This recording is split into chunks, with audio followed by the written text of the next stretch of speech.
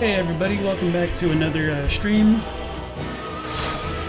It seems like Nightbot is kind of breaking on me, so trying to fix that real quick. Anyway, I hope everybody's doing well and had a good weekend. Mine was pretty relaxing. I did manage to look at some of the things that I've been meaning to look at for Dark Souls 3's items and the Untended Graves. So my thoughts aren't like final on it, and there will be a lot to talk about as we go through that area, so I'm kind of glad that we're starting it afresh. I might do the stuff with Archdeacon McDonald first, just as people trickle in. I know that many people are more interested in the graves than McDonald, and I forgot to do that in Anne Orlando because it's really easy to get kind of sidetracked as you go through the different areas. So we'll go back to not Anne Orlando, but like the Pontiff Sulyvahn bonfire, and then do the Archdeacon McDonald stuff, and then we'll go back to where we found King Osiris, and then go through the untended graves from there. So yeah, Keebler, you said that Champion Gundyr is such a good boost. Probably your favorite in the entire Dark Souls series. Yeah, Champion Gundyr is a pretty cool boss. Very different if you're expecting more of like the intro boss. Kind of interesting how they made the champion much harder, but yeah, I do like him. Aldegusto, welcome back to the stream, as well as Merc Merkington. You said that Gundyr with his body checks and kicks reminds you of a Sekiro boss. Yeah, I could see what you mean by that. And then Venom, welcome back as well, and you said time for darkness. So, yeah, this will be a different form of the darkness to get us all started off, and I think I did remember to actually hit record for once, so yeah. I was kind of scatterbrained starting the stream today, so actually going back and looking at the damn checklist that I made of what I need to do to actually get the stream started was a pretty smart thing to do, because I would have forgotten a lot of small things. So maybe now Nightbot will work, I don't know, having some issues with it. And Flashy, welcome back to the stream. He said it's such a fun fight, but it's a nightmare if you summon the Swordmaster. Once he dies, it's just Super Champion Gundyr at that point.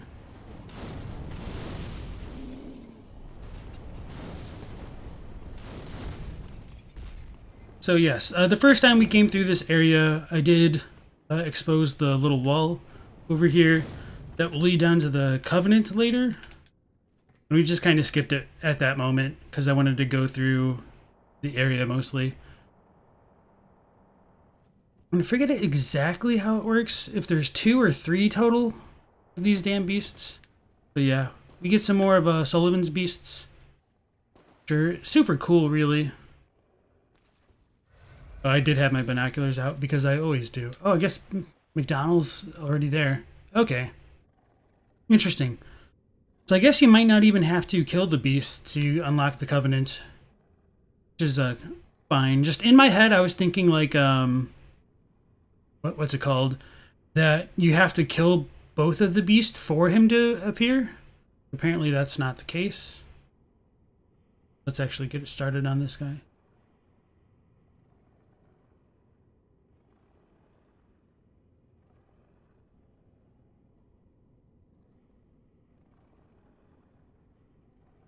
That'll be good enough. I don't really think I'll need that footage, but yeah. Ascension, welcome back to the stream. And Colt, welcome as well. You said hug the left wall and return to the ladder to aggro one at a time. Yeah, I was just going to aggro one at a time. Merc says a bonfire kills when you kill both, or appears when you kill both of them. Okay. So, you have my kukri, which will be good enough. Aggro. It's the one. Okay, so this one's already become aggro on us. Hopefully it's just the one. Yeah.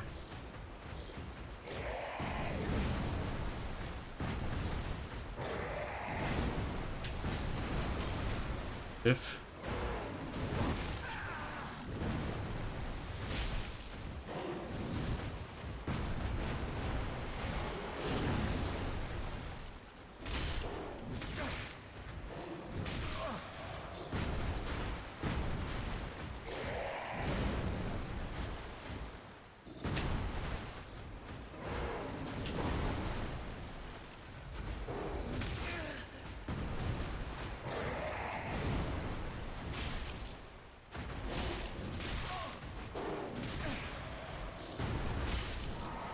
It's a little bit harder than I was expecting, honestly, the first time through. It's been a while since we fought one of those. But of course, like, flubbing up the, what's it called? The binoculars for the Estus Flask is pretty much like the theme of this playthrough at this point. Got the lightning breath, which is always super cool.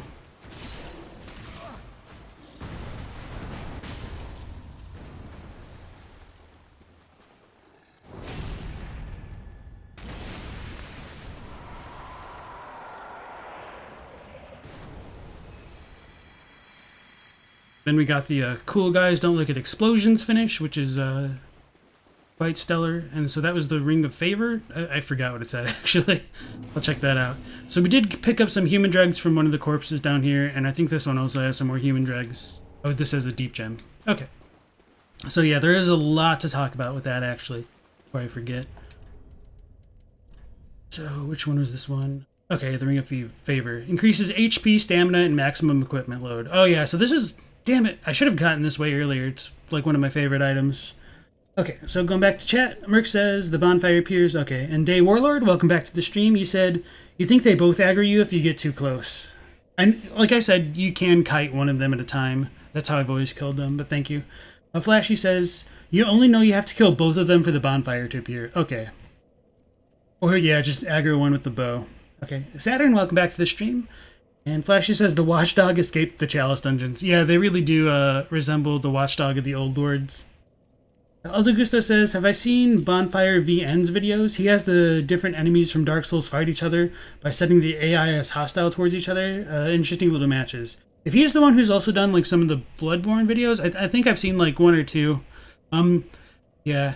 That kind of idea has always been cool to me. Like, this is completely unrelated to the stream, really, but I've always been interested at the idea of, like, in fictional worlds, like, what if certain characters fought each other? And so, for me, it's like, one that stands out is, like, One Punch Man. Like, it's always hard to understand, like, the relative power levels of the characters that fight Saitama, just because he one-punches them.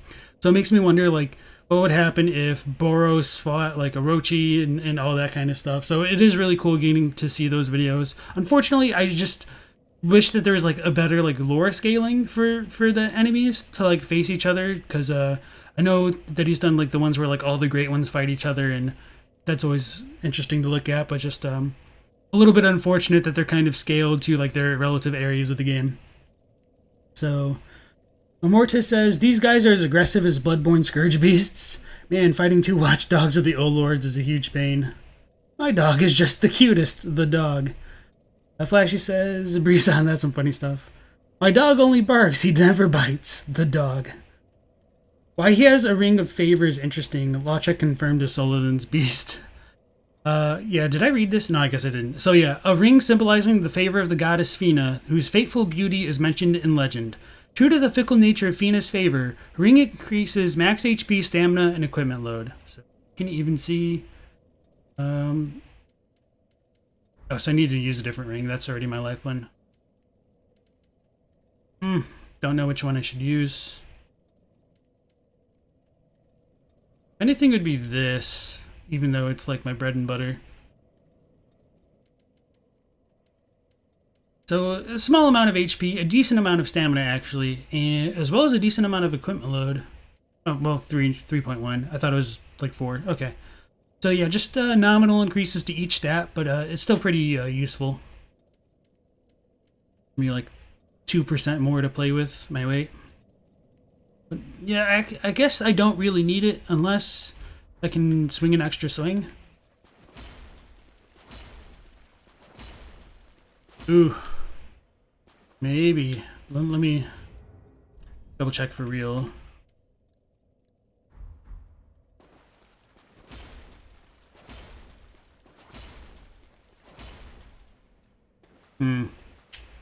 Yeah, I might just go with it. And then maybe in the bosses use the blossoms or whatever they're called. Okay, so that was that. Oh yeah, and the human dregs. One of my favorite Covenant items in the game. In the series, really. What am I doing? Don't play for a weekend and forget everything. Okay. Eldegusta says, you want Ornstein to battle Artorias? Artorias is a fan favorite, but Ornstein is your boy. Merc says, the use of the word fickle makes it seem like the ring was supposed to be still breakable in Dark Souls 1. Oh, like in Dark Souls 1. Oh yeah, I forgot to even like talk about the ring, I just read it. Yeah, so as a Cult and Merc bring up, like this is kind of like related to the Dark Souls 1 ring, and in that game, Lautrec wore this ring, and he would invade in Anor Londo and kill Anastasia, or Stasia, whatever her name really is. And so he was her knight, and he kind of has a lot of parallels to Leonhard in that he's just kind of working on his own, and there's really not much story for him beyond what like he does. And you invade him with, I think, the Black Crystal in that game. I don't think it was the Black Eye Orb, although I could just be misremembering. So yeah. This one doesn't break in Dark Souls 3, which is, you know, fantastic. Did I ever read this one? It's pretty much the same. Okay. And then going back to the dregs.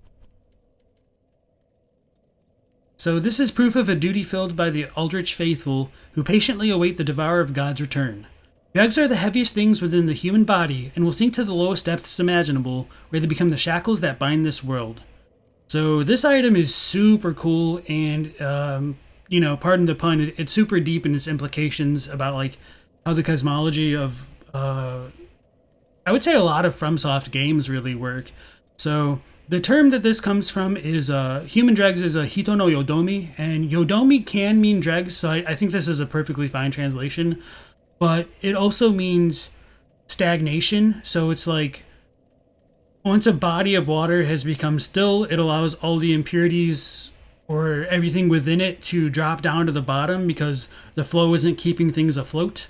So once the things settle down to the bottom, they kind of form into a sediment or dregs, like in the case of this. So, oh, actually, I don't remember if this says humanity dregs or human dregs. Let me double check. Oh, looks like I never really looked at this one. Let me pull up the items. So, yeah, in a bit of somewhat related stream news, I did get my internet upgraded slightly, so hopefully there will be a lot less cutouts, and hopefully the quality will be a bit better. I think I still need to pretty much stream in 720p, which is a little unfortunate, but as long as it's stable, I'll be happy with that. But also now I should probably be able to look at concurrent web pages without the stream dying. Not that it was too big an issue before, but okay, no, I was right. It is just Hito no Yodomi, so it isn't like humanity dregs. So there might be a slight difference in that, but yeah, okay. Going back to that idea of like the heaviest things dripping down to the bottom of like a pool of water and collecting at the bottom, becoming the sediment or dregs. That's kind of what this item is getting at. And I think this idea gets applied even in the other games like Sekiro, where you have like the Fountainhead Palace literally at like the top of the world, if you want to say it that way. And so the water literally flows from the top of the Fountainhead Palace down to Ashina, and then as it like keeps on going down further into like the depths, it starts to pick up more of those impurities along the way, and then when they stop and settle, it becomes more impure.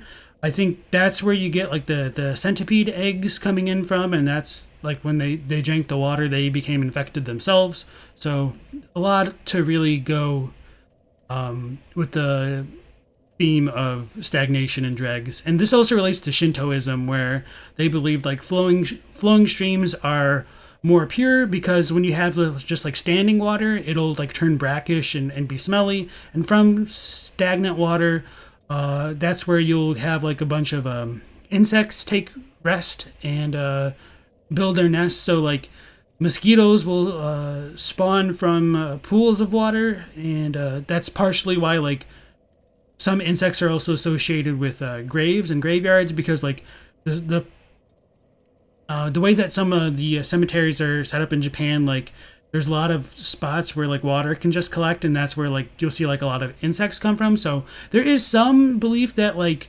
insects could be related to the souls of the dead. I'm not entirely sure how believable that is, but like one of the very earliest researchers of Japanese culture, Lafcadio Hearn, talks about that in one of his books, and that's kind of been really influential for the way that Westerners have perceived Japan for a really long time. So yeah, I just wanted to bring that up. So sorry for the long monologue, and I'll try to catch up with you guys on chat. And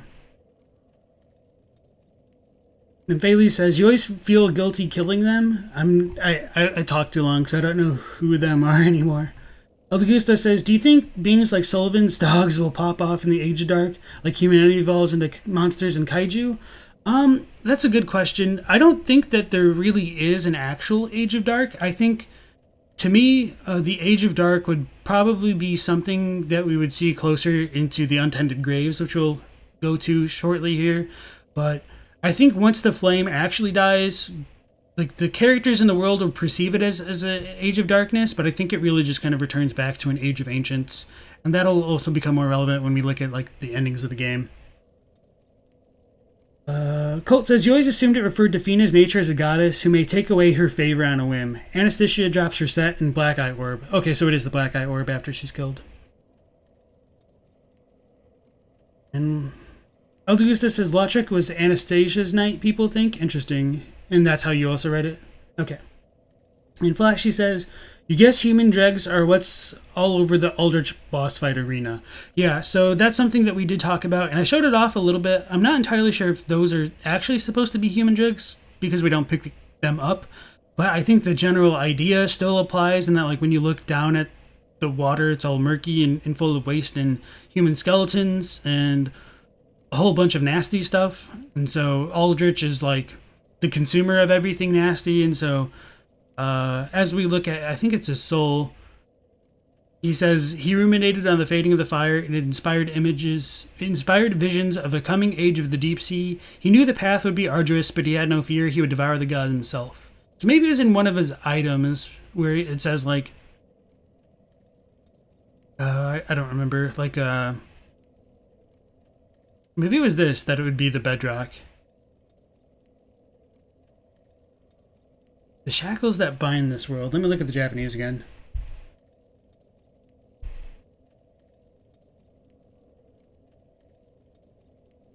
No, it is shackles in Japanese too. Kase. Okay, so I might be misremembering. I might want to double check the items we get from his soul transposition. Merc says, you figured Aldrich himself is all over his arena in the inside of Anne Orlando. Those little slug monsters seem like parts of him, which is why they try to eat you.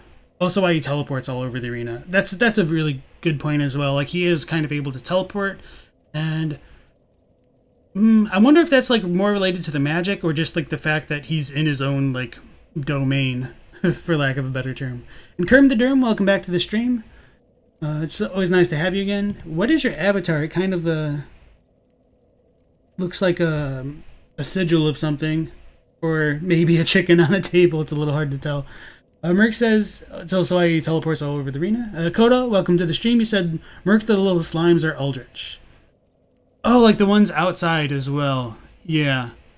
So I think those little slimes like outside of the arena could be related to that idea of like the dregs in the deep. So I don't think they drop them. Maybe they do. Maybe that's where you farm them. I don't remember.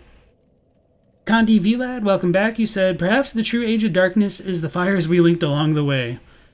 And Eldegusta says, do we know of anything lower than the Ash Lake? I don't think so, actually.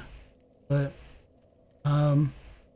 it is also interesting, though, because like in the Ash Lake, you get the clam guys that have all the skulls in them, as well as like the gigantic Pisaka, the Hydra.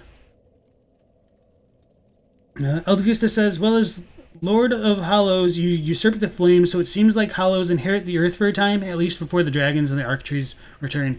So I think that ending is different, and usurping the flame is different than like letting the flame die out to a true Age of Darkness, which I think would be like a reversion to the Age of Ancients. So I do think that the Lord of Hollows ending is different, but again, that is just kind of my idea about that.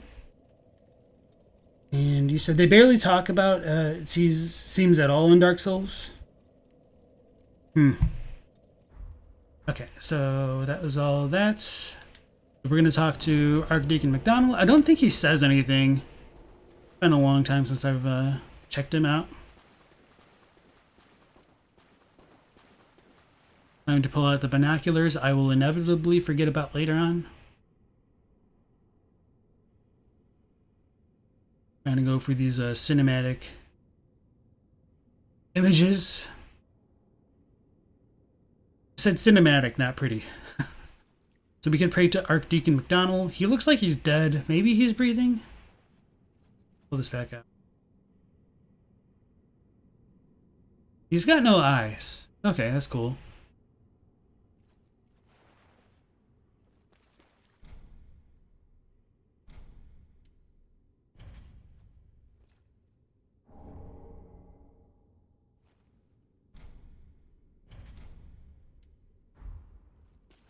Maybe it's from this that we get that extra information that I was thinking of.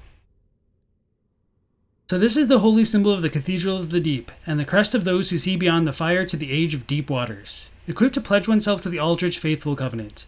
The faith will ensure that Aldrich, devourer of gods, remains undisturbed by taking the form of loyal spirits and hunting down those who would trespass the ruined cathedral.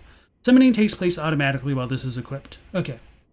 So it's a little bit different than I was thinking, but yeah, it's seeing beyond the fire to the age of water, which is kind of interesting. And a lot of people like to say like, oh, well, maybe that's Bloodborne, but I mean, when you go that far into trying to fit the games together, that's kind of more of headcanon than anything the developers can really espouse for. Oh yeah, let's go back to Firelink. I want to double check Aldrich's items again, even though we've looked at them before, and then we'll head to the Untended Graves. Sure, one of my favorite spots in the entire franchise. So Colt says, oh, so Nightbot is working now? Yeah. Sweet. Okay. That's awesome.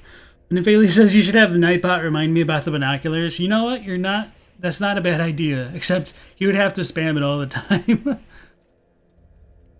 What's I doing? Oh yeah, Aldrich. And Colt says, we can find the slimes in the cathedral and Karthus catacombs, and the ones in the demon ruins are imbued with fire, suggesting they've been eating demons. You never noticed they could be parts of Aldrich. Yeah, that's a cool idea. That, I mean, you know, they are what they eat. And then Kerm says, it's a picture you took at the memorial at San Pietro Basilica, Rome. It depicts the Grim Reaper with a scythe and wings. Interesting. You're on the Discord, right? Would you mind, like, posting the full image on there in like the general tab or even like content creation? That sounds really cool. Aha, that's so. I'm gonna do it.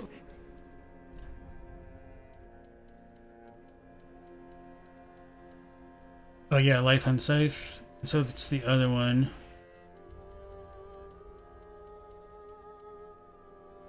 Oh no, it's nothing. Neither of those. Now. I might be misremembering then.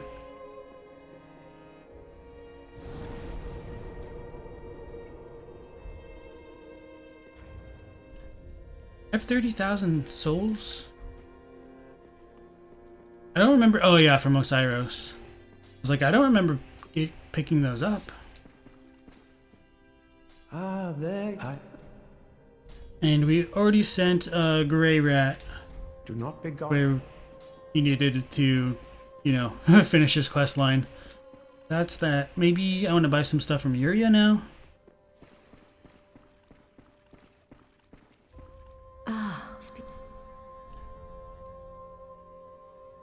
Wait, did I not buy all the sorceries? Oh no, you can get duplicates, I forget.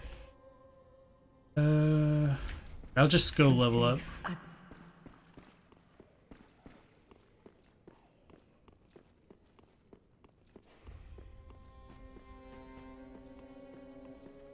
Welcome.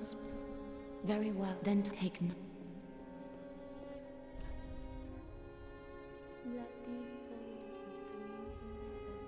Okay, so that must be like the soft cap for strength. So then I'm not sure what I want to level up after that. We could go with quality, because I think that'll... Well, not with our gem. I guess that's not that big a deal. Maybe I'll go with more vigor until I get to 30, and then just dump into either vitality or endurance.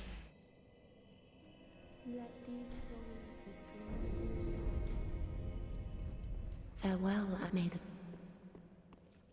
Ow.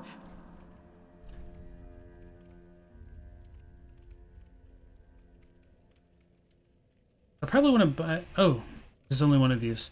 So I never read this. I don't remember where we got it from.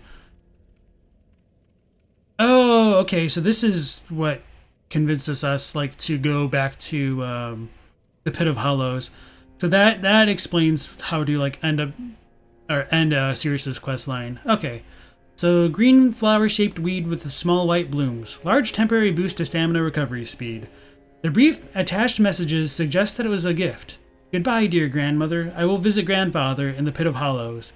So that's kind of interesting, because maybe this implies that the Shrine Handmaid is literally the grandmother of Sirius. It could just be like a term of endearment in calling her grandmother, I guess. Might want to double check the Japanese on that, but okay. It's interesting stuff. And Flashy says, what about Aldrich's ring? Oh yeah, he does have those rings. But I don't think it said that. Let's double check.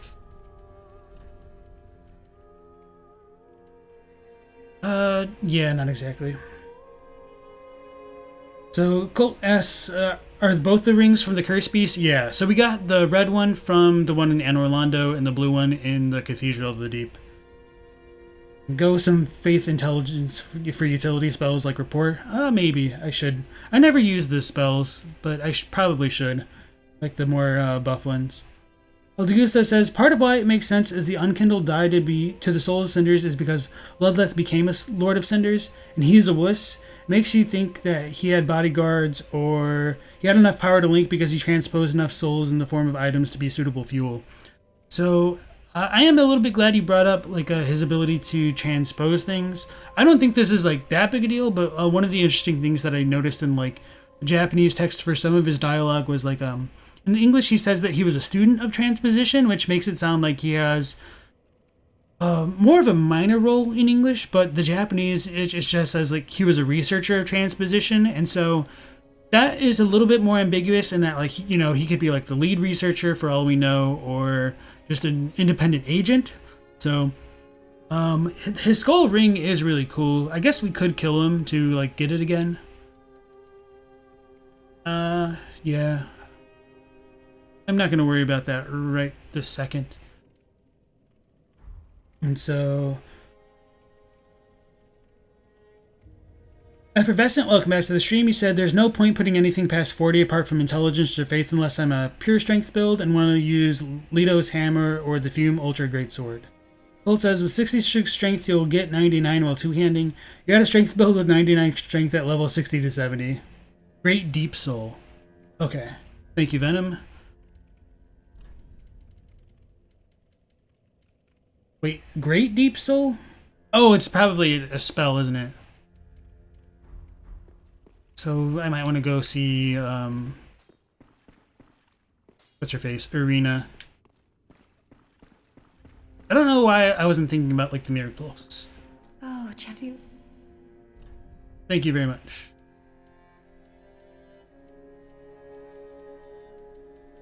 Where do we get Great Deep Soul? Alright, Venom says, it's sorcery which improves upon Deep Soul. Fires powerful, darkened soul dregs. Arctic and... Oh, it's probably from the Covenant. Okay, that makes sense. Fires powerful, darkened soul dregs. Archdeacon McDonnell, a sorcerer himself, delighted in the cathedral stagnating souls. For him, they represented the glorious bedrock of this world. Okay, thank you very much. Yeah, okay. Totally makes sense that it's a Covenant reward. Okay, yeah, that does make me feel better. So, actually, let me look at the Japanese. Like, I do like that description. I think it fits into what I was talking about. I'm a little bit curious now.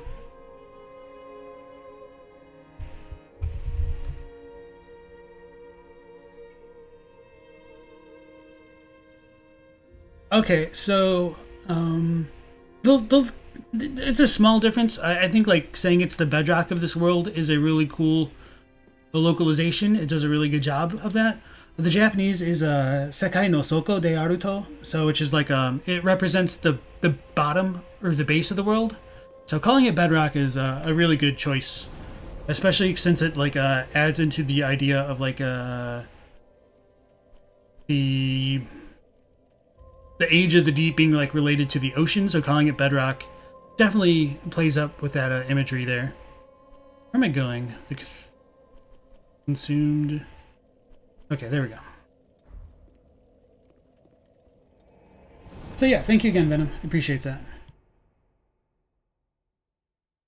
Yeah, definitely not gonna farm for the Covenant items on this character at least. If I were to do it, it'd be on the other one, so I could actually like get the plat trophy. Because I think I have a few of them done. Maybe I did the Cathedral of the Deep stuff. I don't remember. I think my build is all screwed up because I was like doing like the luck build. Alright, so we're back to the Consumed King's Garden. This is where we fought Osiros right before ending the last stream. We didn't open the door over here. Gonna get some cool stuff coming forward.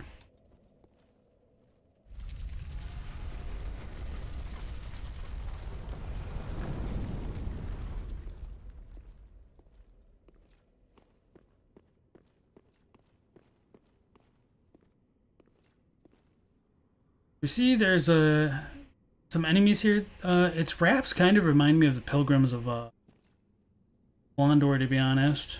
I think these things just come alive. Maybe I need to hit it. Okay, so that one's dead. Some of them will come alive. I'm pretty sure.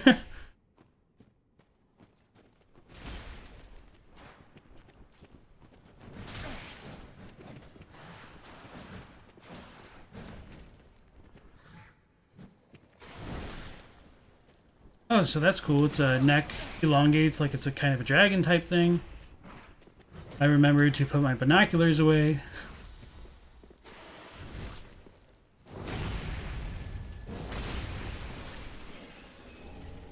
Large Titanite shard.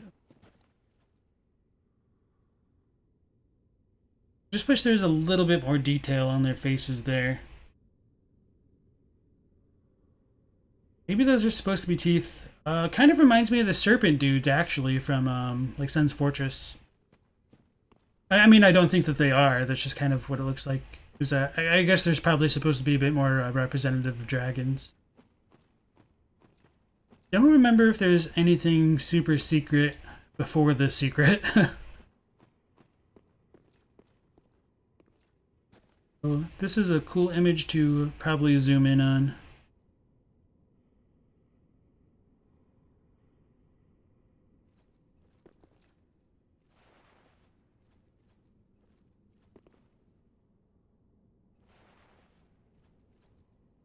Damn it, why am I off center so much? Alright,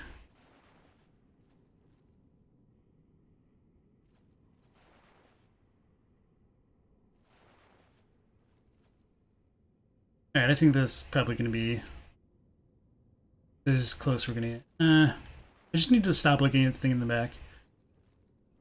Sorry for this thrilling gameplay.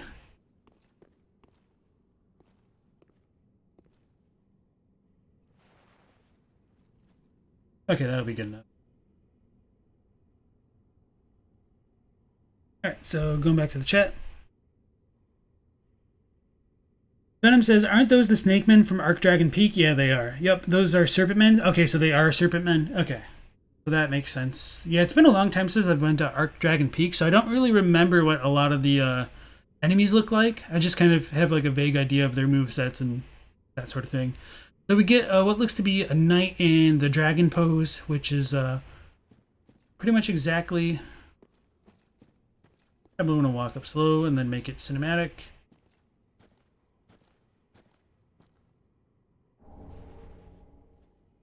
Get the Path of the Dragon gesture from that little corpse right here.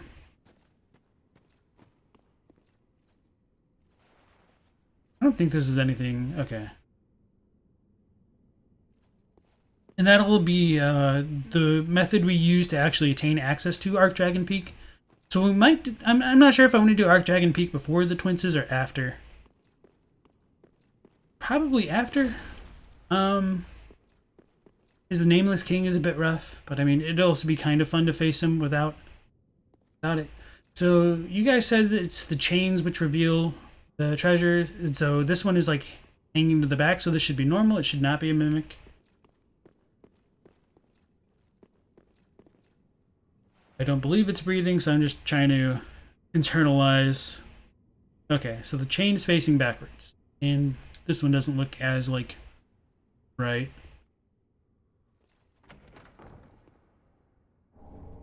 And Titanite scale. So it'd be really easy to be like, okay, that was it in here. I guess that's cool. There is actually another secret path, which brings us to the trippiest item in pretty much the entire series. So Tetsuo, welcome to the stream. He said, big brainlet question, but why can't Champion Gundyr leave untended graves? That's a good question. I'll talk about that a little bit briefly. But at least in one of his soul transposition items, he is described as a prisoner to a certain degree, and so we'll also talk about that a lot more later. Colt says, clearly they're placed here to establish a link between Archdragon Peak and Osiros. Yes, I agree. That's a Drakeblood Knight from Dark Souls 2, you believe? Okay, let me double check it. Yeah, I wish I was better at recognizing the armor for these games, because I'm sure there's probably a level of detail that I'm missing out on because of that. So thank you for bringing that up.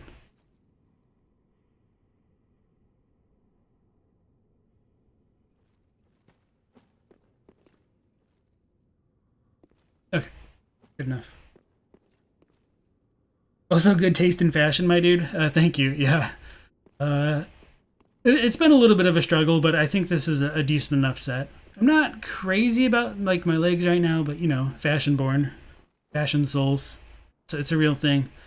So yeah, coming through that illusory wall, we do get an access to a new question mark area. And so yeah.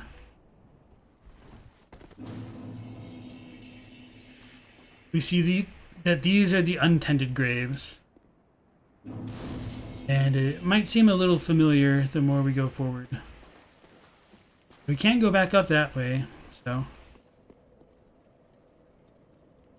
Colt says the chain points towards you if it is a mimic. Okay. Risan says to Tetsuo that the cliff is just too dang high. Yeah, it's not Sekiro. Merc says, didn't Gundyr willingly stay as a test to future Ashen ones? Maybe not willingly so much as he had no other choice. So yes, I think we have his soul, or maybe it's in the items that talk about it. He does stay back as a Eudix, which is like an examiner for the potential champion of Ash. Oh no, I used it to actually get the ring, I think. Yeah, his is one of the few souls that I've actually used for the item. Professor Gomez, welcome back to the stream. You said, greetings, thanks for showing respect to your audience on the previous video. Apologizing for an error is what makes you a great content creator and shows you do thorough research. Again, thank you and respect. I mean, yeah, it's a little bit uncomfortable to do that thing, but I do want to like make sure that the information I present is as accurate as possible, so I will try to do that kind of thing if I think it's necessary. I mean, that stuff is kind of minor and I could have just let it be, but since I was already doing like a quick translation video, I figured may as well try to address it as publicly as possible and like fix some of that kind of mistake. But yeah, thank you for that comment as well. So it is a Drakeblood armor, or Drakeblood Knight? Okay. Alright, sweet. And so yeah, these are the untended graves. This is pretty much a dark version of where the Ashen one spawns in at the very beginning of the game. Obviously there isn't the bonfire at that point of the map, but we get a shriving stone over here. As we come into this next area, it becomes more obvious that this is the untended graves. So as we come in here, we see some Corvians. We got the storyteller, as well as some dudes wielding the scythes, and they transform.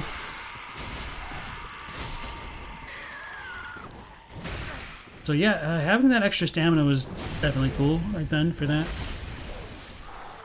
So it's interesting we still got Corvians in this area for now. Then we pick up the Ashen Estus ring on this corpse. I probably should have done a better job setting that up. That's a little bit regrettable.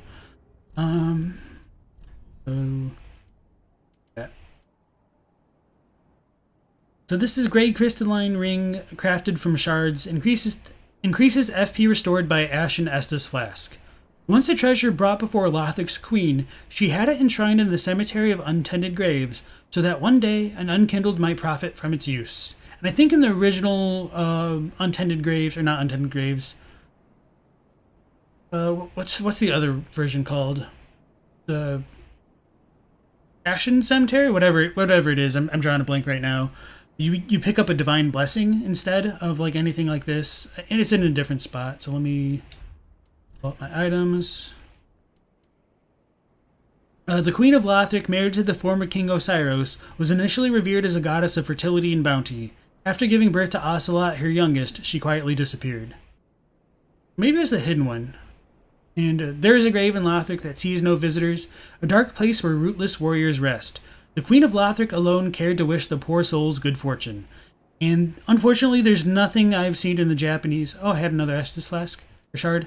But there's nothing in the Japanese which gives us more information or insight as to the relevance of the Queen's items to the untended graves and all that. So, for whatever reason, she did seem to have a fondness for this kind of area, which is really interesting, but very, very unexplained. SG, welcome back to the stream, and it's nice to see you again too.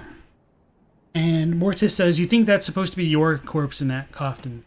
So that's kind of an interesting point if you choose to believe that, because I mean, when the character spawns in the game, they literally just spawn out of the ground, so maybe like more ashes cover it. Maybe that's the justification. But I would be less likely to believe that just because like we don't wake up with the Ashen Estus ring. Which I mean, you could always just argue, well, you looted it from yourself and that's why you didn't have it to begin with. But I don't know, just kind of one of those time paradox things if this is supposed to represent the past. And speaking about like the untended graves potentially representing the past, I think my thoughts for now, and like I still want to like go through and do some things in here to collect them a bit better. My initial thoughts of this area was that it was more of a representation of a parallel future.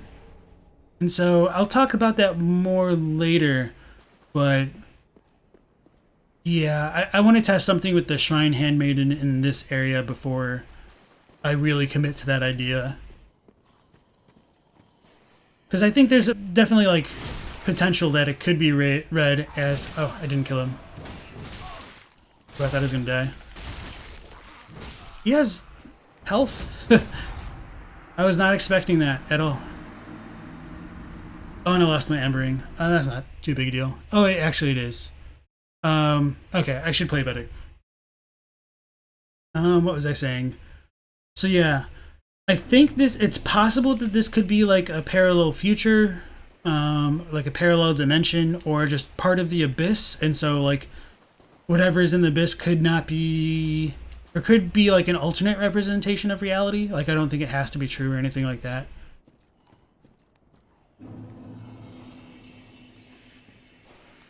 Oh, there's a dog.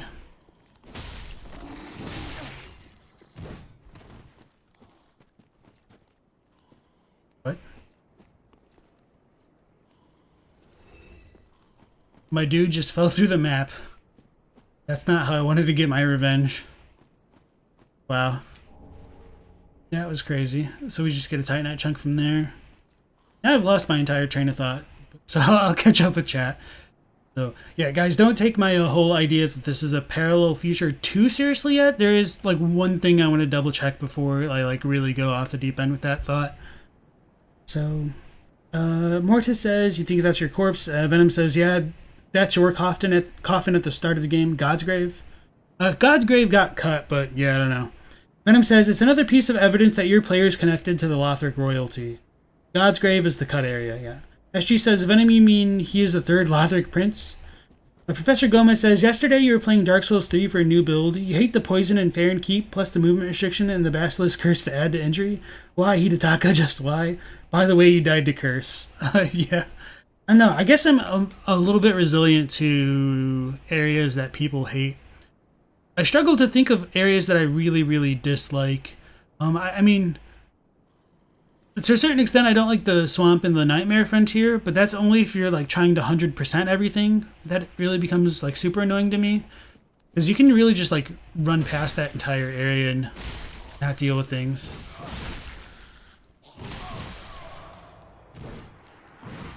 That was weird. I need to roll and all that. That's what I get for relying on the shield. It engenders passivity.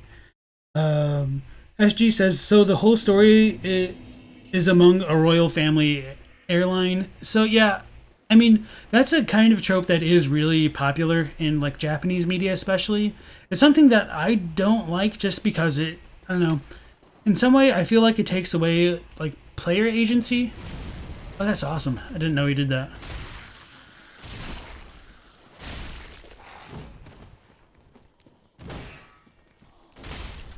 So I guess we could presume that this dude is like a pyromancer.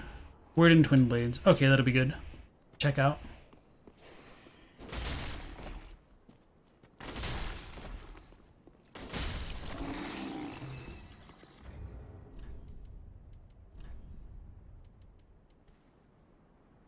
So, paired weapon wielded by the Grave Wardens of the Cathedral of the Deep. Interesting that that's here then. The Grave Wardens of the Cathedral, who put down reincarnating corpses, wield weapons that cause profuse bleeding, for the loss of blood and bodily fluids is said to slow reanimation. Very, very interesting. It's the Cathedral of the Deep. So I would have figured, I mean, like, you know, it's hard to say like when these things came in here, but got stuck in the backstab animation there. And then that one was a backstab? Okay, the game is glitching out on me a lot here.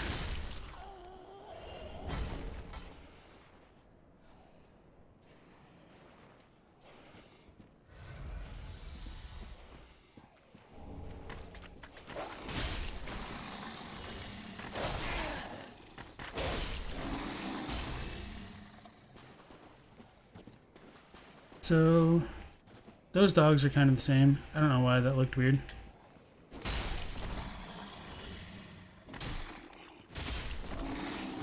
I was not trying to kick the puppy. It just happened. Okay, so that was that. Let me look at the chat. Volt says that the Shrine Maiden dialogue kind of confirms that this takes place in the past. Well, I've got a certain thought about it. There's just... I want to kill her in this area because... from my memory, she doesn't respawn, which is kind of interesting. And so, I mean, if she is undead, there is a possibility she could, you know, just revive herself later. But I'll talk about some of those implications with, like, the past and future after we do, like, the Gundyr stuff and go back to the Firelink Shrine, because otherwise it's a little bit hard to talk about. So it looks like we can aggro one of these at a time, which is nice. Go low. We staggered him.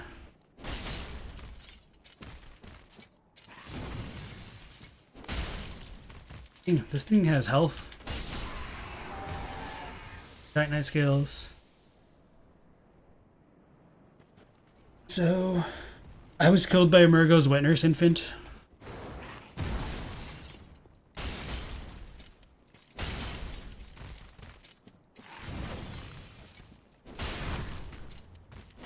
Dang. Why do you stagger so far?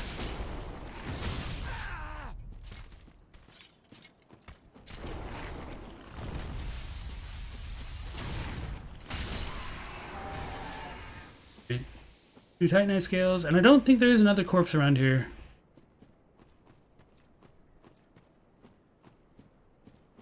Okay. It's a little unfortunate I'm not using like any of the boss weapons yet to use the Titanite scales, but at the very least we've got a nice surplus of them when I do.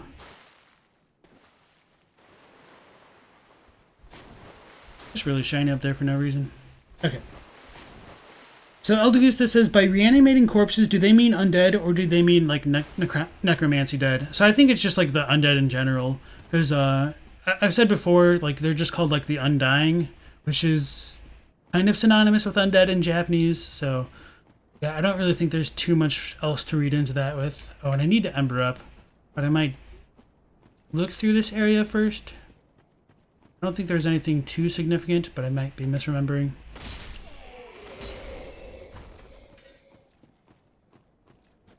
Okay, I'll go back and...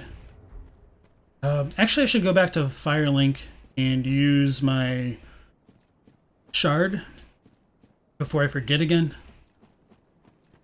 Not that I really think I need as many heals as I do, but I mean, why not if I have it?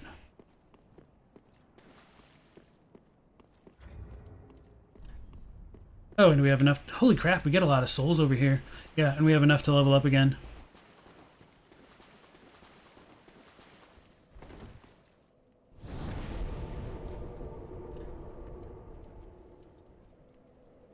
Oh, it's interesting. Okay, that it puts us over in this section of the map. It makes sense. I just never thought about it.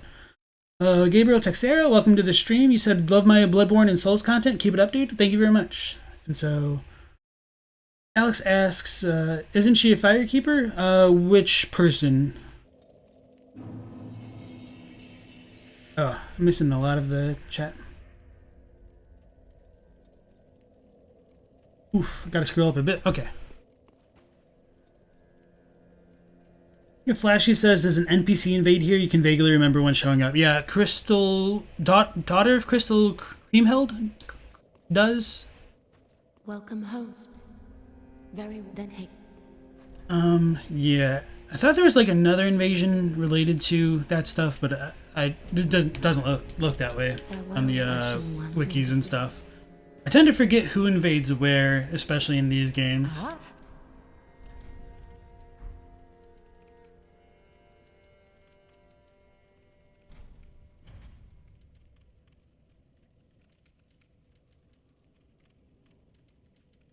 I'll just start buying Ember. What is... Ashen one.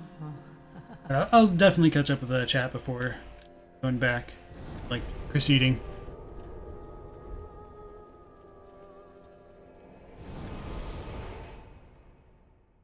SG says, so Ashen was a bastard who was killed and born again as an Ashen one. He took revenge on everybody.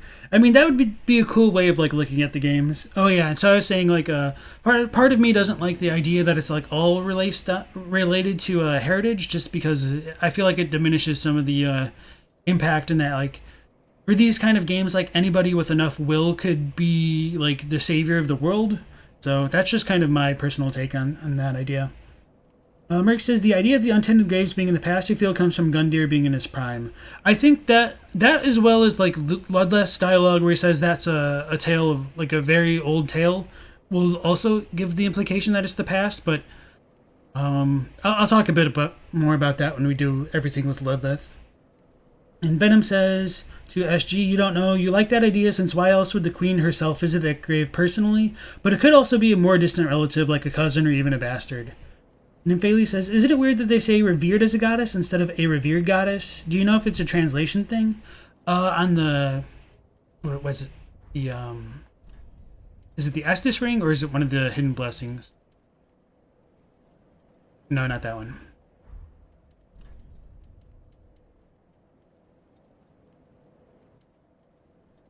Oh, divine blessing. Let me double check.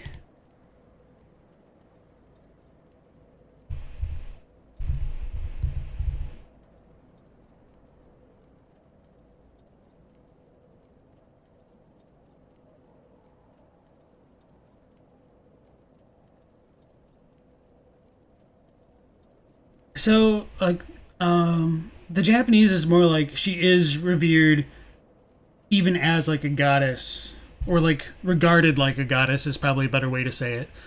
So, yeah, she's more regarded like a goddess of fertility and bounty.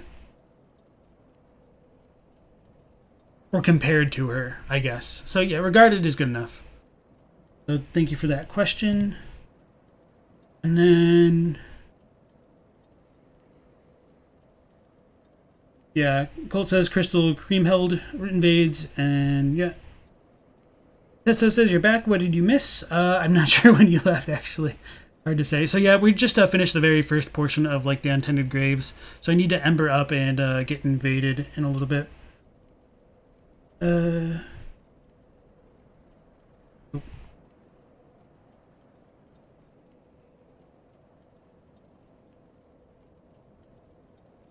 El Gusto says, maybe Untended Graves is like a limbo between beginning and end, and people from multiple timelines, including an Age of the Deep, touch upon it inevitably. I think that's a possibility.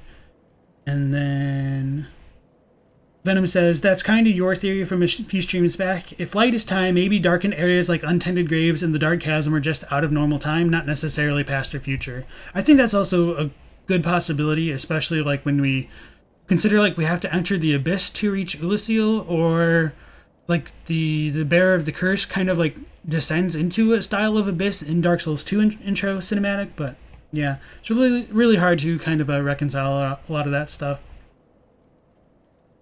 And then Colt says, but why are there 2 Firelink shrines? That's a good question.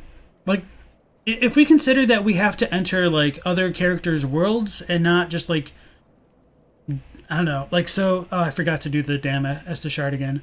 Oh well. If we consider the idea that we have to enter or invade other worlds to complete some quests, I think it's a fair reading to say that like the Untended Graves could be a representation of a different world. Solera comes to join us in our world when he does parts of his quest. We invaded Leonhard's world, we invaded Lautrec's world. I think there's kind of room for that thought. SG says, so that means all of the F-ups happened in the Golden Age. People who committed them ended up in Purgatory, and that's where the game takes place. Totally Japanese/Indian style of lore. I think that's a decent possibility for sure. And so, like I said on previous streams, I feel like a lot of the games really do have like a lot of Eastern religious roots at the basis of them. Okay, so I did check out that one. That was the one we got from Sirius, and then I don't remember where we got this one. Maybe it was in Irithyll or somewhere like that. Flowers of the green blossom are ethereal, blossoming only on the surface of chilled but not frozen water. Okay, and then we got like a bunch of these in like Farron Swamp as well. I don't think that's super important, but it's interesting that like you need cold to get the budding ones. So Professor Gomez says, your first time fighting Champion Gundyr, you died like 5 times on a strength build. The second time was with the Dex Katana build. Got it on your first try that time. Yeah, it's really interesting like how different weapons can really make bosses extremely difficult or kind of like really easy. Also like just, you know, familiarity with them has a big role. Tetsuo says, thank you for having the good taste as well. It's sad how you're the second person to ever recognize your profile picture, but still thanks. And Eldegusta says, perhaps Total Dark represents ultimate potential like quantum uncertainty until it's defined by light. Like it's not untrue until light makes it visible and sets it in stone. So yeah, that's actually a really cool idea. And I think to a certain extent, you're probably right. But I mean, I don't want to say like that. It's like definitely the case, just like with the way that these games roll sometimes.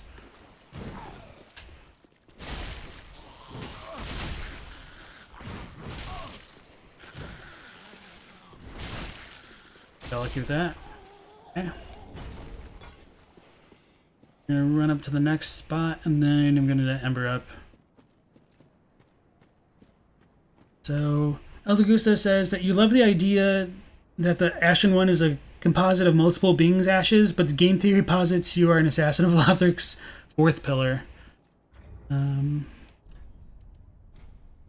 Yeah, I don't really know how I feel. Like, to a certain extent, it seems like it would make sense for it to be like a composite of like a bunch of failures of Ash, or like failed people who failed to properly link the flame, or it could just be one, which is a little bit weird. Forget where she spawns in at. Actually, okay, up there. She's a sorceress, so she's gonna get bonked. Holy shit, she actually withstood that. It's crazy.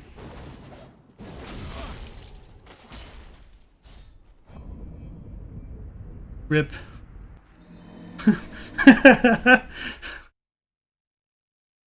Gravity, the true final boss.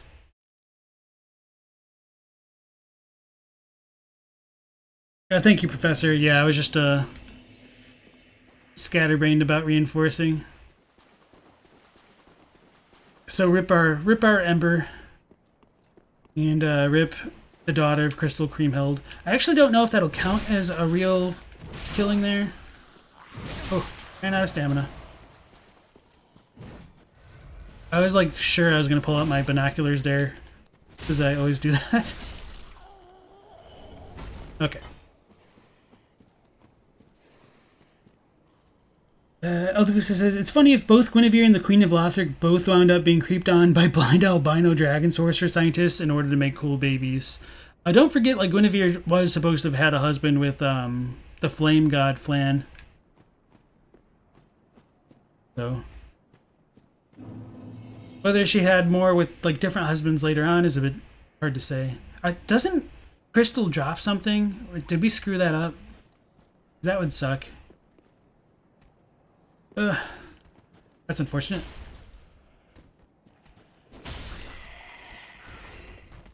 It's cool, like, down over there we can see some fires, but,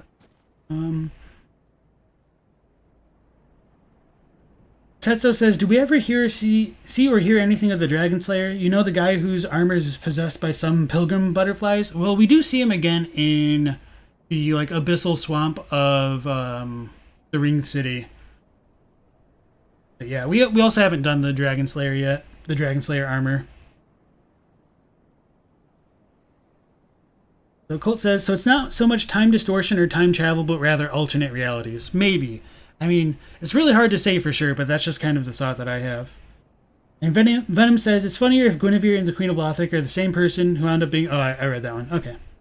And then... Oldegusta says, it's possible certain places are nexuses, like the bridge, all times and all places, like the Ash Lake and the Untended Graves. Nymphalis, she's about to get bonked. Those famous last words you remember so vividly. You know, if I'm going to run a caveman build, I better act like a caveman. Though she could be like a Peach, and maybe she has a fetish for blind dragon nerds. Oof. Those are some strong words for some people's waifus. How am I getting wrecked by these guys?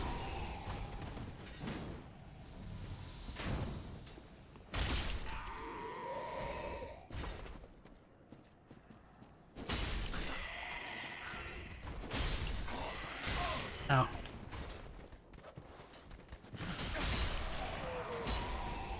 The feels when you get wrecked by super dead dudes.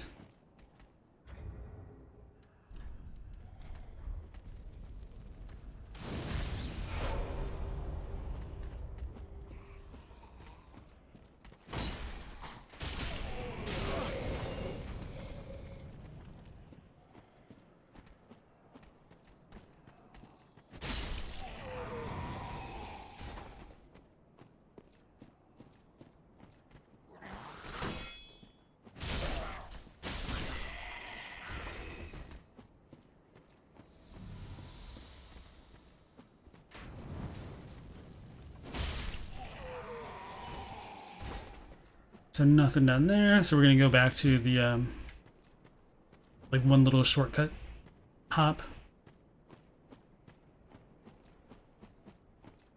Oh, there's a summon sign over there. Sweet. And so yeah, like if this is supposed to be the past, it does bring up some questions of like how old are the crystal daughter of Crystal Creamheld, as well as like who is it, like the sword master that we could summon right over there. Which does remind me I should probably like save scum for dealing with Champion Gundyr, just in case, like, kill it easily.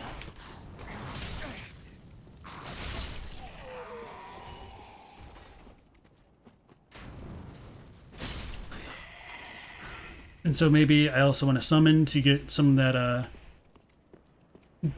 footage from like a different perspective. So you all know the drill.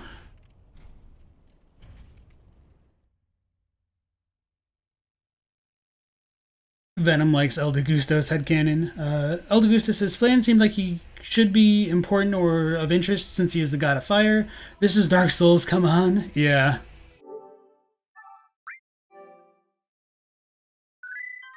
We're uploading this time.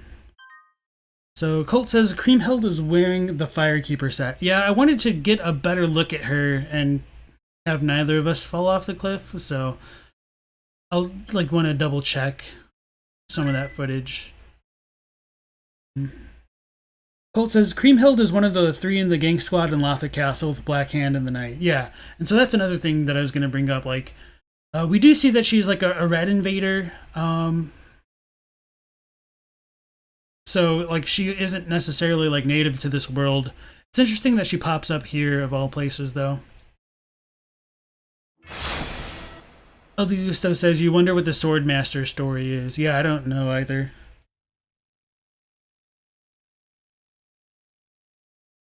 Eden H. Rocklair, welcome to the stream. You said, hi everybody, you came here to use the blood vials and listen to lore, and you're all out of blood vials.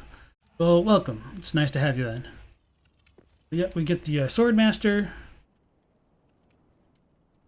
He looks pretty much like the dude who we fight outside of, what's it called? The Firelink Shrine. Which is kind of interesting. I wonder if you can't summon him unless you kill him? Guess that might be worth exploring sometime. He's the very manly man, according to his set description. So yeah, for those who are new to the stream, part of what I like to do is get footage for future lore videos. So I try to do some things that are cinematic. So I might die once or twice to the boss, or like get grabbed to show off some of those attacks because they're quite frankly really cool looking. And then other times I just die because I suck. So it's always a little bit of 50-50. So yeah, hope you guys enjoy it nonetheless. Try to make this look cool. I think he just pops up unlike the very first time. Actually, this is probably a good way to get a close-up of him.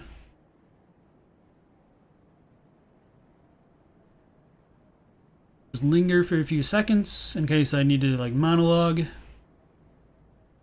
Looks plenty cool.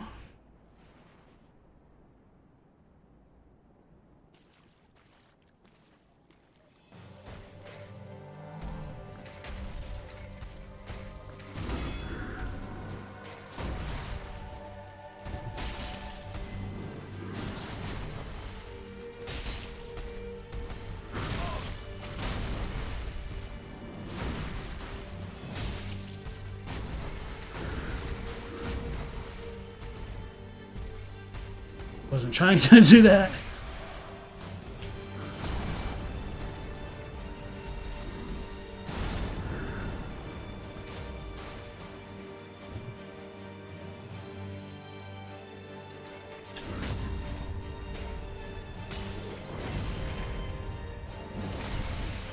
Go.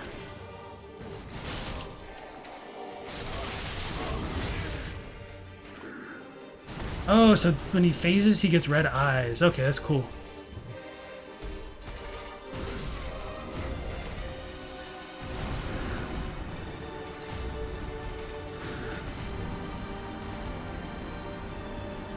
Oh, wasn't trying to get the crotch shot. I was hoping I could, like, pan up to his face. So that was a pretty cool death, though. I liked how that could look if I, like, cut to that really quickly. So that's interesting that when he phases, he gets the red eyes. So yeah, we'll have a lot to talk about Gundyr. I do want to talk a bit more about that once we kill him and get his soul and like look at some of his items though. So going back to the chat.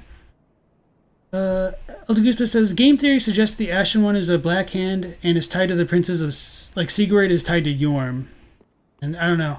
Gundyr's kick is the only thing you want a mod of. Do we get something in Untended Graves that help us kill Lothric twins? I mean, just like the souls, essentially. She seems to be protecting them. Perhaps is a candidate for sorcerer who, Oh. I mean, there's like the Divine Blessing as well as like the Queen's Ring. And then from the Shrine Handmaiden, we do get the, is it the Sun Priestess Ring? Or is it just like the Priestess Ring? Something like that.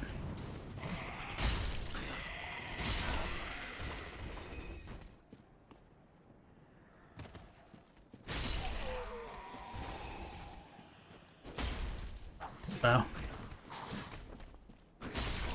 Whiffing on the stationary people is always cool. So yeah, there's a tiny bit, but not like a ton that we get that I think would like super interest Daughter Creamhild. And then Colt says, especially since she wears a Firekeeper set suggesting she may have rebelled. Gundyr isn't a Giga Chad, he is the Giga Chad. Eden says, what exactly is Estus? You feel like it's one of those small things we overlook because of its ubiquitous nature. So, as Eldegusta says, Estus is fire and heat from the bonfire. So, Estus comes from, like, I think it's pronounced like Estus in Latin, which does mean heat. Like, you're literally, like, drinking heat again to regain your HP, which is a really cool, like, thematic tie-in of, like, all the people in these universes being, like, beings of fire for the most part.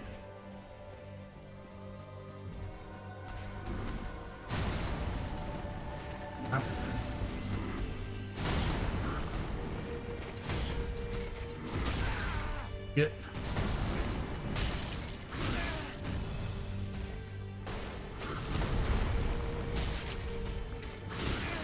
Damn, those kicks. It's been a while since I've played against him.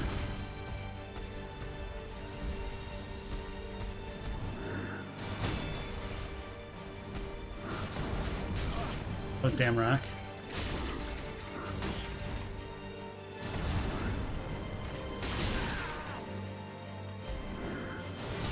It feels when his back is more dangerous than his front.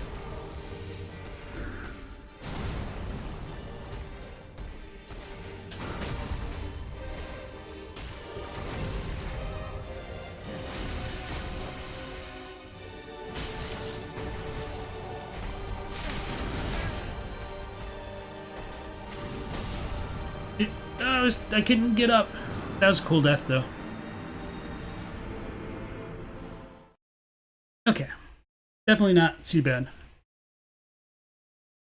Doesn't he have, like, a real grab attack, though? Or is that only, like, a phase 2 thing? Or, like, the first one? Akshan Sharma, welcome back. Cole says it's fire water. It makes the sound of burning your throat when you drink it. Undead don't eat, but they do seem tied to the flame.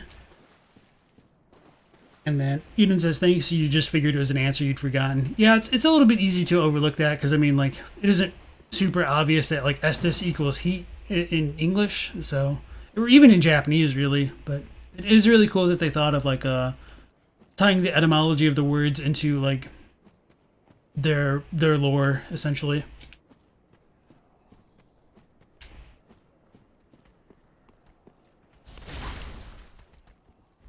Kill it.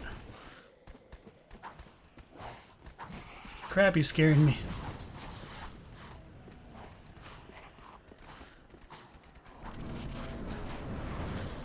And Eden says, did you miss the hot debates over the Untended Graves? You can't settle on a theory about it? No, you did not.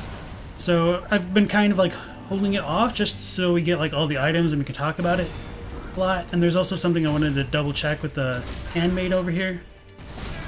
Oh, just need to play better. Come on.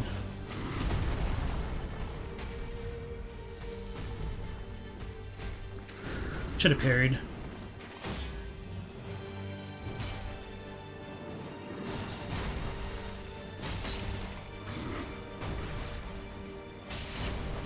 Oh yeah, I know. Well, that's not what I know, but I mean, I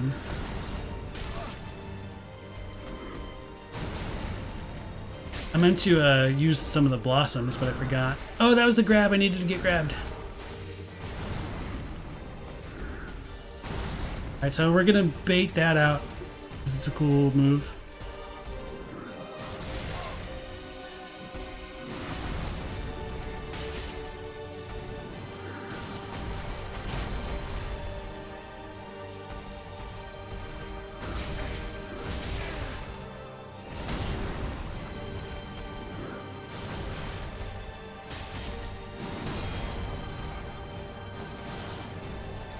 Oh, he's phasing. Guess I should have healed.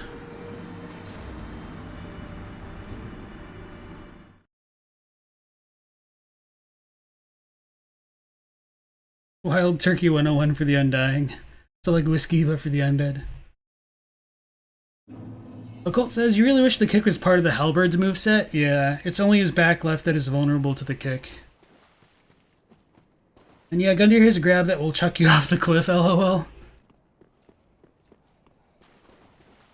But yeah, definitely want to show off that grab. Because, I mean, I don't need to. It's just kind of nice to have that stuff on hand since we're getting footage anyway. You don't really want to like have to fight a boss, or like you don't want to have to go back to gain footage of a boss, because sometimes it's just a real big hassle to go back to a state where you can even fight them to begin with in these games. Not that they're unfun or anything, it's just time consuming.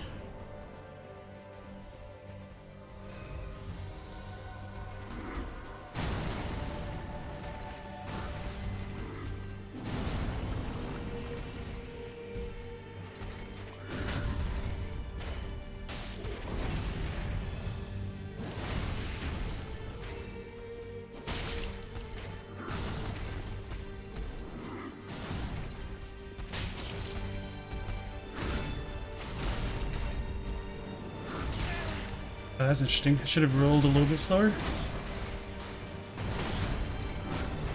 I got lucky.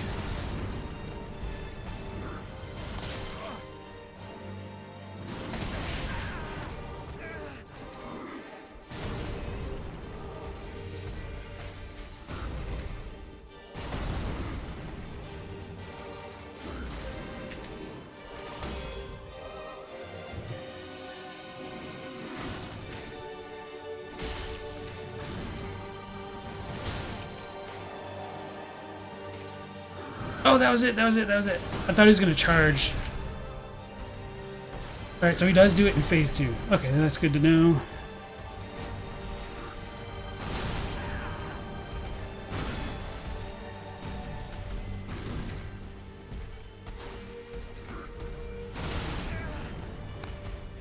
Gotta say, I'm really picking good times to heal, aren't I?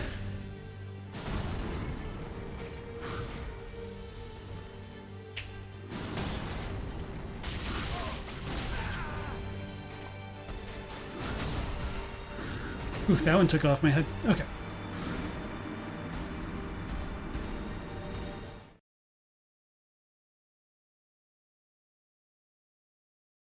Eden says, all the heavy lore pushes out the smaller bits, like you forgot how the undead curse became a thing at one point. Yeah. It is a good thing and a bad thing. It's good because, you know, it does take like a certain level of commitment to like get into the lore, but it's also bad because it takes a certain level of commitment to actually like get into the lore.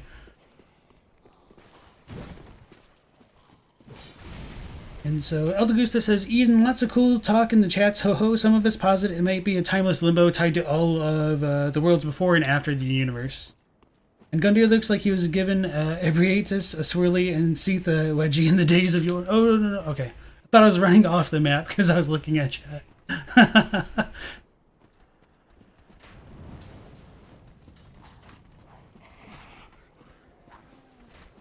I need a better setup to be able to both read chat and play the game. It's like being a place of dead time makes sense, as in a lot of points in time got frozen or stuck, and this is where they ended up, or something akin to that. And you tried for a long time to get Gundyr off that cliff, but before you realized it wasn't possible. Yeah, I could totally imagine that happening.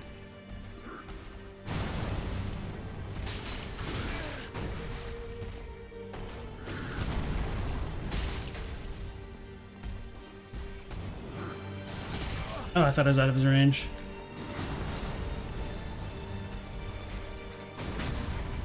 Do that again.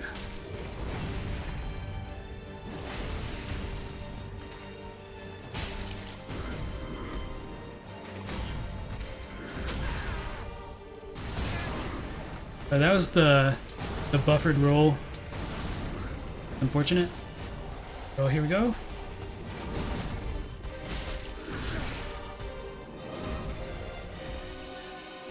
This dude's got some good follow-ups. It's hard to punish him with those moves, though. Do your grab, man.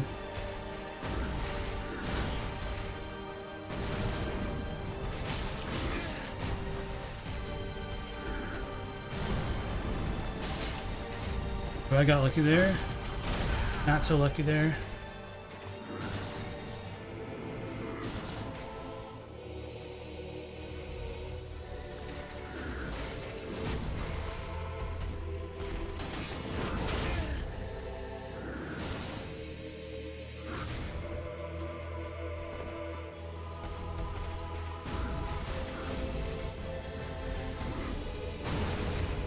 Should have known better.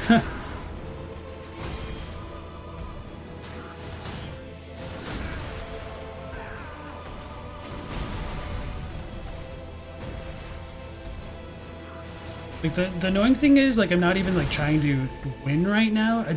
Oh, that was it. I'm just trying to get the grab.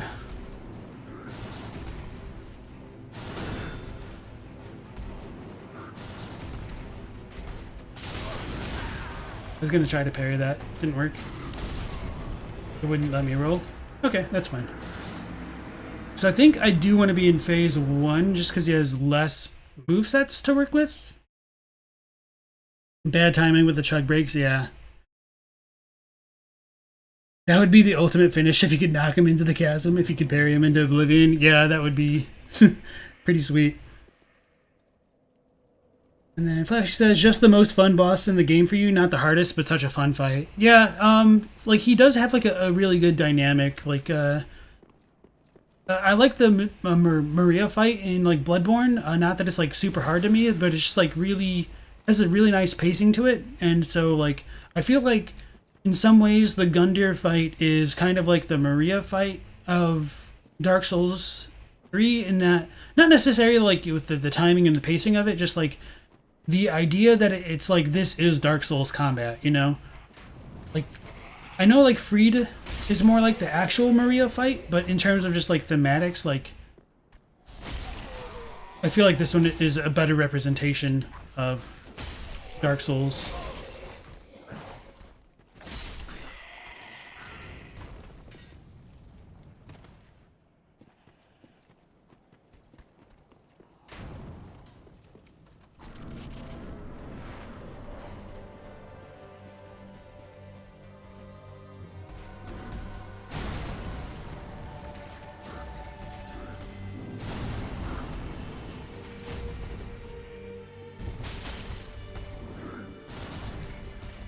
I don't know if you guys can hear the dog right now. If you can, I apologize. I think she's whining about the mail.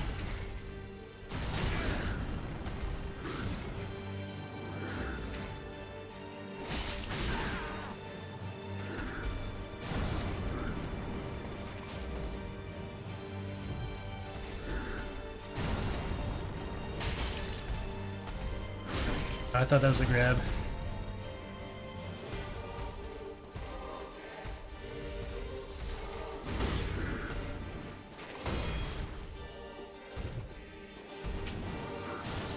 Oh, I thought that was the grab.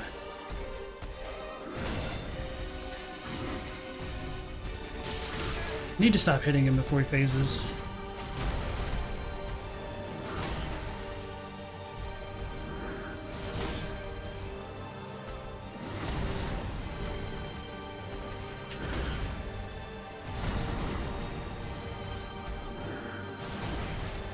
Why did I do it? Why did I do it? Just too easy not to.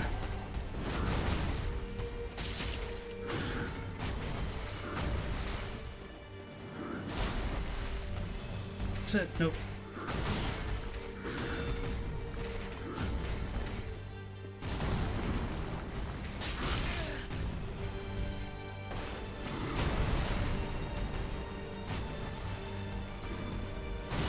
Figured. Yes, I waited for it.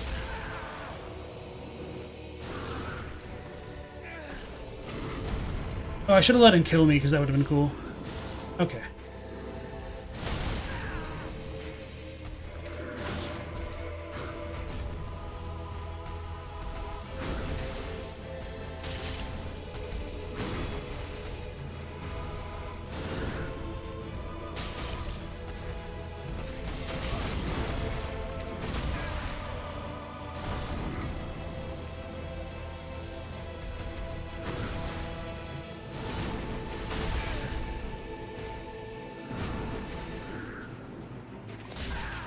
That was a badly timed roll. Oh, the rocks got me. That's interesting. Okay. But now I'll fight him for real. Because we've definitely got enough good footage of him at this point, waiting for that grab. Keebler, welcome back. You said this fight is great. I think, oh, no, you were here like even before the stream started. So Tetsuo says, your luck with healing and souls likes is that you time it right, but the boss immediately uses either their fastest move or the one that covers the most area and hits you. Occult says, you've seen some paragods try and get him off the cliff and no success. It's really a shame. Yeah, it does look really cool to parry him. Captini says, isn't this area in the past? Because if you don't talk to the handmaiden before coming here, she recognizes you in normal time or something like that. So yeah, that is the predominant theory. I do want to test one other thing out with the Shrine Maiden before like I really delve into that myself, but the past is like the most common thought because the Shrine Handmaiden does recognize you.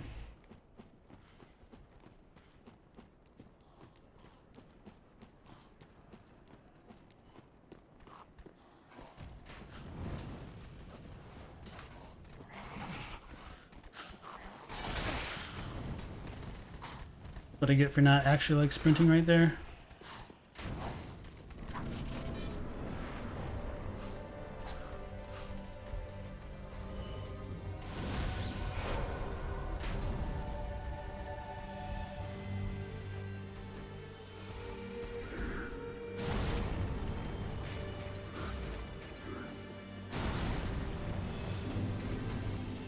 Oh, he had better tracking than I thought.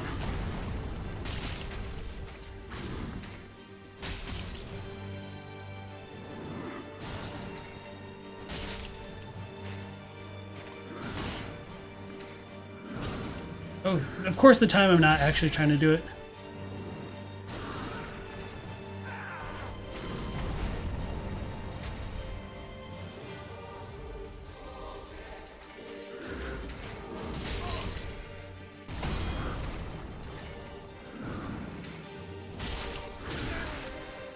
Damn kick. Oh, that's not good. Ugh.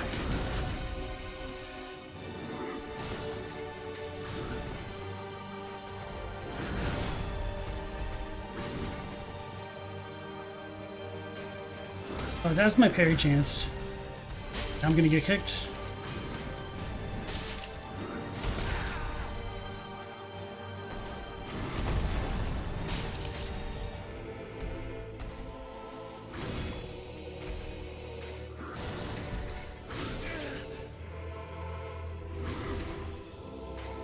Let's go over here.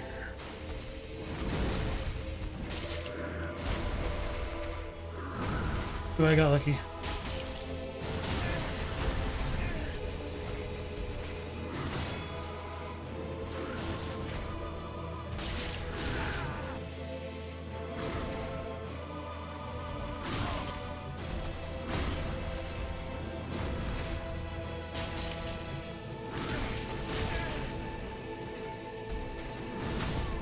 Oh. Thought I was going to be shielding that. I screwed up. It's all good though. It was a good fight. Tetsuo says that dang kick. Oh, I missed it. Oh, I guess I had my chat paused. That dang kick, no matter how many times you see it or get hit by it, it just satisfies you for some weird reason. Literally the best kick mankind has ever seen.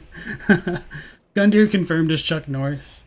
Nivali says, how do I phonetically transcribe Gundyr's noises? Because boy, am I stumped. The kick has a weird oomph to it that no other attack has had.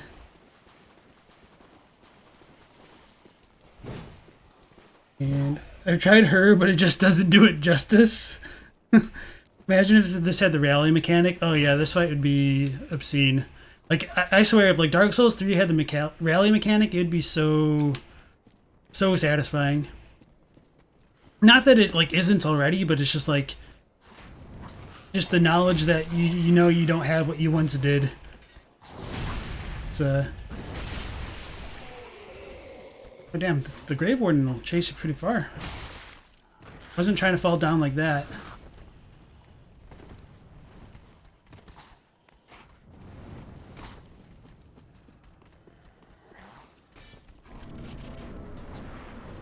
Tesso says, also Gundyr is unique in the fact where other bosses power up, use more magic, go mad, or sometimes just transform. He doesn't follow their footsteps, he just starts actually trying.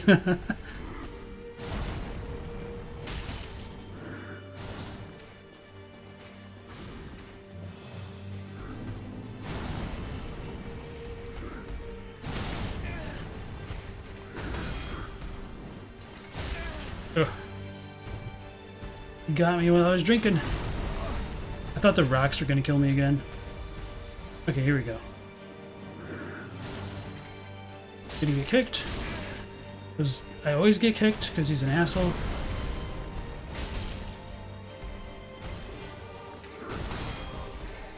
Oh, that's the parry chance? Okay.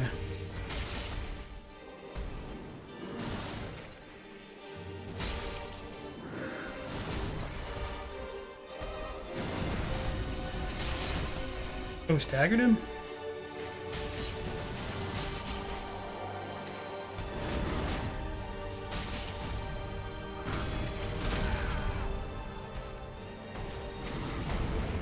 Man just like football tackles the shit out of us.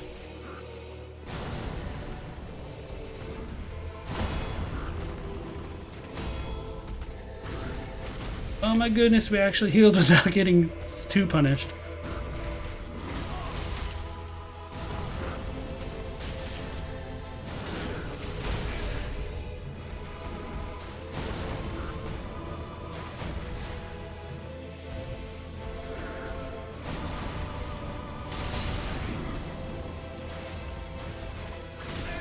Ah, that was my fault.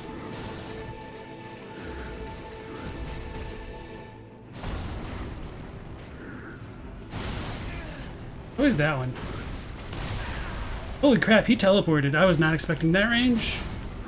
Oh, I'm low. Oh, we killed him. Okay.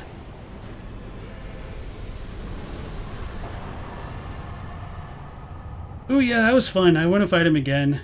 Just because, I mean, I'm probably going to do it just with the Swordmaster, and then I might finish him off. So you get the Black Knight Glaive, as well as his thing right there. And then a bonfire appears, as per usual. Alright, so yeah, that was definitely some fun stuff. I'm a little bit disappointed. I wanted it to go on longer. Hopefully the next time we do it, we'll get a bit of a cooler ending, though. So definitely like to catch up with the chat. Alright.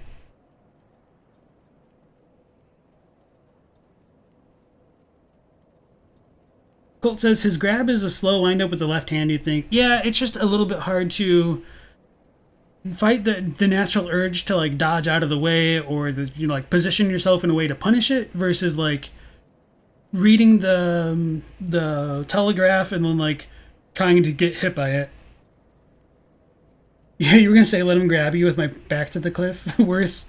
That was cool. You want him to have a grab where he slams you into stone with his hand now. And then put the shield away, two-hand that bad boy, buff it with resin, and go to pound down. Should have let him execute you with that finisher. Yeah. It's just like, it's really hard to kind of go against that style of muscle memory. Where it's like, oh, this dude's jumping, roll the hell out of the way. Yeah, but that would have been like super cool looking for sure. Tesla says, you think he uses the shield for the Giga Chad run in attack phase 2? Colt, you're always a big fan with two-handing in the FromSoft games. He actually rolled the Giga Chad run. He's starting to believe. So Gundyr would be undead now, right? Maybe. We'll talk about that a lot in just a minute here. And Condi says, isn't time convoluted in the Untended Graves? It's the flameless version of Firelink Shrine. You fight Champion Gundyr, an old figure, and you also get invaded right as you explore the area. I do think that the time is convoluted. There's something that I want to test with the Shrine Handmaiden to just kind of like confirm or deny that. So actually, I would probably go through her thing first before I reload the area, because I was gonna like save scum for her anyway. So Colt says you transitioned from Dark Souls 3 into Bloodborne pretty easily because you always two-hand and never use shields. If you ever parry, it's with a blessed symbol Cestus. Colt says, what is suggested by Black Knights occupying this version of Firelink? I was gonna look at that in a second, so thanks for bringing that up. Champion mobs. El Gusto says, which FromSoft protagonist would you most want in Smash, and which FromSoft boss? I think Gehrman is a good candidate for, like... I mean, he's obviously not the protagonist. I feel like having another protagonist for Smash is just, like... I'm kind of over, like, the silent protagonists, even though, like, my username is Last Protagonist. Just want some people with a bit more personality. So I'm fine with, like, more side characters. So I think, like... Even having, like, Pyra and Mithra is kind of a welcome change, even though I hate their moveset. So hard to punish. And Tetsuo says, to quote, "You were the reverse and that Bloodborne was your starting point. You can imagine the pain of a newbie playing a Souls title for the first time and facing Gascoigne, as well as the tutorial boss, so shields felt weird." Yeah. I started with Dark Souls 1, so it was kind of a bit difficult working backwards and like trying to deprogram like not having a shield and dealing with Bloodborne stuff.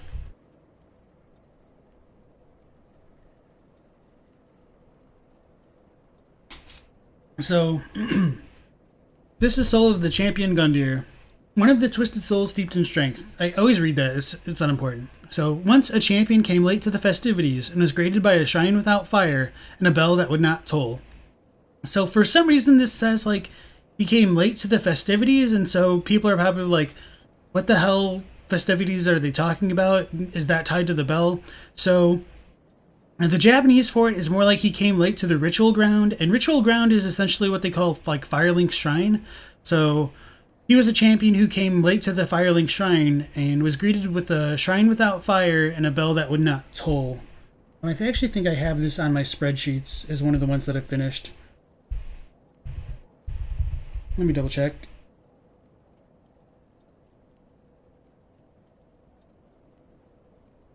Oh yeah, I just did the last paragraph. So that which greeted the delayed hero is said to have been a fireless Firelink shrine and a bell that wouldn't toll. Okay. So pretty much what I remembered. So yeah, we have Champion Gundyr who is bested by some unknown champion. Oh well, we'll see that in a little bit. I'll just leave that there for now. That Gundyr arrived too late to the Firelink shrine for whatever reason. So like, the whole world's gone to shit.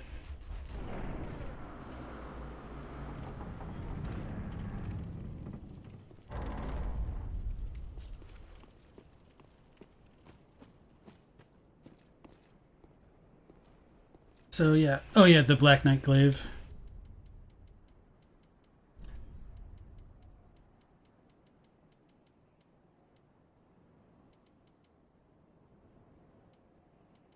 Here we go.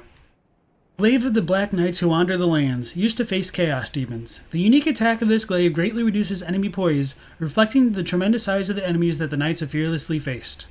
So that's pretty straightforward.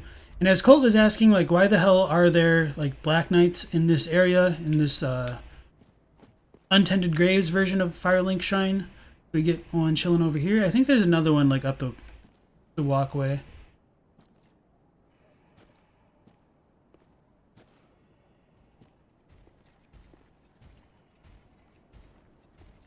Damn it.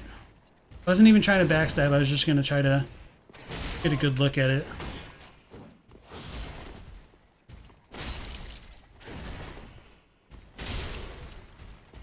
That one has a decent amount of health. Of course, he would put the damn shield down as I pick it. And I missed both of them.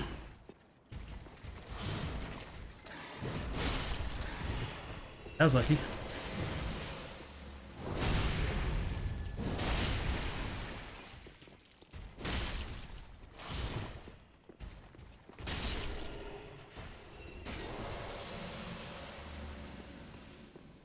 No drops either. Feels bad, man. No drops. So, oh yeah. Get that out of the way. I don't think there's anything down here. Okay.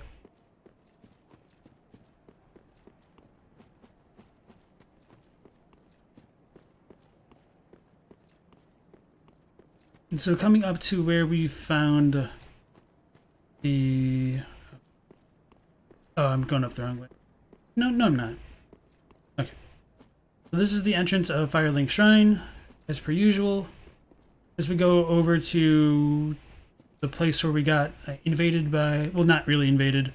Where we encountered the weeb.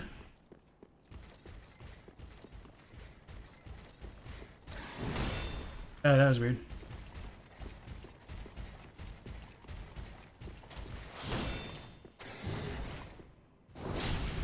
Resorting to the old DS1 strats.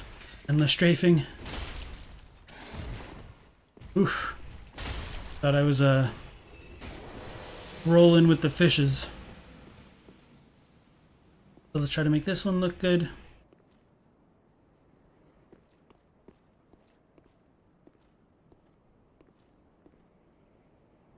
Damn it.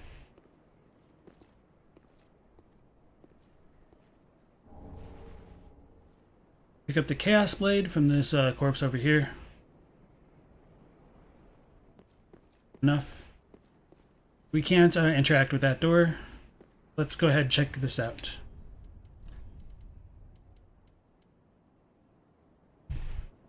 And going back to chat.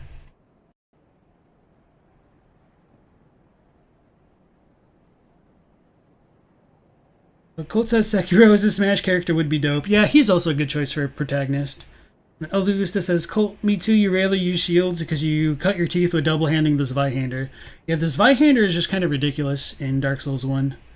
And Sekiro's B special moves could be his prosthetic arts, and the smash attacks could be the combat arts. Yeah.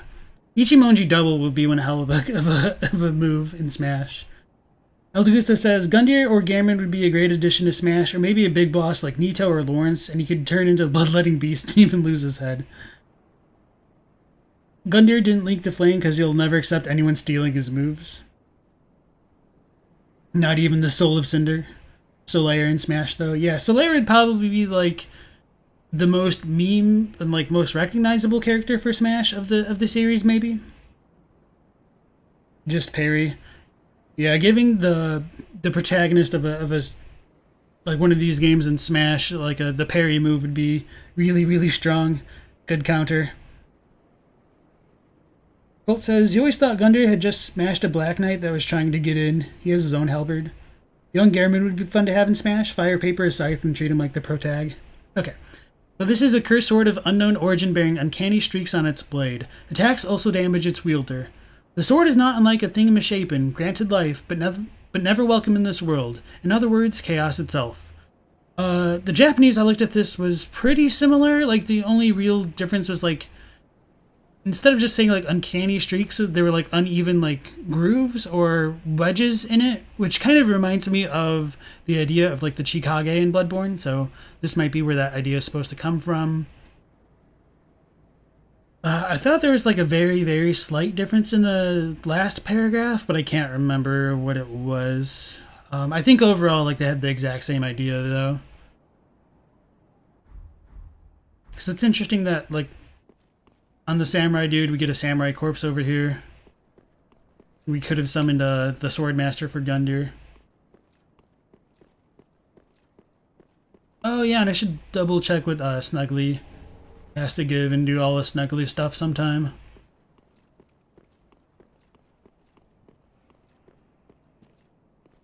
So we get another Black Knight over there, which hopefully I'll be able to show that one off. And I think there's no way to, like, get up to the backside of the shrine here. Or maybe we can go up the door? Remember. So there is, like, a slight difference, I think.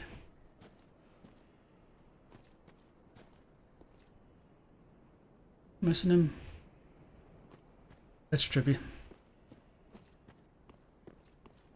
Came up over here. Oh, okay, so he's got to be back over there.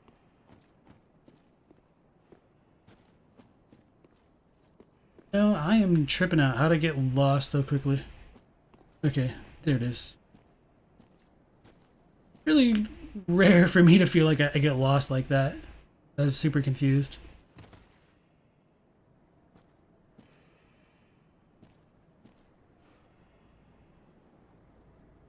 Okay, so this one has horns on the top, so I guess that's how you tell that they're Black Knights and not silver ones. And I mean, like, their armor is a bit more charred and whatnot, but...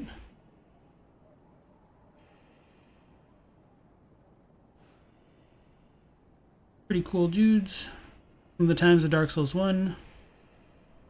Can't really check out its weapon too well right there, but not that big a deal. I could probably just use the binoculars right now, but I'm not too worried about it, honestly.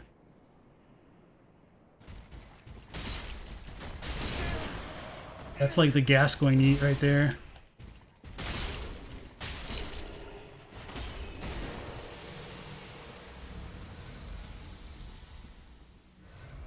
So this is grave has a sword on it. And from it we get the Hornet ring. I think this might be the one that Hawkwood prays to, or like comes and visits sometimes. I don't remember. So this is ring associated with the Lord's Blade Kieran, one of the 4 Knights of Gwyn, the First Lord. I honestly don't know how to pronounce her name. Boost critical attacks. The masked Ciaran was the only woman to serve in Gwyn's 4 Knights, and her curved sword granted a swift death to any and all enemies of the throne. I thought she used daggers. I don't think she used the Chaos Blade, so maybe that would have been the connection. I don't remember what she used. Feels bad, man.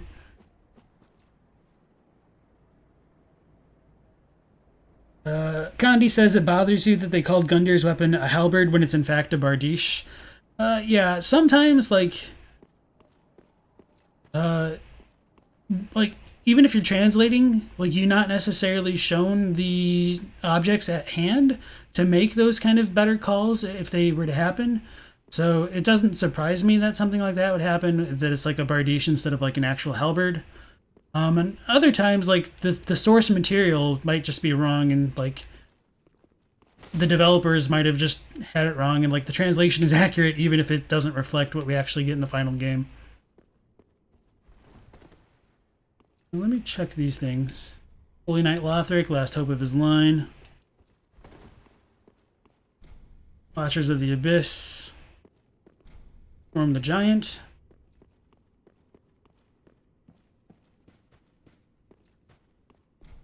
Bloodleth the Exiled. And Saint Aldrich of the Deep. Okay, so that's, I think, going to be kind of important to remember as we continue. But before going into all that, I'll catch up with you guys on chat, because we'll have a lot to kind of cover really shortly here.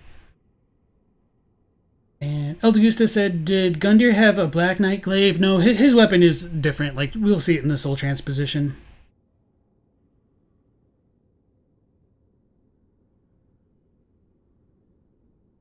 Oh, scrolling. Effervescent says that Patches has been in the most Souls game after all, so you should have him in Smash.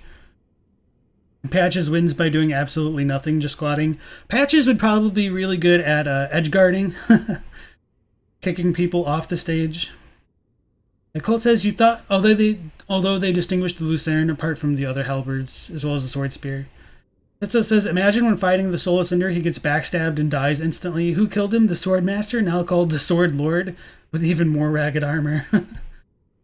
More ragged clothes, he'd be completely naked. Cameron McConnell, welcome back. You said, where Hawkwood leaves a shield, I think. Yeah, I think that might be right. I don't remember. I'd need to double check the footage. So yeah, she did use a dagger and a curved sword. Okay, I thought that was right. Thank you, Mortis. And also welcome back to the stream. Effervescent says, you always wonder why the Hornet ring doesn't appear until you defeat the Abyss Watchers if you beat the Dancer early. So, I mean, Kieran, whatever her name is, was related to, like, Artorias, and so, like, with Artorias' legacy being upheld by the Abyss Watchers, I think that's kind of the connection there.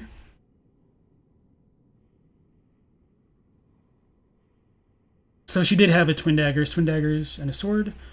And Mortis says, Dark Silver Tracer was a dagger, and the Gold Tracer was a curved sword. Okay. Curved sword sounds misleading. So, you think you can talk to Ludleth here too? I don't think Ludleth is actually in this one. He's only in, like, the other Firelink Shrine. So yeah, he's not up there right now. So, lots to talk about when we get to that. Eldegusta says, what kind of justice do we have if that loser Aldir survived 3, but your boy Frampt is gone? The Moonlight Greatsword in Smash. Yeah, that'd be pretty dope. Ironically, Kieran is generally a male name, at least in Irish. I mean, she could be like a tomboy and like kind of go with that name. That wouldn't be too surprising to me, but thank you for bringing that up. Because etymology is really interesting. And we do know that Miyazaki has said in an interview that he takes a pretty serious look at the etymology of names. And he's really good at dealing with names, except for the names of his titles with Dark Ring, I guess. So Cameron says, yeah, she was in love with Artorias, we believe. And so, yeah, that kind of ties into why her ring could only be found after the Abyss Watchers, or like Artorias' ring or whatever it was. Let me get some water, and we'll look at this item over here.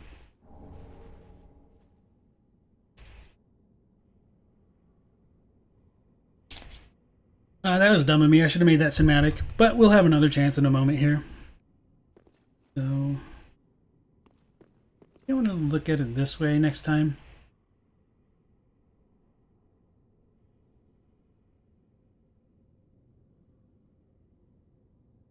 That'll probably be good enough.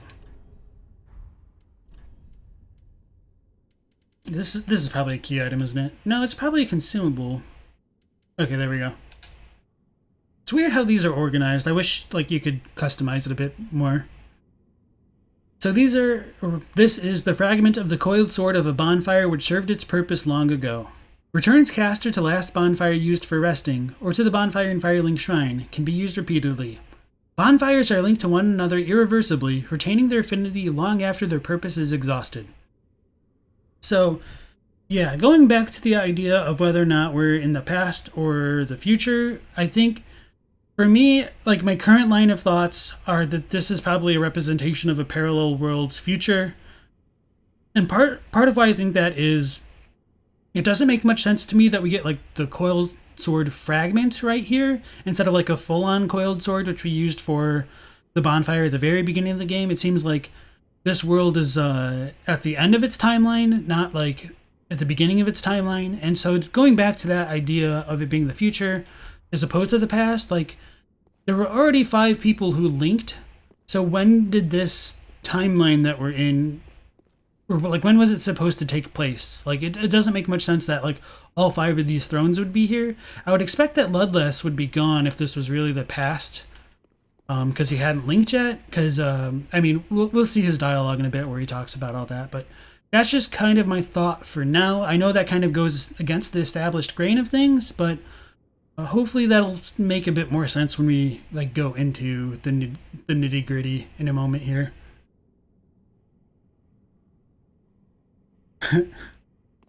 Eldegusta says perhaps Kieran was Mulaning there. Sif is better than Artorias. Change your mind. Oof. So are all coiled towards that big, or is it just the Gundyr one? So I think it's supposed to be all of them. And I think after you kill the Lord of Cinder, or the Soul of Cinder, you can like get it as a weapon as well. So that's a way further down the line, I suppose. And so we just get the blacksmith hammer of where like Andre would be. So yeah, this part right here is going to be like one of the bigger parts of this area. I'm trying to understand it. And remind me later to talk about his hammer in case I forget. Well, fancy that.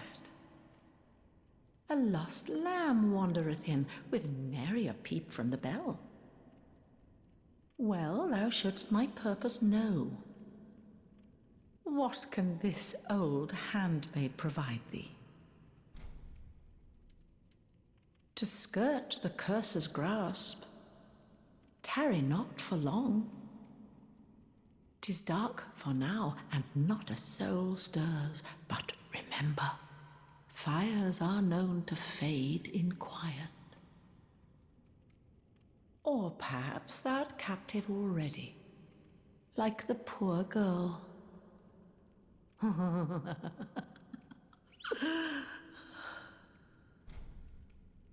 So yeah, there's a lot to talk about with that actually. When she says like to escape or to skirt the curse's grasp, she's saying like if so this is some of her dialogue that I did like earlier today. It's at the bottom of my spreadsheet now on like the Dark Souls tab all the way at the bottom right. She says, she talks about, you know, there being a traveler without the bell ringing, and then she asks if she need anything. Okay. So she says, if you don't want to become captive of the curse, don't stay too long. It's dark now, and with no one here, the fire quietly fades. Or is it already too late for you? Just like that girl.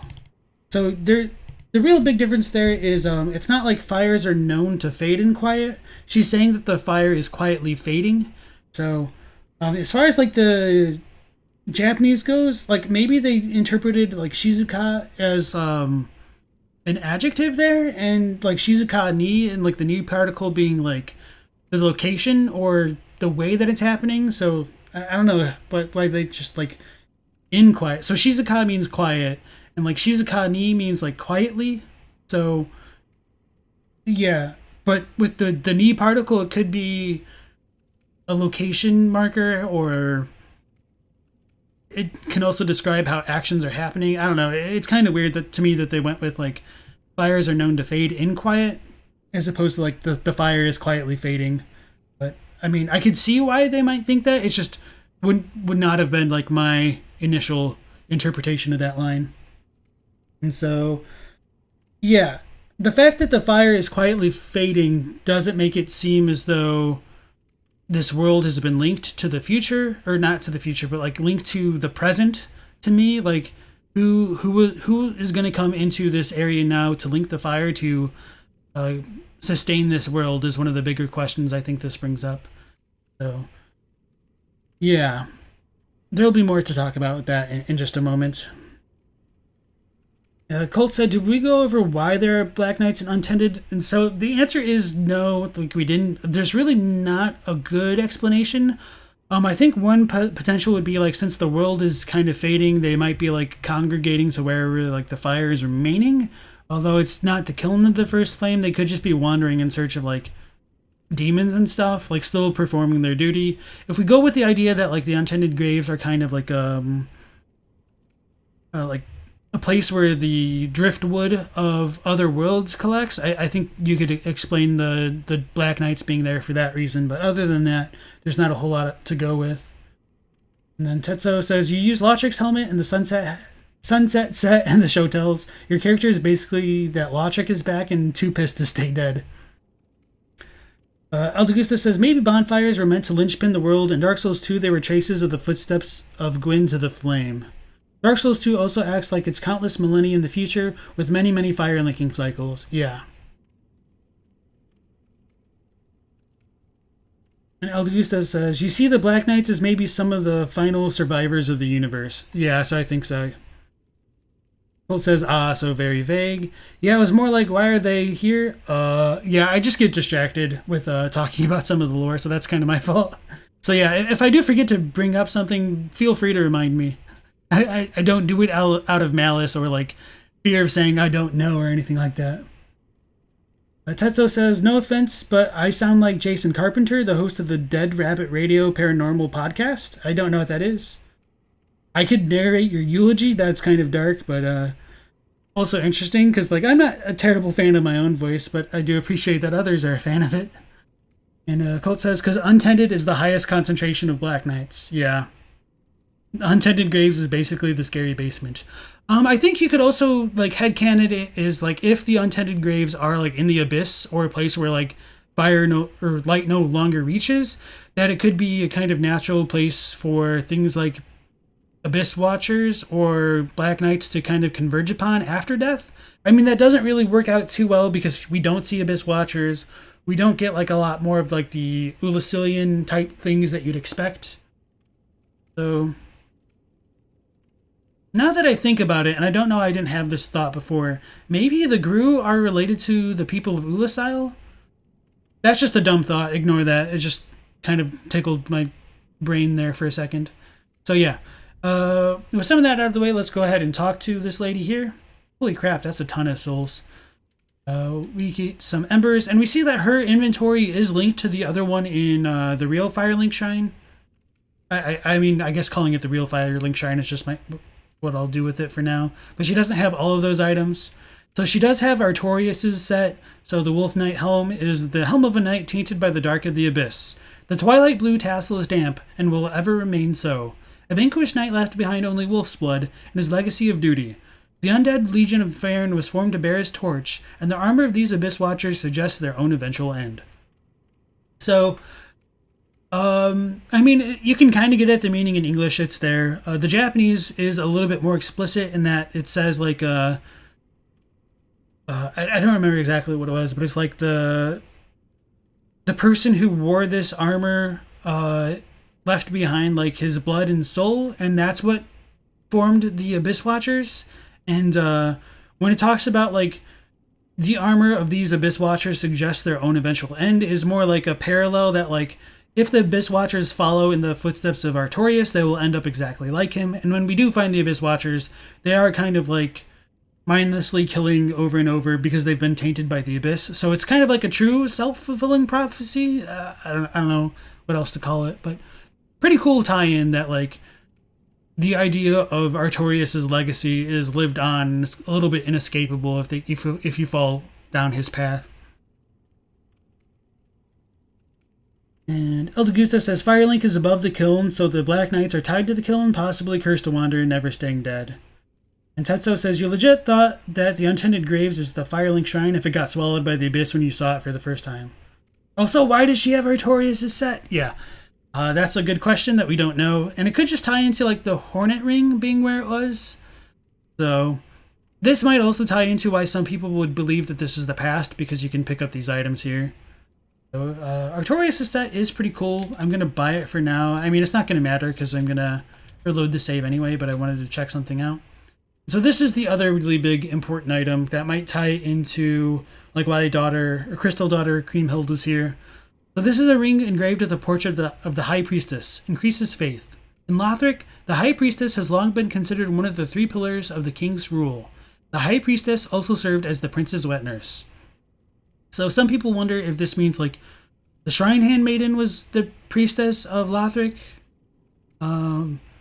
I don't know what to think about that. Part of me was also wondering, like, isn't the not the wet nurse, but the pilgrim at the very end of like the drag heap, the one that turns into an angel, wasn't she also described as like the prince's wet nurse or something like that? So maybe I was thinking like the priestess ring is related to that pilgrim there. I don't believe that. It's just kind of a thought that I had after like looking at this item. So yeah. It's interesting that it increases faith, but I think I'll leave that there for now. So talk to her again. To skirt the curse's Okay. grasp. She has nothing else to say. Tis best. I'm gonna go check the real Firelink shrine real quick just to see what.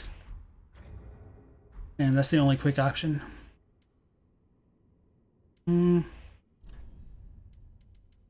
I don't know why I'm actually equipping this right now. That's kind of dumb. Because I don't think the real one has anything to say that we've visited her doppelganger, her duplicate twin, or whatever you want to call her.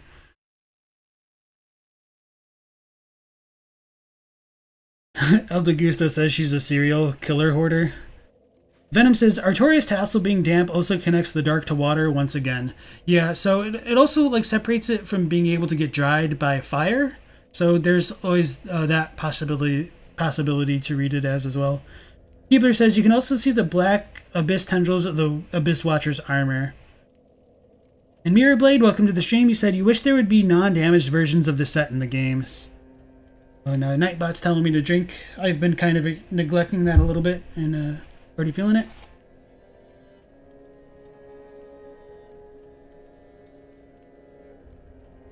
Yeah, I'll get the eyes. I just wanted to check something with the real Firekeeper first. Pheasant says, you thought it was Emma who's depicted on the Faith Ring? Yeah, I think that's... Oh, yeah, I forgot to mention that. Other people think that it's Emma because like we do see, like, on one of their weapons, she does bless it. So she's also a good possibility of being with the Sun Priestess ring. Woodgrain ring. I don't remember where we got this. Oh, probably from the Eastern set. Clothes, equipment, degradation. Wielders of swords originating in the same region follow a practice of inscribing special words on the blades of their swords and are naturally drawn to this ring. So maybe that ties into the Chaos Blade? I don't know. Interesting that it's wood, though. So I don't think she has Artorias' set either.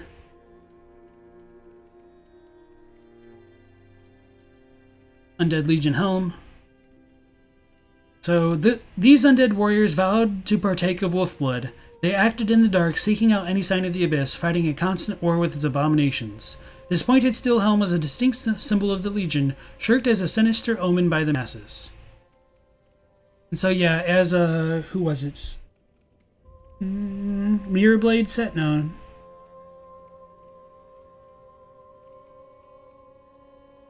Wow, how am I missing this already?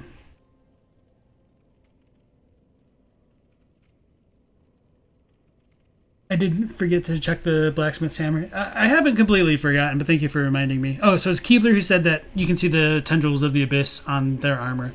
Yeah, you can see them like right here. That's a cool little detail. Okay. So yeah, she doesn't have Artorias' set like grayed out or anything like that. So there is a little bit of a difference between them. Oh yeah, I meant to see if she actually had different dialogue before going back, because we're not done over there in the Untended graves.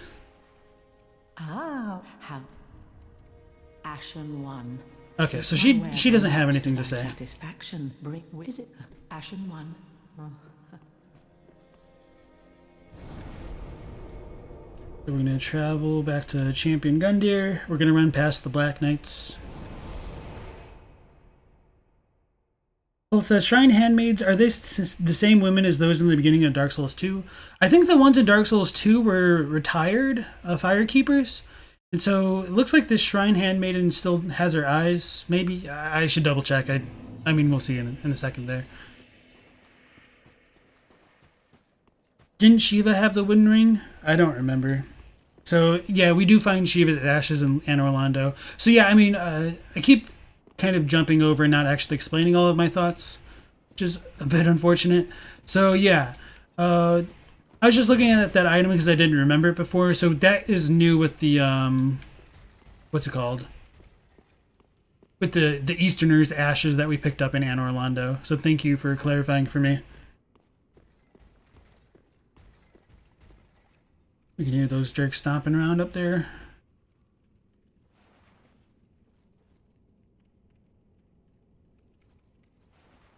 Well, thou'rt exceeding lost indeed. What can this old handmaid provide thee? To skirt the curse's grasp, tis all like... So that's everything, I think. Best not tarry long.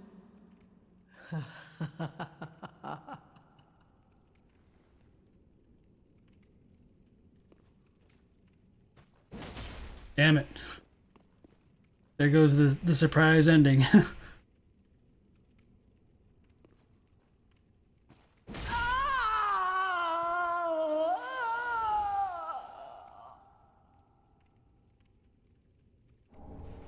then we get the other priestess ring from her, so you can pick it up even if she's gone. So, that out of the way, I'm actually going to reload this bonfire, because I think she stays dead. I might be misremembering, but that was kind of my initial thoughts about that. I wanted to double check that.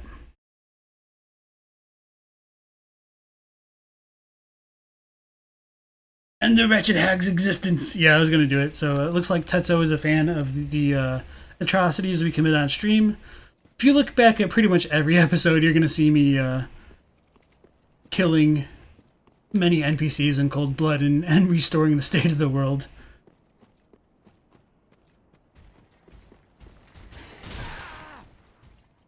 Of course, a wise guy with decent tracking for once.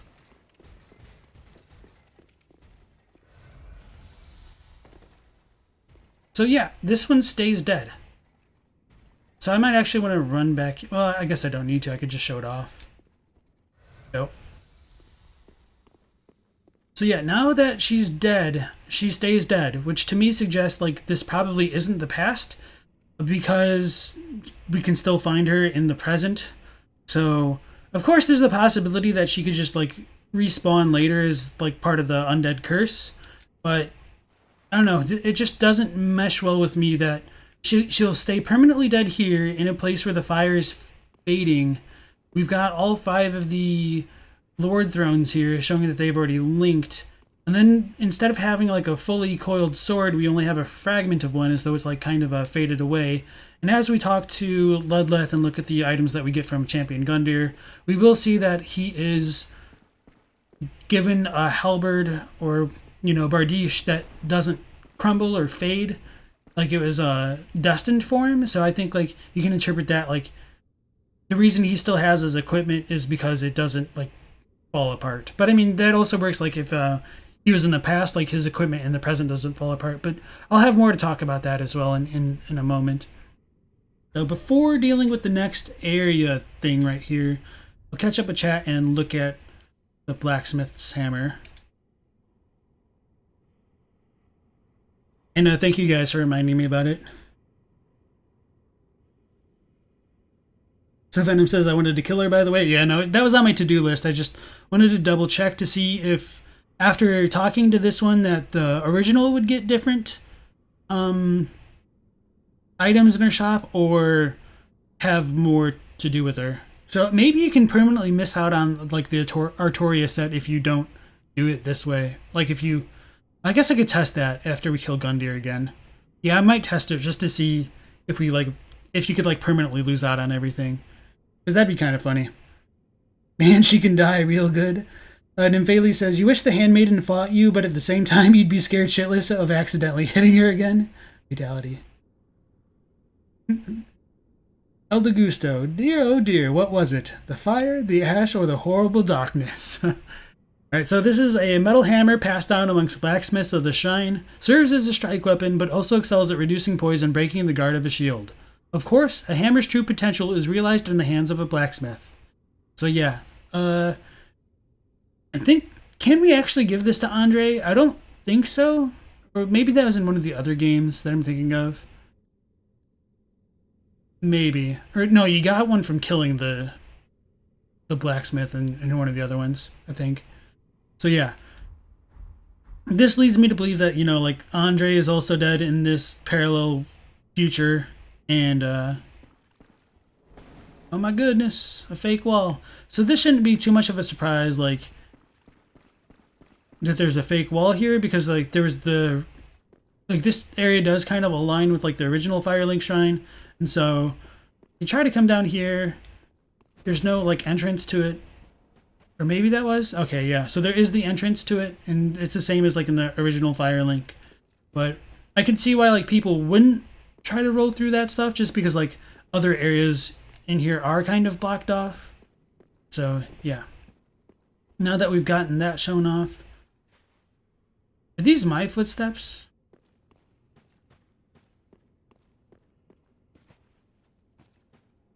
What the hell's going on?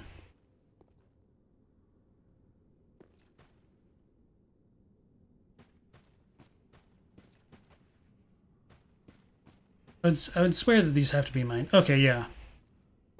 Otherwise, that was really going to trip me out, and I was going to have to like, go through a whole new like rabbit hole of lore. Like, who left these footprints? Oh, it's just me. Okay. So as we see, we get the corpse of a firekeeper. She's got the quintessential black robes, denoting that she's a firekeeper.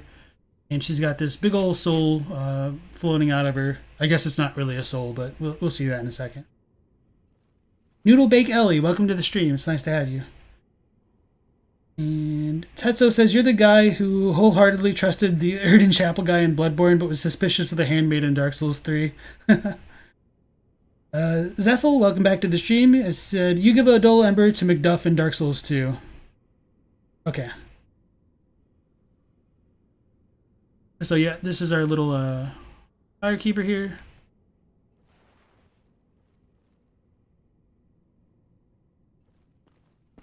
And so she's where like Arena would be in the real one.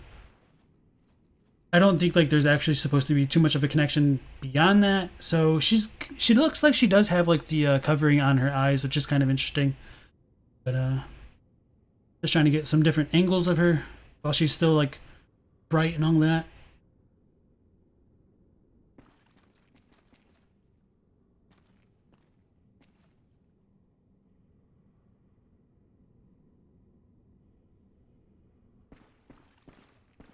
And now I'm just trying to line up more for the shots.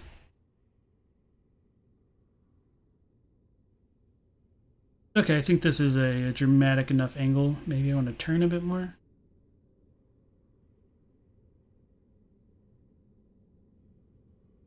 Damn it.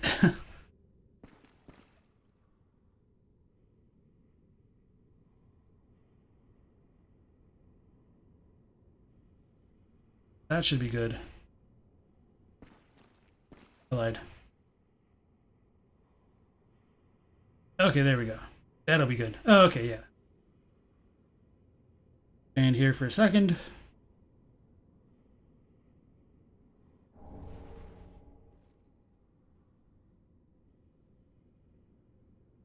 Alright, so we got the eyes of a firekeeper.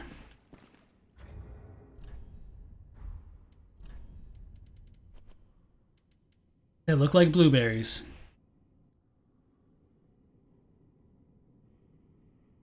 And yeah, Tetsuo says, it's weird how the Firekeeper's corpse isn't in the Firekeeper's tower. It's in a weird hidden part of the shrine. And it's not even like a super hidden part, so which is kind of the other weird thing. So like, it does invite the player to kind of like explore and search it a bit more. And so, yeah, going back, we see that this is a pair of dark eyes, said to be the eyes of the first Firekeeper and the light that was lost by all Firekeepers to come. It reveals to the sightless Firekeepers things they should never see. And so I think the Japanese on that was also straightforward.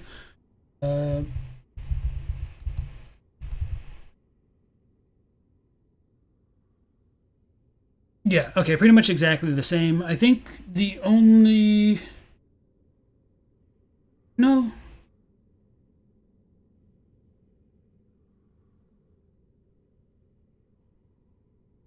Yeah, okay, so this is pretty much the same. I don't know why I'm overthinking this. It's more of bloodless dialogue that deals more with like the alternate interpretations of what this can lead to. So I think it's important to note that it says it's said to be the eyes of the first Firekeeper, because quite often in the From Software games, they'll use language to represent like hearsay, so you can't always take it as fact. And so when we look at the pair of the dark eyes that said to belong to the first Firekeeper, it makes us wonder if like Anastasia isn't the first Firekeeper. This could potentially relate to like Filianor as being the first Firekeeper and like being put in the Ringed City, but I don't really know how strongly I feel about that. It's just something I think I've heard or maybe thought about. And so coming into all of that, we're going to talk a bit more about this once we talk to Ludleth and look at some of the other stuff with Champion Gundyr. So I'll kind of leave that here for now, and we'll give everything to the Firekeeper, because I'll reload the game and summon the Swordmaster for the Champion Gundyr fight again to show off some of the stuff. I don't know. So, okay, maybe it was a good thing that I equipped this stupid thing. Venom says they do look like blueberries. Avagamensch, welcome back. He said, hi everyone, hope everyone's well. It's good to catch the stream live again. Yeah, it's nice having you. Thank you for showing up. Tetsuo says, you thought you could somehow eat them to restore HP? You're twisted, you swear. I wouldn't put it past them in a game like this, honestly. And Captini says, you always thought that big guy build wall around the girl he was trying to protect. Can't remember any names right now. Yeah, so Ludleth does mention that like they hid her. And so we'll see more of that just right now, actually.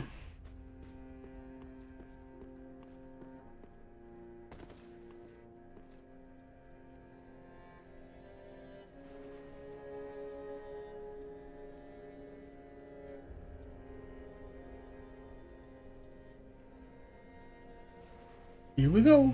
Ah, found her, did we?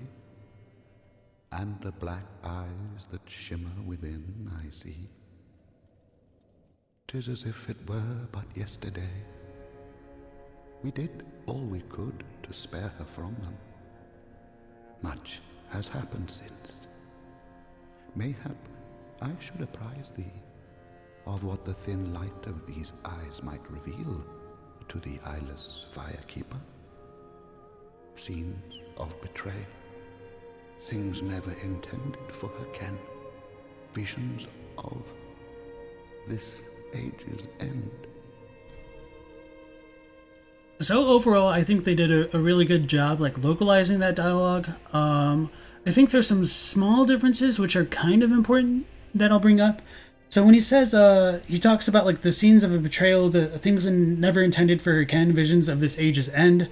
That final part is, instead of like the age's end, it's more like the end of inheriting the fire. And of course, like inheriting the fire is just like the more literal way of saying like linking the fire or linking the flame.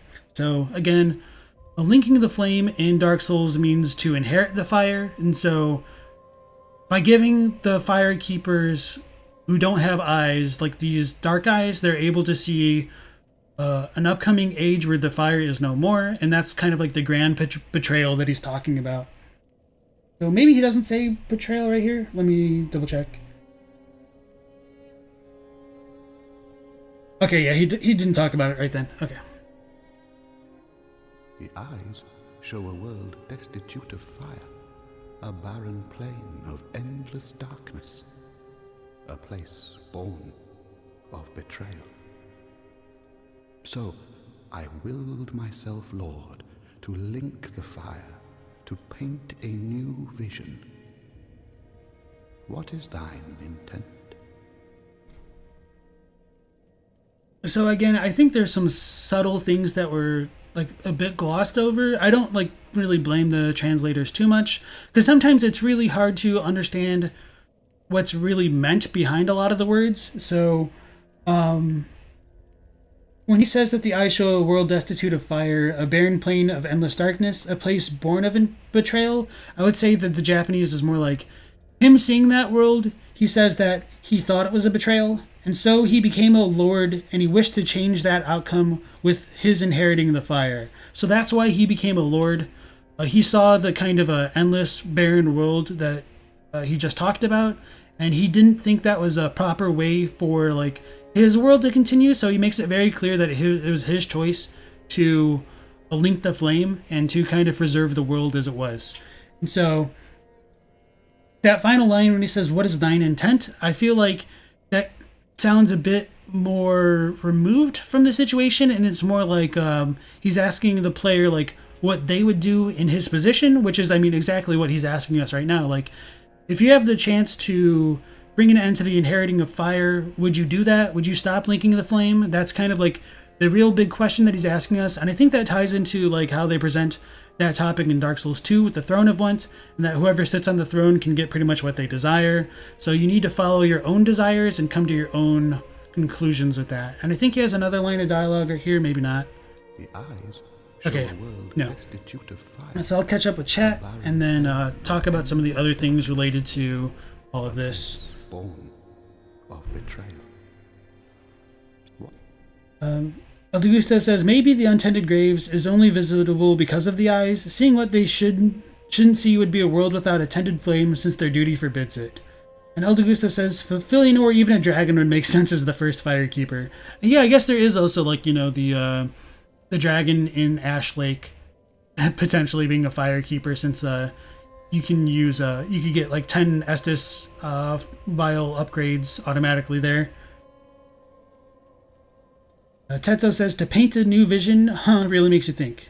Aldegusto says, but how would he be mighty enough to link when supposedly Chads like Siegfried failed, unless it wasn't failing at the fire, but failing against the Lord of Cinder?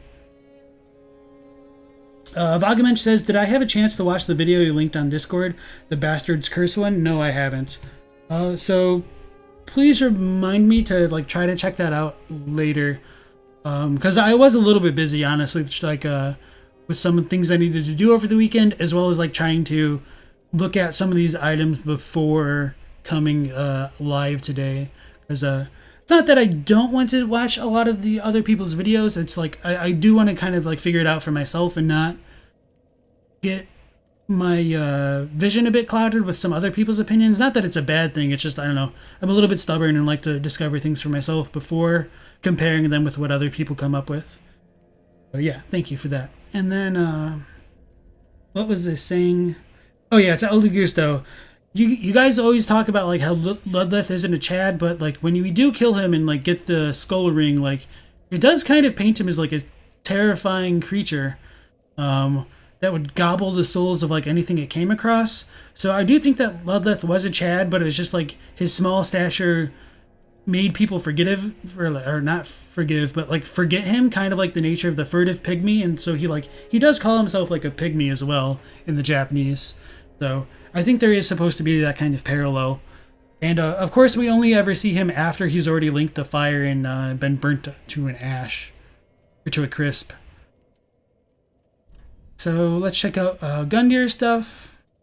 So we get the chain, I remember, and his axe. or not axe, but as a so-called halberd. I'm blind. Oh, there it is, right above it. So this is halberd of Gundyr the champion, received when he was charged with his duty. Duty. This old cast iron halberd has the power to break poise and is said to never crumble, seeming to suggest that Gundyr was fated to eternal service from the beginning. And then you get the champion charge, is a pretty cool skill right there. So I'll talk about that more in a second. And then this is a portion of a steel chain used to restrain Gundyr. Gain vigor, endurance, and vitality, but take extra damage. A prisoner is one who has staked everything on a belief, a proclivity most apparent in the greatest of champions. So, just to bluntly state it, like, that final paragraph is really bad, in my opinion. And calling the prisoner's chain is kind of okay, but I think, like, the nuance was more like this is a captive's chain, which has a bit, like, of a different connotation, because prisoner means, like, somebody did something wrong to be imprisoned, generally speaking, whereas, like, captive means, like, they're held against their will, they're kind of more restrained, which I think is more at the basis of what this item is supposed to get at. So prisoner isn't entirely wrong, but I feel like it kind of just gives that kind of a negative connotation that I don't think is quite as present in the Japanese. So going back to that final paragraph where it says, like, a prisoner is one who's staked everything on a belief, the Japanese is closer to, like, a captive is one who would give up everything for freedom, and perhaps even more so if they're a champion. I think that's what it was getting at. Let me double check. It is on my spreadsheet there. So, okay, to be captive is one who would accept everything in exchange for freedom. If it's the fate of a hero, perhaps even more so. So yeah, I think that's important in painting champion Gundyr as kind of a tragic figure in arriving late to the so-called festivities.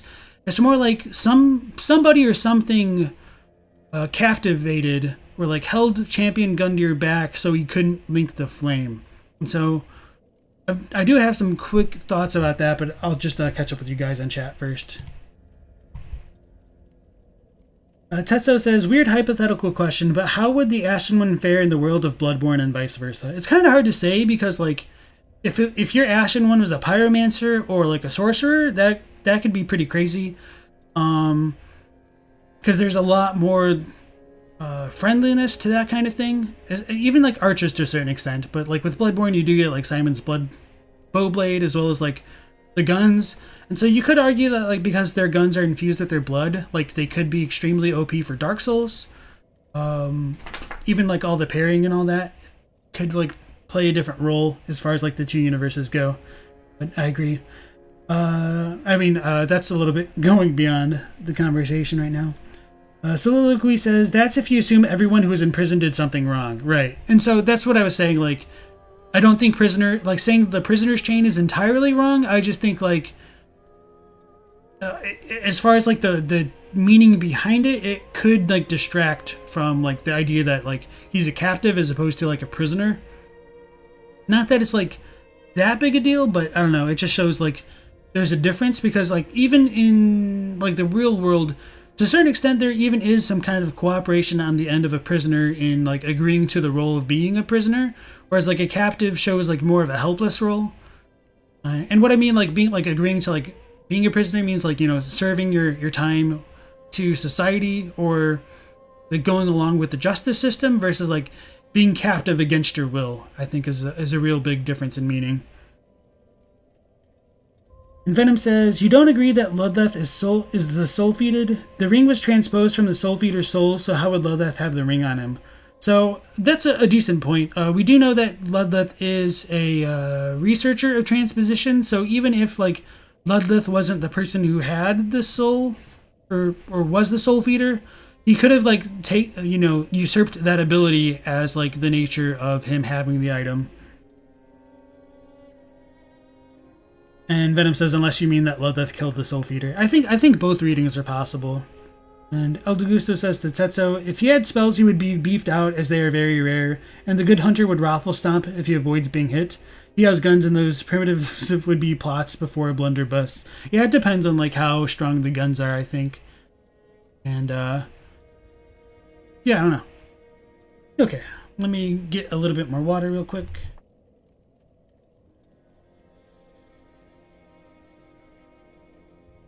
Vagament says, a bit of an odd question. Do you think we're going to get more games in the future that will match Bloodborne and Dark Souls level of quality and quirkiness, for lack of a better term, not taking Elden Ring into account? I mean, it's really hard to say. Like, for all we know, they could go back to like another Armored Core. I heard that there were rumors of that, but I don't know how substantial those rumors were. So, I mean, as long as they continue to make money and still have the drive to produce these kind of games, I think that they will. Because, I mean, it's obviously showed like it's a formula for success for them, and it's also inspired more game developers to create similar style games with like Mortal Shell's popularity, Neo, all of that. Vagament says, you feel like this is a 1 in 100 years phenomenon somehow. Yeah, maybe. Like, I feel like in many ways, like, these games are kind of a return to the root of gaming, of like console gaming, where like the Nintendo games are very hard. As I've said before, I feel like a lot of these games are kind of like Mega Man in the way that you approach them. Like, you go into a new area, you kind of have to learn the movement patterns of the enemies there and then kind of adjust off of that. So it's punishing, but not like ridiculously so. And Phobos, welcome back to the stream. As you might see, we're going over the things in the Untended Graves and just finishing up with the stuff related to Champion Gundyr. And so, with all of these items being read now, I want to be very clear here that the next part that I'm going to talk about is a bit more speculation on my part. But unfortunately, it looks like my dog needs to go out, so I'll take a quick, maybe 3-minute break or 4, something like that, depending on her needs, before we talk about that. But I am really excited to talk about it, and I do want to be clear that it is kind of more speculation. So, okay. I'll be right back and hope to catch you guys when we return.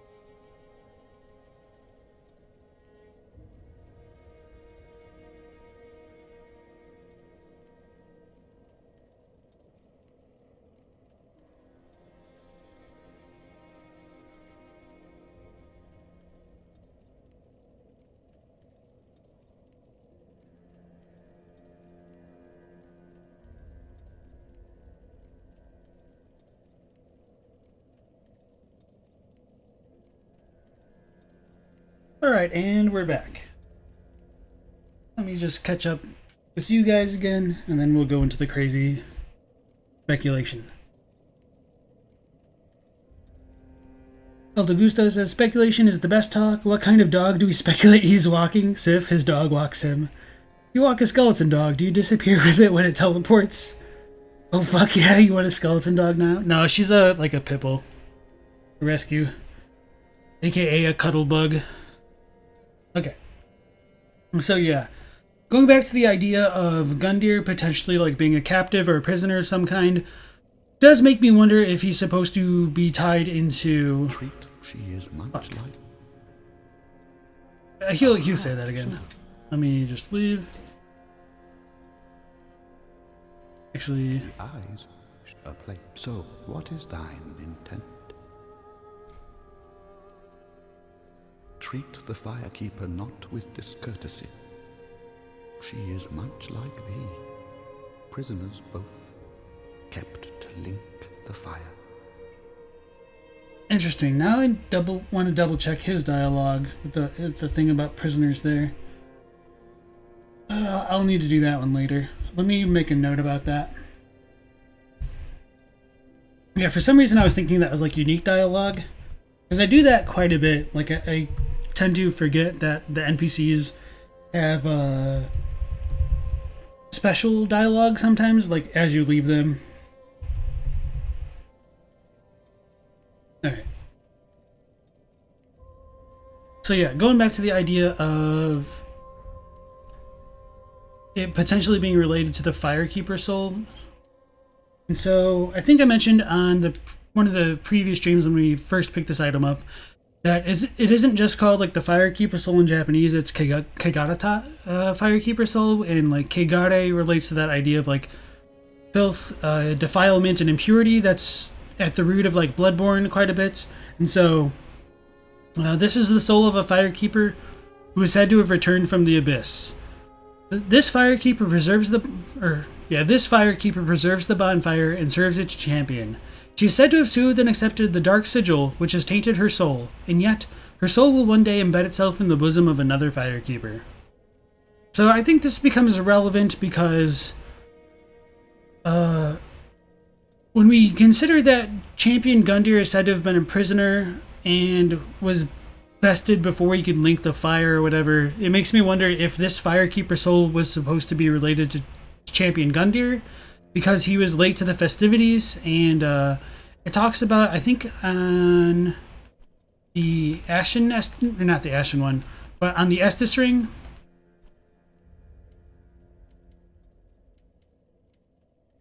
this ring was entrusted to a certain Firekeeper, but in the end she never met her champion, and the ensuing tragic farce became a favorite tale of the masses.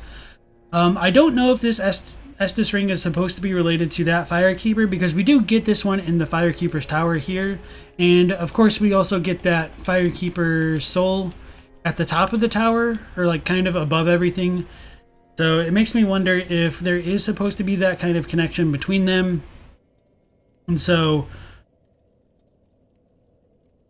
in this version of the Firelink Shrine, we can fight Gundyr, but Udex Gundyr, and he does have the pus of man come out of him, potentially because it's related to the Dark Sigil. So it makes me wonder if the Champion Gundyr was related to that Firekeeper which cleansed the Dark Sigil. That might be why Champion Gundyr doesn't have the pus of men come out of him during his fight. So it makes me wonder if that's what's supposed to be intended between that. And with like this Firekeeper soul being related to a Firekeeper that returned from the abyss, it makes me wonder if like the eyes of the Firekeeper are black because the Firekeeper figured out how to cleanse the Dark Sigil, and in so like looking into the darkness, she was shown the vision of like another world. But again, that is kind of speculation. I don't know how well that fits together. And if we go back to the idea of Gundyr being a prisoner to something, maybe he was a prisoner to the Dark Sigil, and so that might have been why he arrived late to the festivities. But unfortunately, that doesn't quite match up very well with the Estus ring that talks about how she never met her champion. So there is that kind of ambiguity in the language where it says, like, in the end, she never met her champion. It could mean that, like, one, she either never met her champion whatsoever, or two, there was a time to meet her champion towards the end, but it never happened for whatever reason. And so, going back to the idea of, like, Ludleth linking the flame, it sounds like there's the possibility that Ludleth could have usurped Gundyr's role as a Lord of Fire, but I don't know. It's kind of hard to fit everything together really well, because in the Untended grave area, we do see that there is a throne for Ludleth. So, yeah, I don't know exactly what to make of all of that. So those are just kind of some of the ideas that I have related to all this. I think there might be enough to kind of make a video about this, but I would also, before I would do anything like that, I actually would check to see what other content creators' thoughts on that were. Because I don't necessarily think that I'm right, but I mean, I feel like these ideas might be something that others might be interested in themselves. So, yeah, as far as, like, the chat's opinions about this, like, kind of speculation, feel free to let me know, just because, like, if you guys think that this stuff is interesting, I might consider, like, making a video about this. And now that we do kind of have the footage, I guess I would want, like, the endings. I think, like, people might want to see that kind of stuff. But yeah, that's kind of one of the reasons why I did want to, like, go into this, because some of my ideas do tie into Bloodborne, but these kinds of ideas are more like just Dark Souls as well, that I'm more interested in branching out into as well. So, Effervescent says, as a cat person, you're very disappointed in the lack of cat NPCs in Dark Souls 3. The Cult says, cats kill billions of birds per year and don't even eat them. As a bird and dog lover, you don't like cats much. They also kill a bunch of rats, which might also be why there's no cats, because they couldn't find the rats to eat. That's the deep lore right there. And Dan Milan, welcome back to the stream. He said, someone want to fight on Bloodborne? LOL. Yeah, so if you guys want to, like, do more co-op PvP type stuff, feel free to, like, join the Discord and search for people on the Jolly Cooperation channel, and you might get a bit more luck there than when we're live streaming. Nymphali says, it's a matter of controlling cats. You can't necessarily blame them for their nature. And Flashy says, that Firekeeper may have sabotaged the flame before champion Gundyr could get there. So yeah, going back to the idea of the Firekeepers being related to the flame, if the Firekeeper soul was one who cleansed the darkness of the Dark Sigil, maybe that might be why the flame in the Untended graves is going out. But of course it also says she left. She returned from the abyss. So maybe her, like, leaving that area and dying might be why the Untended graves is in a state that it is, and that it is slowly dying. So yeah, it is kind of interesting to think about how that stuff could tie together. But it also wouldn't explain, like, if these eyes came from that Firekeeper. Like, we find that like, the one Firekeeper, its corpse in the Untended graves, so it almost suggests, like, these two probably aren't related, but I don't know what else to think. It's kind of hard to think about, because we do find them on two different corpses, I think. But just some kind of random stuff to keep in mind. The Cult says, you don't blame them for their bloodthirsty nature, you just don't like their nature. And Phobos says, why are there two Gundyrs? I think that's a good question as well. That's not explained very well. I think in my idea of it being like an alternate realities future, that, like, say that the champion of Ash didn't rise up from the grave to be tested by Gundyr, I think that's probably what you'd get in, like, that alternate reality where, like, Gundyr was cleansed, but the cost of it was so great that the kind of world ended up falling into the chaotic state that it is. And so if Gundyr wanted to be released from his metaphorical prisoner shackles, that could, like, cost the world to the Untended graves, which is why it is the way that it is. So. So going back to, like, this, a prisoner is one who has staked everything on a belief, a proclivity most apparent in the greatest of champions. It's more like a captive will give up everything in exchange for their freedom.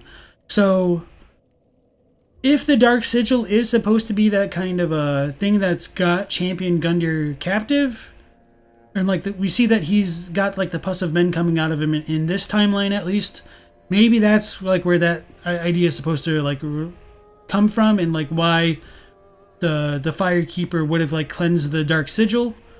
So yeah, I don't really know what to make of it beyond that. Those are just kind of my thoughts right there.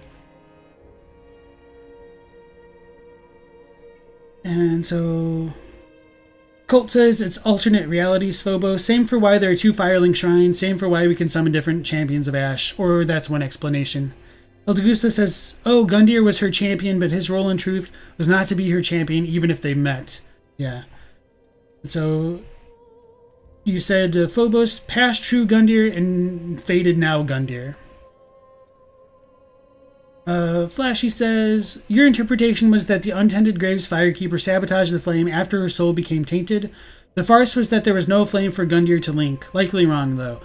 No, I think that's a pretty good potential right there. It's kind of hard to say for sure, like, what the truth is.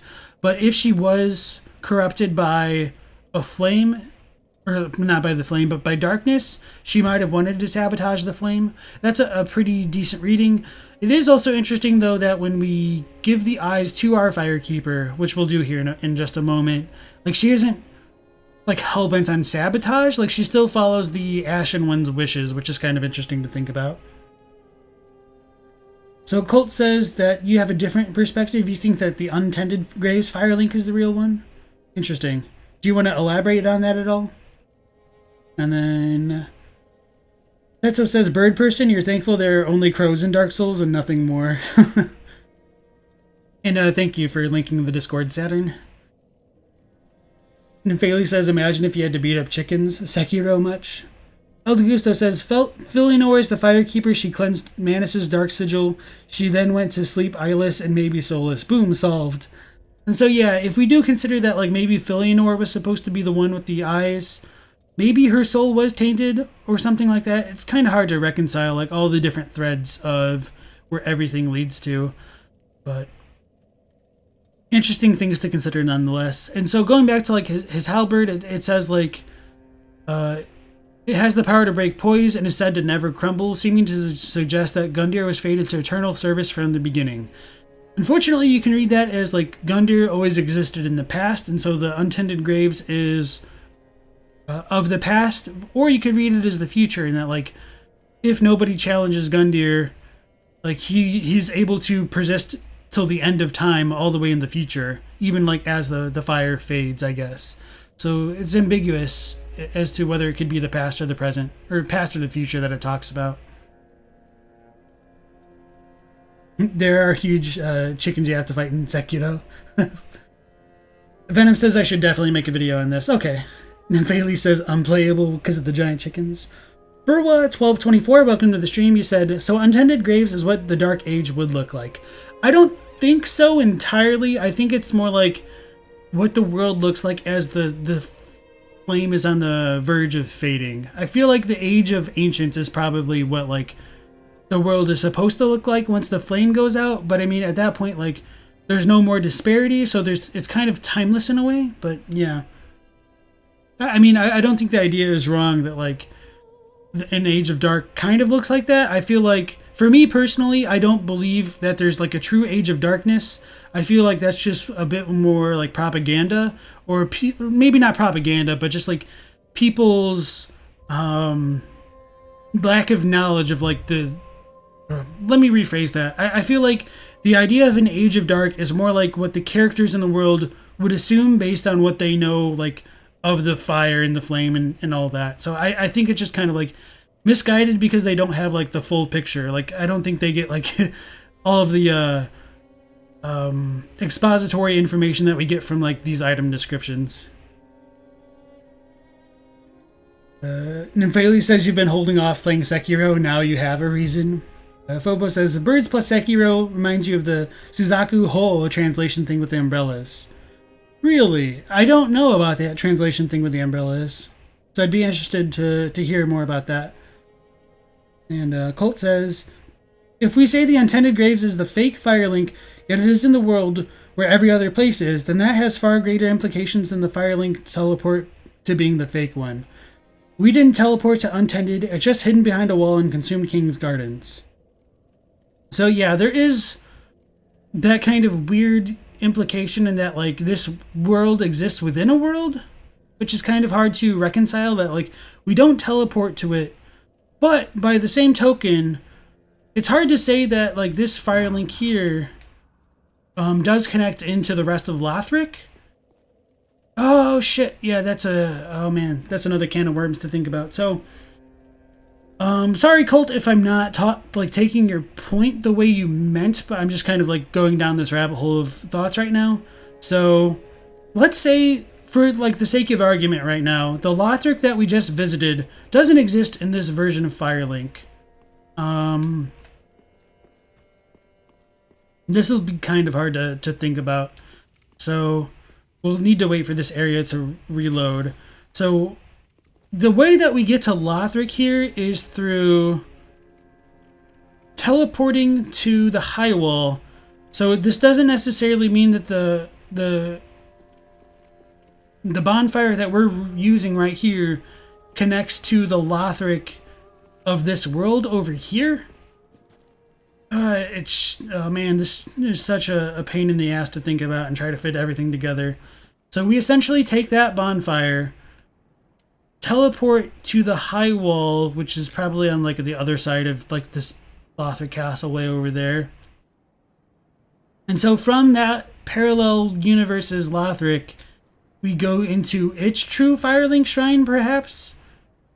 Is like we can't drop down from Lothric, like, because you would assume that like if you drop through like Lothric to where like the Untended Graves were, wow, if you drop down from Lothric to the Untended Graves, we should end up back here eventually. So maybe we're in a more substantial world. I don't know what I'm thinking right now. This is tough to parse through.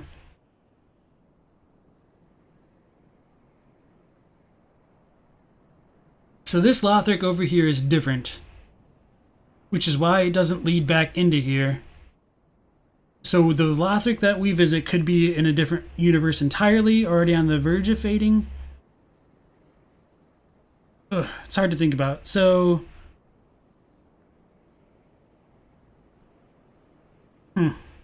I'll probably just have to leave that now before I like have my head explode from the frenzy of the insight, I suppose. I mean, you guys don't definitely have to take that as fact. It's just like, what if right now? And that's kind of like part of the fun of these games. So, yeah.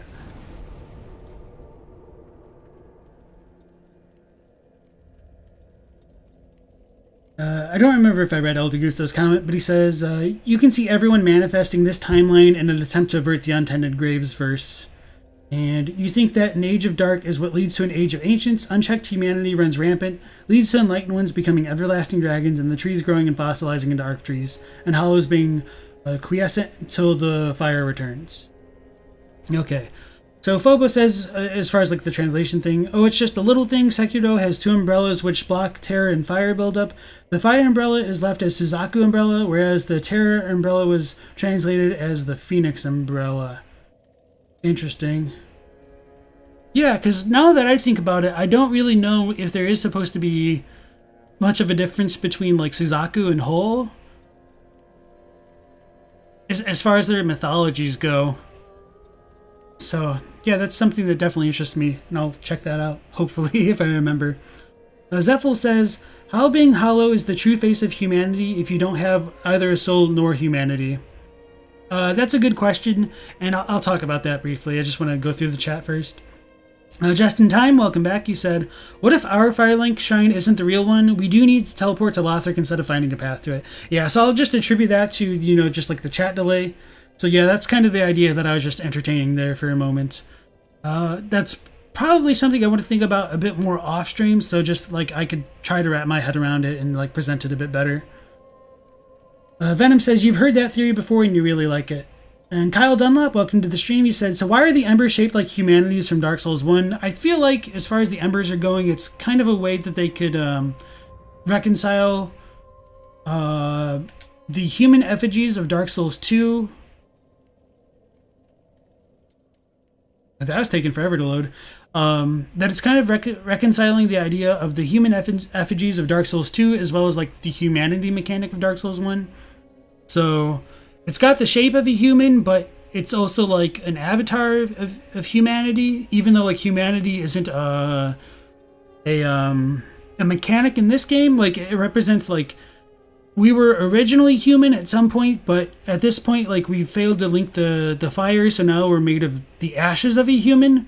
So to become closer to humans again, we need to absorb like heat to become closer to the fire. It's kind of weird how that works out. I'm gonna reload anyway and forget about this all over again. So yeah, that's a good question though. I think it's just supposed to show that like at the very base of humans, like their nature is close to the fire, which is, you know, tied into humanity.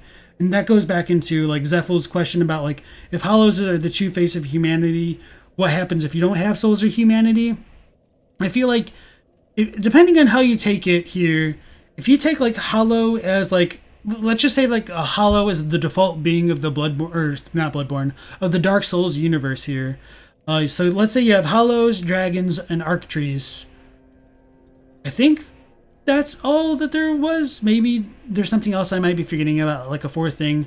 So let's go back to like the idea of trees, dragons, and hollows as like the things that might exist in the Age of Ancients, because we do get some descriptions of there being like culture before the Age of Fire, with like some of the Isolith's daughters' robes in Dark Souls 1. So it's a little bit hard to say if like those cultures arose after the fire came into being, but before like Gwyn and whatnot found it. There is that kind of like ambiguity in terms of like the storytelling there. So I do think it's possible that hollows existed before the fire came into being, but yeah, it's really hard to say for sure. So sorry if I'm kind of just like losing my train of thought here. Colt says, you do see what I'm saying though, right? This Firelink is like an external hub that we can access only by way of bonfire teleportation. If any Firelink is fake, it has to be this one and not Untended. Yeah, I think that's an interesting point. And it's definitely something I'm going to have to like grapple with on my own time. And so if we go back to the idea of there being like parallel worlds and them not necessarily being false, like I think Miyazaki says like Solaire goes back to his world if you like finish his questline and he links his own flame. That's kind of crazy to think about, and like it might only take one person from all the universes to link the flame for it to work again. So we might be at the, you know, edge of this universe in terms of like having enough protagonists to link the flame again. So Solaire fails, or not Solaire, but like Sigrid fails. What's her face? Elfrida fails, so, since she's Ash and all that. So we're kind of like the last bastion for the flame to exist in this cycle of linking. At least if you choose to like have the flame go out, I suppose. Like you're kind of destined to have the cycle repeat itself in some ways. So who's to say like if the Ashen one does link this one that another Ashen one won't arise? It's kind of hard to say, but I feel like that's not how the story's really going, with literally everybody else being like, no bro, don't link. But yeah, lot to talk about there. So yeah, sorry I'm being a bit scatterbrained. So yeah, Colt, I do think that's a cool idea to think about. So let me catch up with chat again.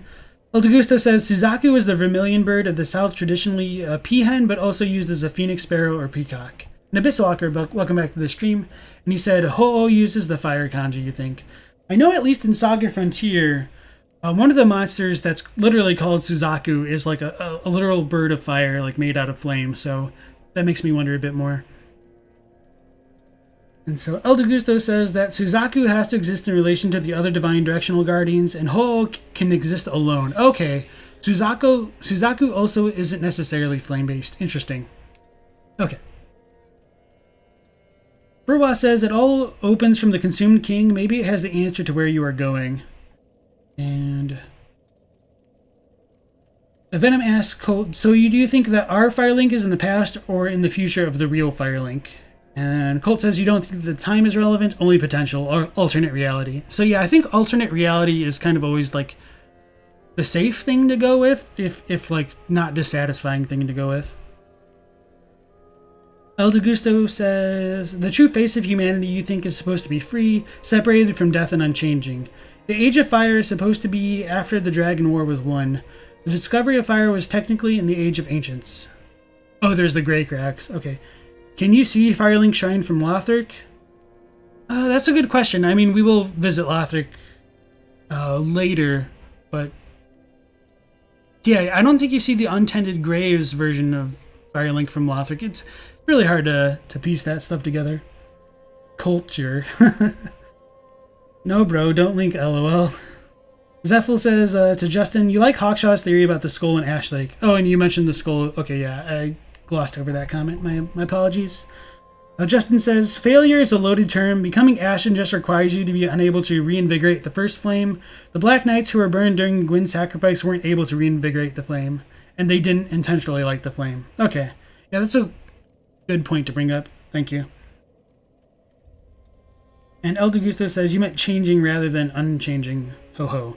So, going back to our new friends here. Is it? Okay, no, it was Zephyl. You said about the true face of humanity with Hollow. If I remember correctly, that dialogue about the true face of man might come from, was it Aldrich or Vendrick in Dark Souls 2? And I looked at that, and so I think I had like a bit of a difference with it.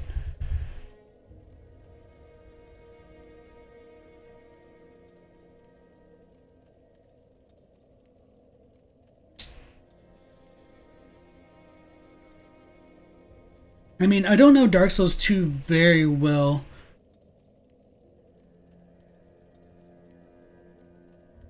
Okay, so yeah, going back to this idea of true man, don't like take this like super strongly. Like I don't know enough about Dark Souls 2 to say this like definitively or anything. But so when I looked at Aldia's dialogue, his official localization is, or her, Aldia's female, isn't she? So my apologies. It just shows how much I'm out of my element talking about it. Once the Lord of Light banished dark and all that stemmed from humanity, and men assumed a fleeting form. These are the roots of our world. Men are prophets on the stage of life, and no matter how tender, how exquisite, a lie will remain a lie. Young Hollow, knowing this, do you still desire peace? So, just leave that there for now. My translation of those lines were, once the one who became the Lord of Light contained the darkness that's called man, and man gained a transient form. And it is because of that it was the beginning of this world's order. All man is the midst of a life of lies. For example, however tender, however beautiful, in the end, lies can be no more than lies. Dead one, even so, is it peace you desire? I guess just looking at it like that, it's kind of hard to tell the difference between what I'm talking about. So, the way that I read it is that the real difference is like when Gwyn became the Lord of Light, he contained the darkness that's called man, and man gained a transient form. Versus the Lord banished dark and all that stemmed from humanity, and men assumed a fleeting form. I think the difference is with the official English, it makes it sound like the hollow nature is the true man's nature, whereas like the way that I read the Japanese is more like the true nature of man is like the humanity sprite, but because it's contained in the form of a hollow, that's like the transient form of like the hollows. It's not permanent. And so I think that ties back into, maybe it was Vendrick's dialogue, that's like, once you free them, they kind of, once you free humans from death, they gain like perpetuity, probably, like in the form of like humanity sprites would be one of the ways that I read it. Let me double check, because I think I have Vendrick stuff on here.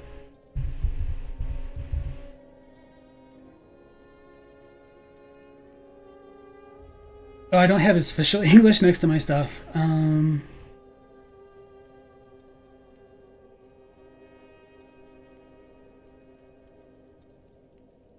So, damn it, I wish I had it on here. So, for one of Vendrick's dialogues, he says, I am a fool, a pitiful fool. And then he says to the character, without knowing your own foolishness, because of a temporary vessel, a fabricated soul, you wish to abandon a fabricated life and desire hardship? Are you also another fool? Or perhaps. And so he kind of just like trails off. My And then he says, Seeker of Fire, you will try to overcome the dark. Or you will try to overcome the dark. Long ago, I also sought the fire. With fire, one who controls the curse, such is the Lord. Knowing nothing more than empty lies, Seeker of Fire, you should know the depths of your darkness. The more you pursue the flame, the more darkness will deepen. Fire, oh fire. And let me look. Blah, blah, blah. The kingdom is fallen, the fire's unraveling. Ancient souls reclaim their powers. The dark releases shackles and becomes a curse on man, the forms they should have. So, yeah, I think that idea right there, it's like, as like the fire weakens, the dark becomes stronger. It gets released from the transient life, the transient vessels that they have of like the hollows, and then it kind of turns into like the humanity sprites or the other things that we see. I think there might have been one other thing with this dialogue.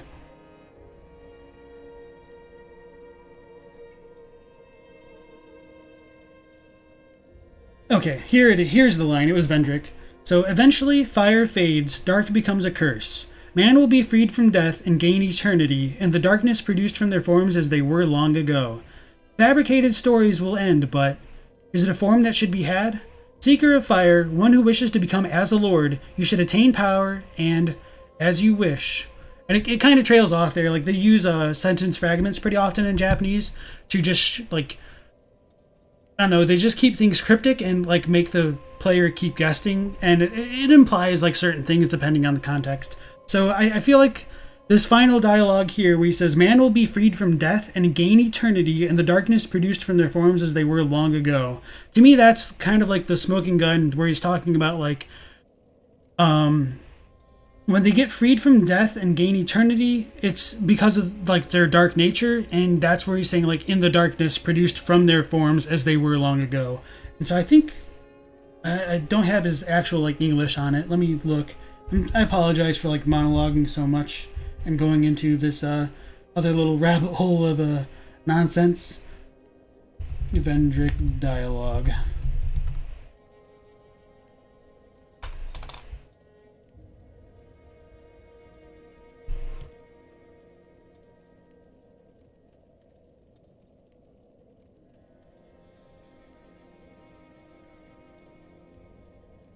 Drangleic will fall, the fire will fade, and the souls of old will re-emerge. With dark unshackled, a curse will be upon us, and men will take their true shape. So, I feel like the English is, like, it's not wrong exactly, it's just, how do I say it? It's like, it's not like a mistranslation in some ways, but it just, I don't think it really gets at what the Japanese intended. So, I mean, I guess you could call that a mistranslation. It's just a very, very nuanced thing, I guess. Hard to talk about. So, yeah, I apologize. I'll try to catch up with you guys on the chat, because monologuing quite a bit there. And so, yeah, sometimes some of that stuff is also just kind of hard to absorb, just hearing it. So, if you guys want not like all of his dialogue, but I do have that portion of Aldia and Vendrick's dialogue on my spreadsheet, so you guys can see what I'm talking about. And if somebody reminds me, I'll try to go and put his English back in those blank spots. Oh, maybe the spreadsheet's broken on this anyway, so let me copy. So hopefully the second link might work a bit better for you guys, and then, okay, I'll catch up.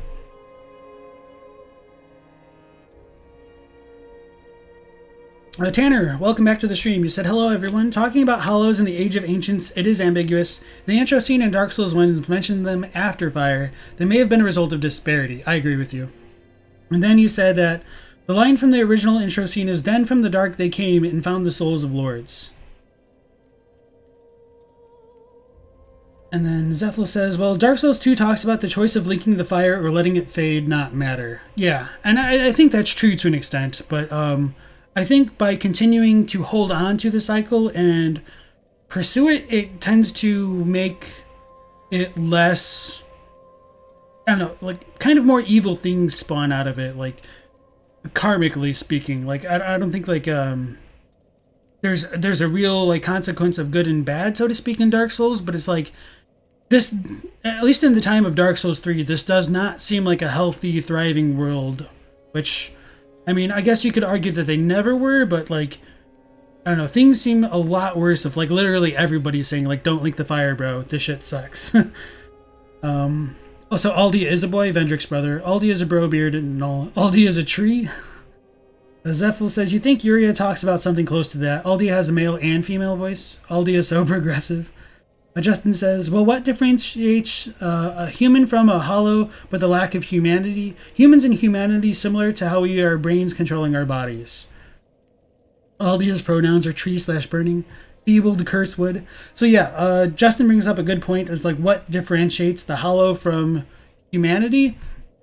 And as I've said before in previous streams, and this will actually probably be a video topic that I bring up, maybe not like a super long one, I don't know, it's going to be fun to look at for sure though, is that humanity does like mean humanity, but by the same token it doesn't capture the full meaning of the Japanese, where it's like ningen sei, and so it's more like ningen quality. It's more like human quality or like human nature. So to reiterate, like humanity is closer to human nature. So the more human nature you have, I guess the more human you become. And so, as I've said before with like the rats, perhaps the rats are more like humans because they have human quality, which, you know, it's literally like the item in Dark Souls 1. Like, the more human nature, the more human quality they have might end up causing them to be more like humans.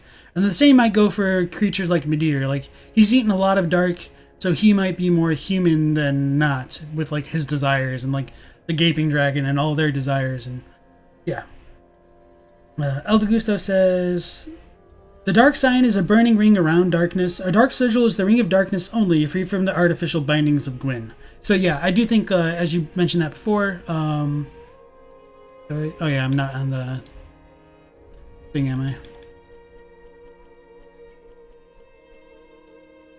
So we get the dark sign in this game, and when we get I don't know, produced from the ashes, like there's no like hollow thing in the middle of this, which might be why we don't lose our humanity when we die up until we get the dark sigil. So some people have wondered if like because we're an ashen one, our bodies have like cauterized the dark sigil originally, and so when Yol gives us the dark sigil, he's able to do it because of the dark sign explicitly. So it's kind of interesting to think about like how that works. Justin says, immortal? Wasn't everything immortal before acquiring the flame? You don't understand why it's exclusive to humans. So yes and no, because Gwyn found the flame, a lot of people pin like the idea of disparity onto him, but I don't exactly know how it works with like the Ring City, and that'll be something that we discover more as we like go on with the stream. But apparently, like, the dark sign is something that the lords put onto people, probably because maybe if they died, their humanity would leak, and so they're afraid of like the dark consuming the fire. I guess I don't know exactly how that works out. So yeah, I'll probably just leave that there for now. And so El Gusto, I don't remember if I read this. Oh no, I read that. The dark sign is a burning ring around the darkness. The dark sigil is the ring of the darkness, only free from the artificial bindings of Gwyn. So yeah, it is questionable as to whether or not the dark sign is something that was explicitly put on by the lords, which kind of like messes everything up because they're afraid of like the darkness escaping from humans who died. And so if we go back to that idea of like eternity and all that stuff, like humans probably died naturally, and so maybe the curse of the undead is to stop them from dying, And so it's interesting now, because I did want to bring up with the Shrine Handmaiden in the Untended Graves is she talks about like wanting to escape to skirt the grasp of the curse in English, where it's more explicitly in Japanese. It's like you want to escape the curse of linking fire or like inheriting the flame. So maybe that's the nature of the curse. Like, Gwyn is pouring fire into the humans to stop them from dying and having their darkness leak out? I don't know. gonna need to think about that one a lot more, but that'd be kind of crazy if that was actually the thing. Interesting. Okay. Yeah, I'll definitely want to think about that one more. And so, hopefully I explained that well enough in my head to you guys out loud. Sometimes it's hard to, like, put words to thoughts that are, like, in their infancy. Zephyl says that Vendrick's English line, with the dark and shackled, a curse will be upon us, and men will take the true shape. Okay, thank you. And Eldegusto says, the darkness produced from their forms is the abyss forms from the humanity unleashed from the rampant dark soul. And Boba says, what about other life forms besides humans? I think there's a level of disparity to all of them, and it's kind of hard to, like, say, like, exactly how like demons differ from humans. I think there is, like, a lot of similarities between humans and pretty much every other life form than the gods, really. Like, there's aspects of the humans that are related to the giants, that are related to, I mean, like, dogs, or even the demons, because, like, there is that kind of affinity between chaos and humanity, which is more explicit in Dark Souls 1. And we do see it in, like, Dark Souls 3 with, like, the profane flame, like, chasing after naught but human flesh. And Gabriel says there wasn't any dark before the fire, and that light creates dark. Yeah, I agree with you, and so that's why I think, like, the idea that the abyss is dark doesn't entirely pan out. I think more like darkness is thrust onto the abyss, and, like, the abyss is probably, like, the natural state of the world before, like, the Age of Fire. But we'll talk about that a lot more as we, like, progress towards the endings as well. So Eldegusta says, civilization and mortality are the beautiful lives of the gods. Eternal freedom and darkness are what makes true humanity. Ring knights are bound by the flaming ring of the dark side. So yeah, I think that's pretty much on the money. So, like, the true form of humans is, like, their humanity sprites, which leaves them after they die. But that's and the real fleeting form is, like, being stuck into, like, a body, because it's transient. Like, life isn't supposed to continue indefinitely, and so that might be where the undead curse gets its real power from. I'm not sure. Zephyl says, Vendrick's line was, dark will again be ours, and in our true shape we can bury the false legends of yore. So yeah, that one was really different from the Japanese.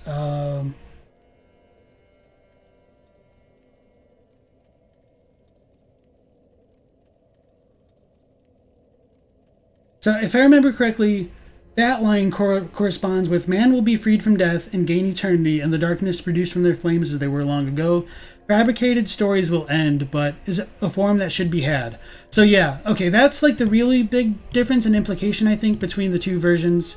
Thank you for bringing that up, because I really should have, like, gone back and, like, added the English to it, but I mean, I was only looking at the Japanese when I did my translations. So,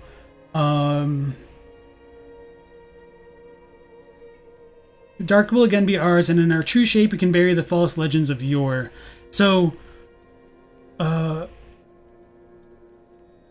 it's more like, to me, with the Japanese, that fabricated stories will end. And so that idea is, like, the fabricated stories would be, like, the form of men as we know it in their, like, hollow forms. Like, that idea will end. But when they regain their forms from the darkness, he asks, is it a form that should be had? And so he's posing that question to the player to give them the choice to decide between linking the flame again versus letting the age end and kind of returning back to the beginning of things. And so that's when he says, Seeker of Fire, one who wishes to become as a lord, you should attain a power, and as you wish. And he leaves it trailing on. I think that, like, that idea comes back into Bloodlet there, where he talks about, like, he sees the future of, like, a land without fire, barren, cragless, and is that, like, what would you do? I think that's exactly, like, ties back into what, like, Vendrick is talking about. The eyes show a world destitute of fire, a barren plain of endless darkness, a place born of betrayal. So I willed myself, Lord, to link the fire, to paint a new vision. What is thine intent? So that final line, like, what is thine intent? I feel like that's the callback to, like, the question that Vendrick was posing to the player, and that there is like real motivation to continue the world as it is, because like that's your world, that's like the lie that you choose to believe, I guess, versus like letting things go into a new unknown, I guess, is really like the big question here. Like, it's really easy for us to like come up with our personal interpretations of like what the ending of the story would be, because we're not like quite as attached to it as these characters are. Like, if somebody was posed to you the question, like in real life, it's like, would you destroy the universe so that it could be reborn properly? I mean, like, properly is like, so it could be reborn again. It's like, no, that sounds crazy. Why would I destroy the universe that I live in when we could just like have the universe continue? Like, why the hell would you ask that? It's such a silly thing. Like, that's kind of like the dilemma that these characters are placed in, which is something that's really cool to kind of try and fully appreciate, I think. So yeah, Zephyl, thank you again for giving me that line there. And Gabriel, welcome to the stream again. I don't remember if you were here earlier and if I welcomed you in. You said Vendrick is a great character. Shame Dark Souls 2 is so ignored. You love the lore in it. And so yeah, I feel the exact same way. To a certain extent, like, I want to appreciate Dark Souls 2 more than I can. So maybe I'll stream it eventually, but I don't know. It's really rough for me to try to get into, because like the lore is super cool. Maybe it's enough to talk about it, but like I do want to like know it a bit better, because I feel like it does add into like the overall cosmology more than people give it credit for. El Degusto says Vendrick is the best out of Dark Souls 2 as far as like the voice acting and script were tops. Okay. Humanness. Yeah, kind of. El Degusto says Ningen is also synonymous with mortal. No, mortal quality is immortality seems ironic. It's kind of hard to say. And Tanner says, you've always seen humanity as portions of the Dark Soul split from the furtive pygmy, much like Gwyn split his Lord Soul. But if Gwyn can go hollow as well, does that mean everything can go hollow? I think so. I feel like hollows are probably like the base form of non-dragonoid life. Or, I mean, you could also argue that they're lifeless because they're undead, like they don't die. They're kind of animated by the first flame and like the souls. So maybe like the forms of hollows don't have life inherently, and so you could argue that life comes from the soul or from humanity, and that's why it's the Dark Soul, because they're two halves of a coin. Or like the yin and yang, the Tao, whatever you want to call it. Justin says, Dark Souls 2 has a lot of impact on Dark Souls 3 though. The entire pilgrim and angel motif comes from it. Okay. Yeah, I wish I knew more about that too.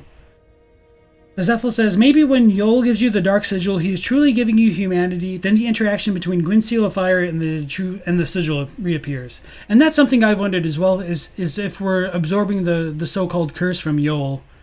And it's also interesting, like, Yol's original purpose in his pilgrimage was to go die, and he claims he was a failure because he wasn't able to. And so it's kind of interesting that, like, to the pilgrims of Londor, death represents salvation because it's liberation from life, I guess.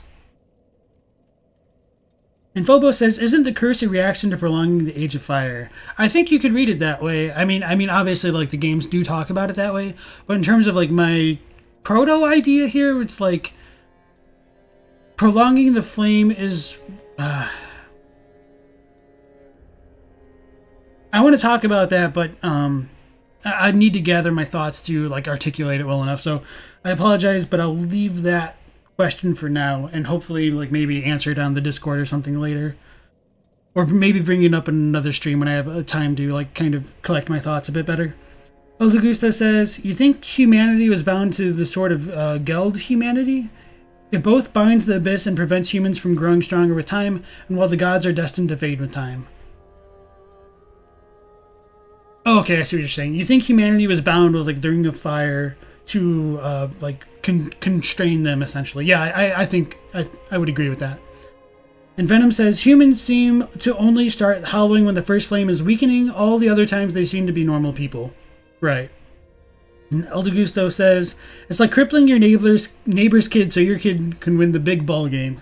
Hopefully not something as grotesque, but yeah, I agree with the general sentiment there, with like the way that the gods treat both humans as well as giants. Because in Dark Souls 2, Nishandra convinces Vendrick to subjugate the giants so that she can attain their power. But I mean, that's like a different side of the coin, because like her motivation is more affiliated with the dark, whereas like Gwyn was more light.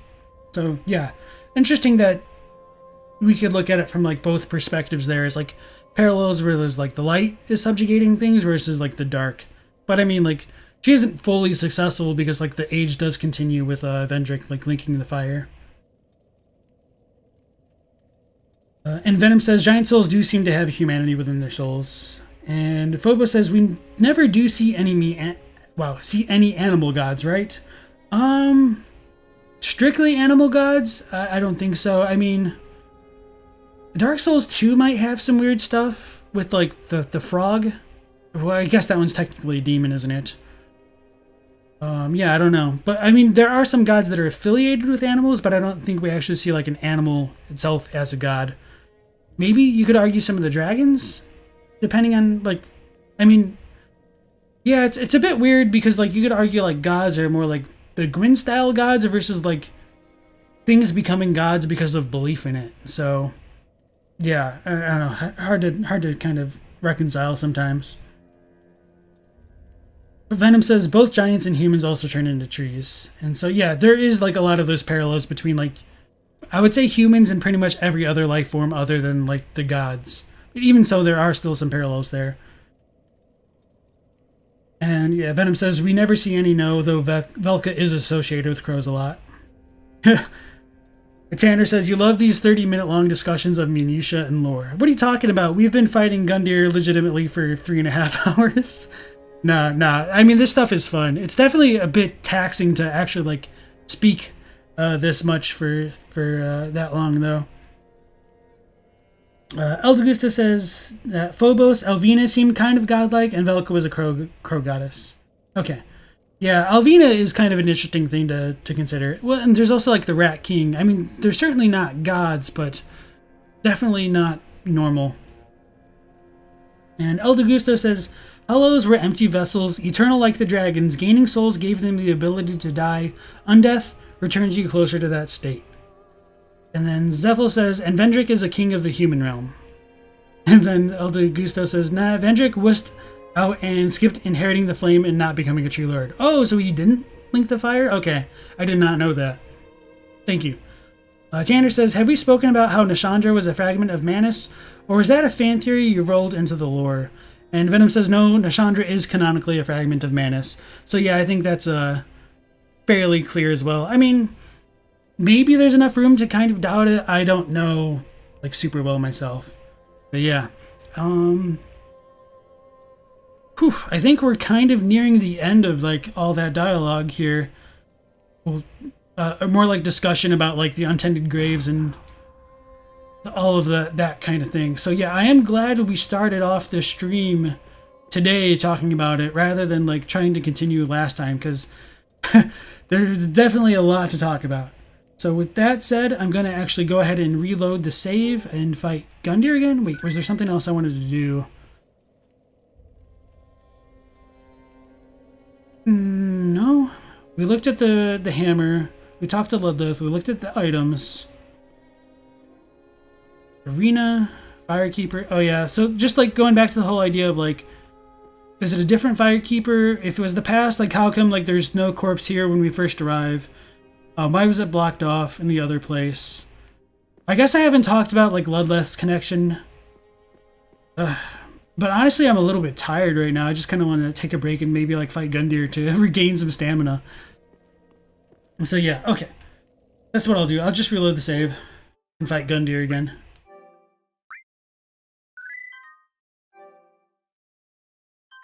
And get some more footage.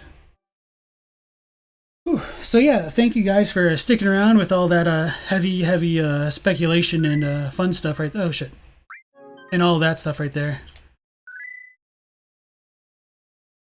Because this is probably like one of my favorite like implications of like trying to figure out everything in Dark Souls with like how it all ties in together.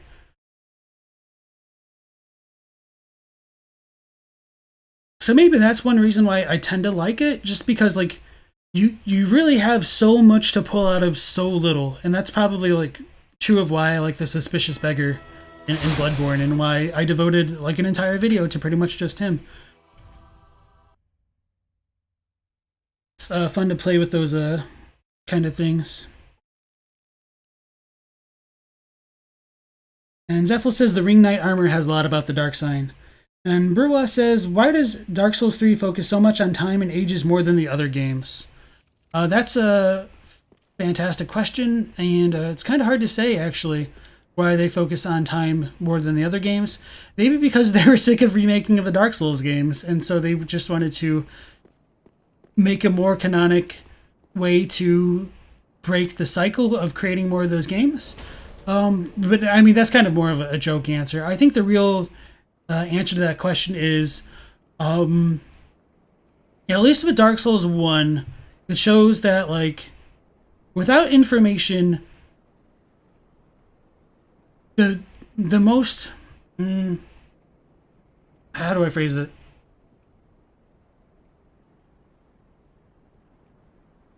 Okay, so let's try to phrase it this way. Without much information, the path of least resistance is the easiest to follow. So I think that's true both in terms of like the game story as well as like the player story and choosing a quest line to follow. By going with the path of the least resistance, like, it's the most natural conclusion to make with as little information as you have. So the path of least resistance in that game is linking the fire. And that's kind of true to an extent, even in this game. Because, like, I mean, at least with the Lord of Hollows ending, it's a real pain to do. But it shows, at least in this game, that there's a lot more of a fallout for pursuing that path. I could have... Oh, yeah. I just remembered. I can't seem to walk and chew gum at the same time. I can't play the game and talk about it at the same time. Oh, and we summoned. Oh, yeah. Okay, holy shit. What am I doing?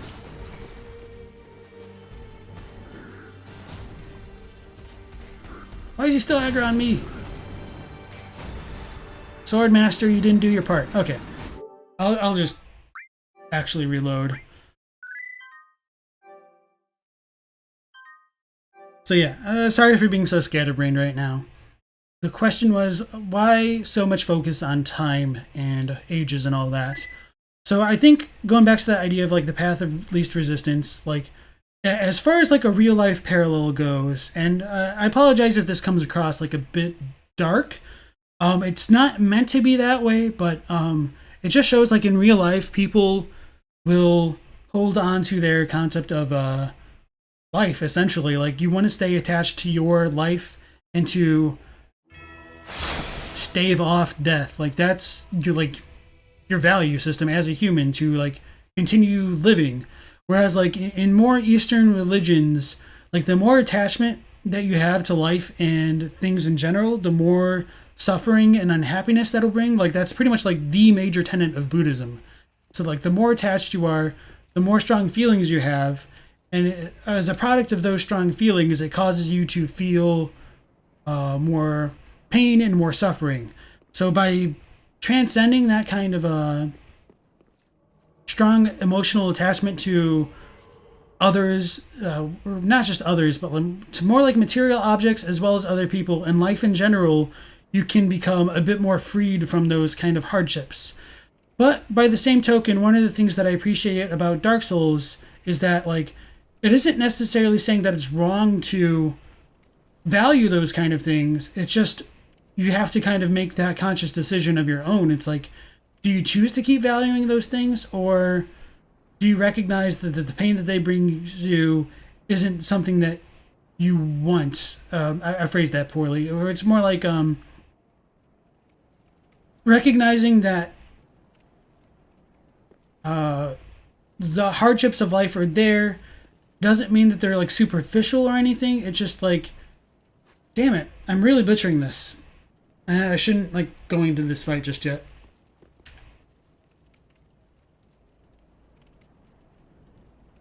Okay, so recognizing that like the hardships of life are superficial doesn't necessarily reduce any of their personal value to you. Like, you could cling to a lie and appreciate it is for what it is without it really like reflecting poorly against you. Like, that's your choice.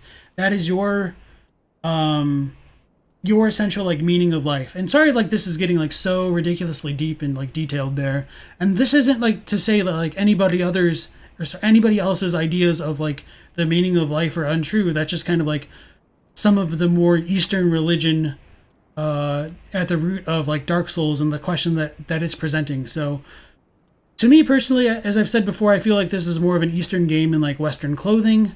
I feel like that's kind of like what comes down into this, whereas like more in the West, like we do have more ties to like Christianity and attaining salvation through our relationship with the divine, whereas more Eastern religions kind of subvert that idea by saying default that you yourself are divine, so you don't necessarily have to have a relationship with divinity to become self-actualized. You need to find out how you choose to continue in reality. And so that kind of, I think, comes back down to the root question of Dark Souls 1, where it's not presented to you very straightforwardly, versus Dark Souls 2 and 3, where it's like, okay, you've seen what happens when you continue to hang on to your current cycle of life, so what will happen like if you free yourself from that? And so that's when we start to see things more fall into place with like Archdragon Peak and the dragon system versus like even ending the flame entirely and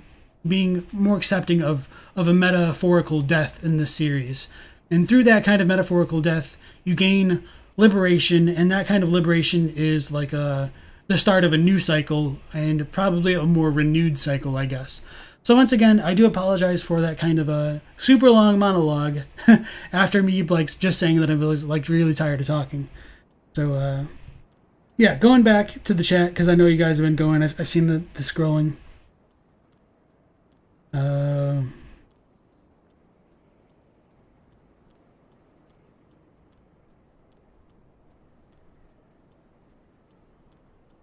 Lagusa says that's why it's hard to imagine Manus as not being the pygmy, his soul broken to pieces. And Elda says, we broke LP, guys. We did it. No, you didn't. I'm resilient. And it's okay to shatter, to be put back into pieces, or like put back into a hole with some gold bonding everything together. It's beautiful that way. And Nymphalia says, you're listening passively and you just hear Elda Gusto says periodically. Murderer. No, you almost single-handedly crippled the man. And Elda says, you know that Dark Souls is done, but if they ever do a 4, you want a prequel about the Lords or a vision of the Lord of Hollows timeline. The real Dark Souls lore is the Plague's animation. What's wrong, Steve? What's it feel, Steve? You ain't got legs.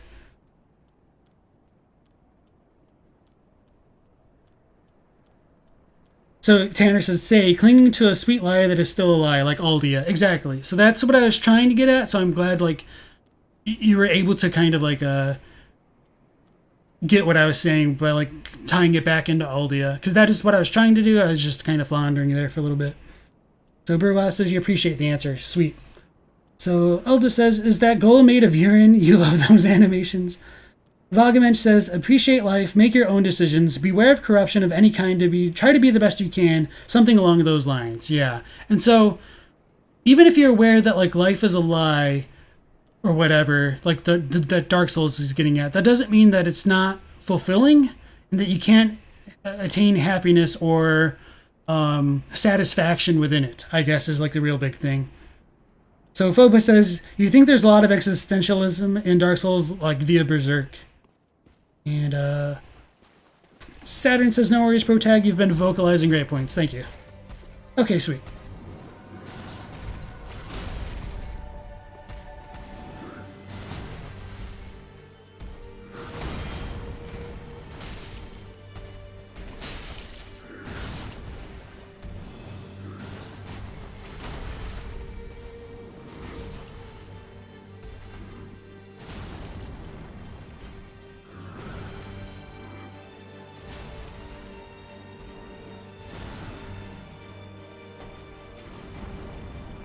Oh, that was awesome. I didn't expect... I thought, like, NPCs actually couldn't get grabbed. Maybe that's more of, like, a Bloodborne thing of, like, them not being super good with the boss AI.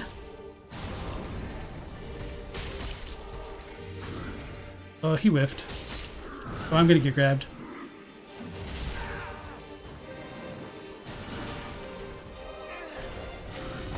Oh, I did it again. I rolled away.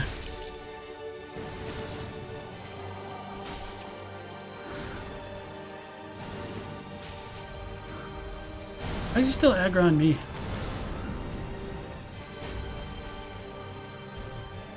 Go.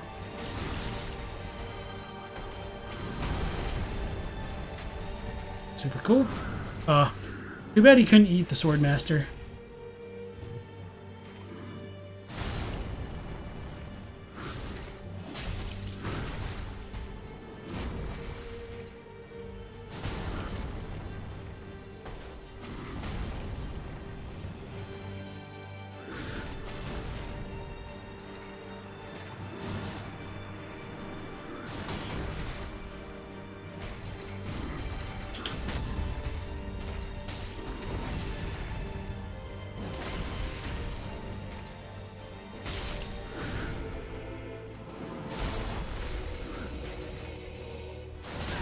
Oh, that was bad.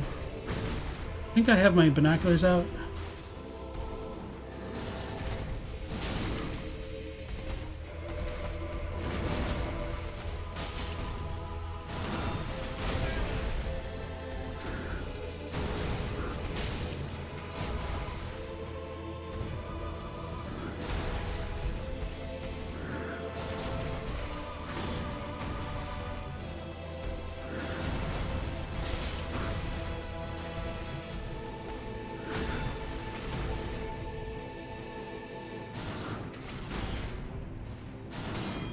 Damn.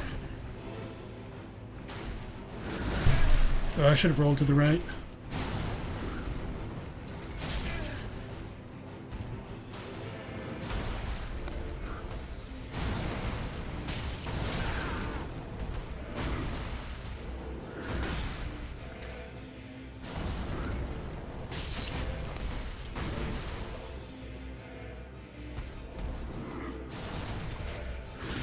Oh, I should have remembered.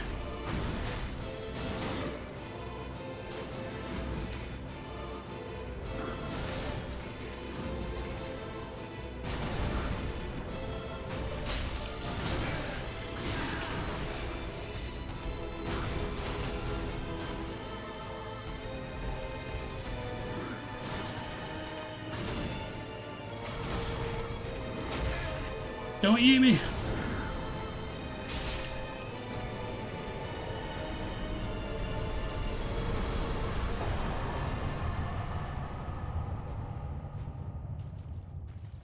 Sweet. Okay, yeah, that was a lot of fun.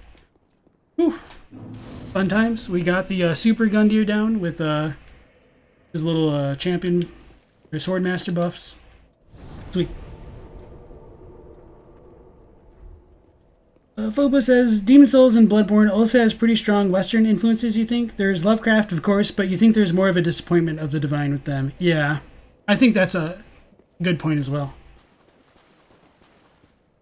Phobos, insert Guts theme meme here.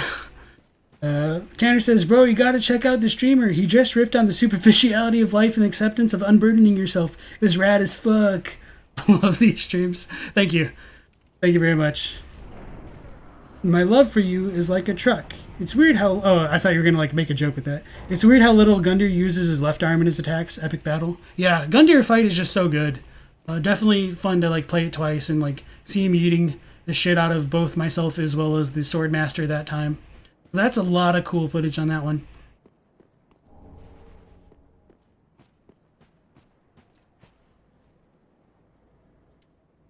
I don't really think this is too important, but it's kind of cool looking, so who knows.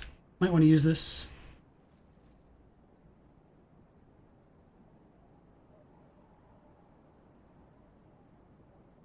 Tanner, thank you very, very much for the $15. I appreciate it. And I'll read that message in a second. That's pretty cool. I like that. Okay. The lore is extra thick today, my dude. Absolutely loving it. Yeah, definitely extra thick. And thank you again. Appreciate that. And yeah, I appreciate it, y'all sticking around for that. For the super deep conversations. But I suppose you guys wouldn't be here if you weren't too into the lore and its crazy ways it can be interpreted. Where's the bottom one chilling out? Is he down here? No. Oh yeah. I want to go back over here just to look. Not sure how well you can see out over here. You can even see the shrine. Maybe not, no. Oh, kinda.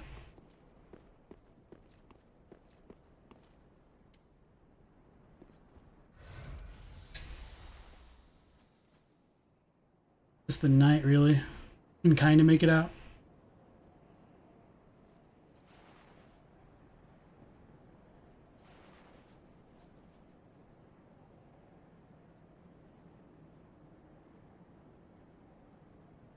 Yeah, so nothing off in the distance, I don't think. Okay.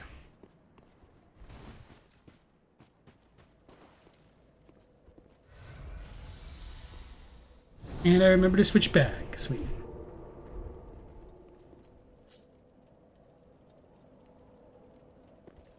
And Nymphalia says, it never ceases to amaze you how I just watch bosses beat the shit out of NPCs. He's very martial artsy. Yeah, Gundyr is super cool as a boss. Just he beats the shit out of people with his spear, and he just punches the shit out of them because he can. That should have been a backstab. Come on. And then he just tackles him like a football player because he's made like a damn truck. Second one come from? Oh, down there. Oh, he's patrolling? Okay.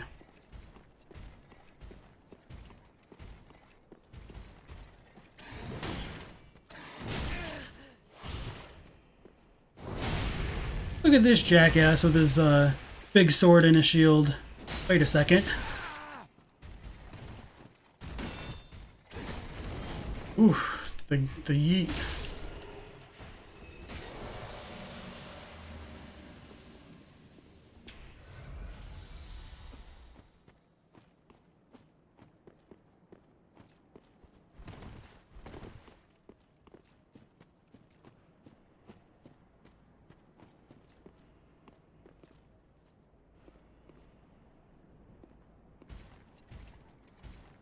So this one just has eyes on the back of its head. Why don't I just parry these dudes? Oh yeah, because I was going to say backstabs are like the easiest thing in the world. Oh, that kind of proves it.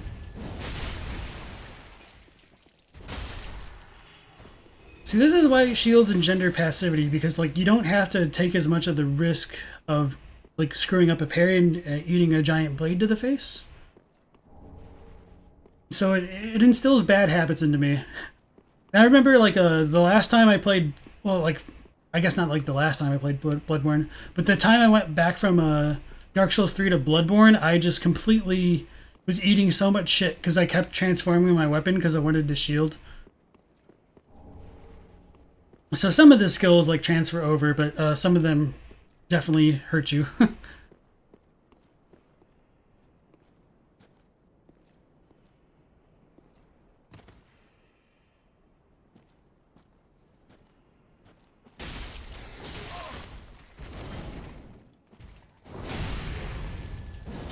I wasn't trying to eat it. Hornet ring again? Okay.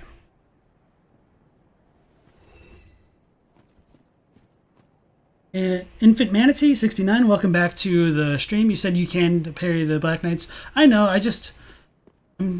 it's just like they're like one of the easiest enemies to me to just like backstab farm, so I just tend to do it even when I'm like, oh yeah, you can just parry them, idiot. So yeah, I appreciate the pointer. So this time I'm going to talk to the handmaid. I'm going to buy like 2 sets of the Artoria stuff, then I'm going to kill her and see if like the other one has it. Get distracted looking at chat real quick. Can't even find my illusory wall. Gabriel says, truly Gundyr's only fault was being late. In terms of ability, he would have wrecked Soul of Cinder and relight the flame all by himself. Well, I mean, he was a champion, so presumably he was made of like the proper materials to link the flame. He screwed up somehow. So yeah. Justin says, so if the Firelink Shrine is supposed to be the kiln of the first flame, see the final part of the game, wouldn't it make sense that the Black Knights would roam the real Firelink? I think that's a possibility as well. And I think somebody maybe it was on Reddit or something, said that like what is it? Like it's more like the kiln of the first flame where we fight the actual like Soul of Cinder matches more with the arena where we fight Gundyr. I'm not sure if that actually checks out. I think I might have heard conflicting things about it, but yeah. I was gonna show it off, but I obviously can't show it off in like the pitch blackness of the Untended graves. Zephyl says, to be honest, you don't like how much Dark Souls 3 landscape is basically cliffs and buildings on top of mountains, e.g. the Cathedral of the Deep Scene from Irithyll. Minmaxed, welcome back. You said, fun fact, alarm clocks and bells don't work on Gundyr. You have to shake him physically to wake him up. In other words, you. And Zephyl says, what happens when you kneel after killing all the dark... Oh, wow. Wow, let me just read that. And what happens when you kneel after killing all the Lords of Cinder? Are you teleported to the real Firelink, or you travel to the future? And Justin says both. Yeah, that's also another interesting thing to think about. Like, where does the killing of the first flame really fit in? Especially, like, if it's supposed to be beneath Firelink Shrine, or all that. Oh, actually, going back to the question about, like, do we know if there's anything lower than Ash Lake? There's the potential that it could be the Abyss because of, like, you know, New Londo, although that's pretty high up comparatively. Or it could be the killing of the first flame beneath everything. I don't know. Well, Gabriel says, you just imagine Gundyr running with a toast in his mouth thinking, I'm going to miss the ringing of the bell like in an anime. I should probably get extra footage of her now that I think about it.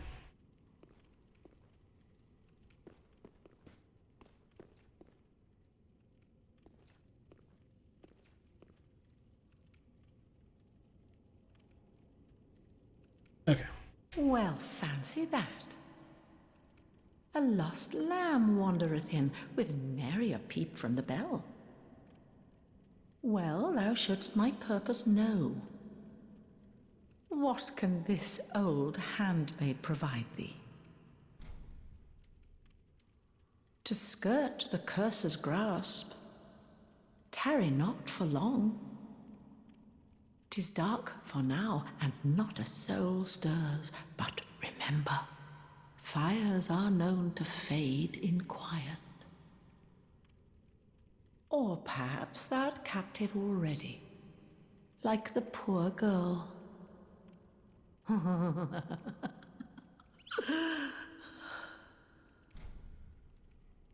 That makes me wonder something, actually. Like, being captive would mean that we're captive to the curse of the fire linking. So, does that mean that the... are the firekeepers also undead? In that... Oh, man. I'm gonna have to think about that. Do they have the dark sign themselves? Like, we don't ever really see it. Maybe not. I don't know how that works out. Or maybe, like, this one is... like, this girl, this firekeeper is different because she is or did. Maybe I just want the pants or the gloves. The gauntlets. Maybe the pants. The leggings. So that's what I'll save at for now. Gonna go back, quit the game, and upload it. And then I'll kill her and then see the one in the real Firelink. Quote unquote real Firelink.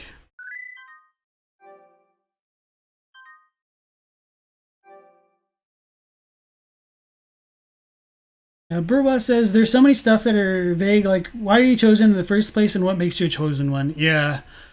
As we talked about a little bit, some people have wondered if there's a connection between the Ashen One and the Queen of Lothric, and maybe we're related to that line.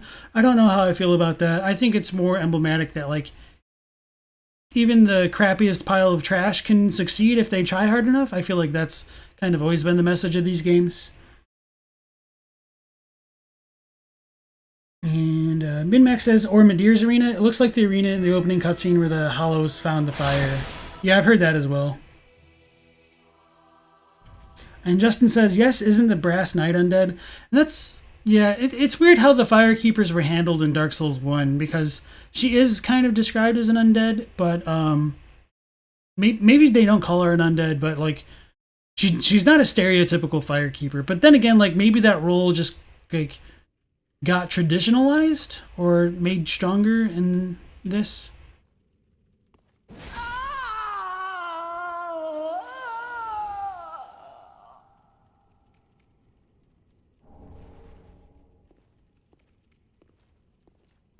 So that's that.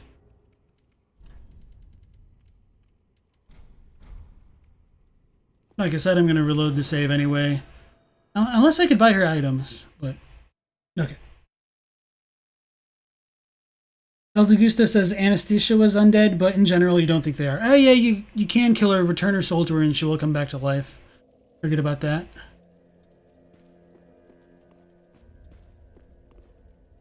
And Elda says, you think the Brass Knight was a goddess? Justin says, after becoming undead, she visited the Dark Sun Gwyndolin at the mausoleum of the Spiral Depths, became a Blade of the Dark Moon, and assumed the flamekeeping duty. Chosen undead is simply built different. Calls her undead on her set. Okay, let's check. I think we already got her set in this one. Last one. Okay, not too much. Ah, well,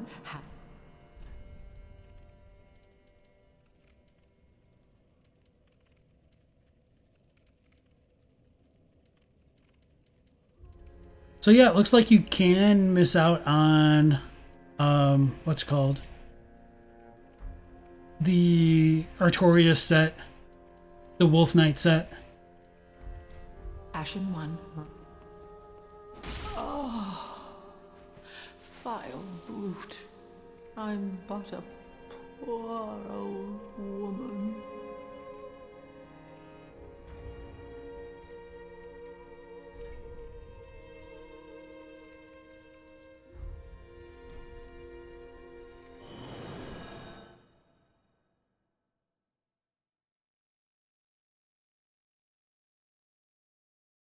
Just testing to see if she comes back now that we killed her other version. I mean, I assume she would. I'm just curious.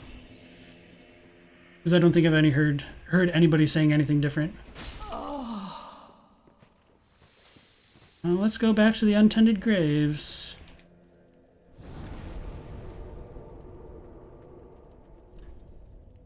And then I will try to remember to use my Estus Shard with Andre. Or I'll just forget about it for this entire game.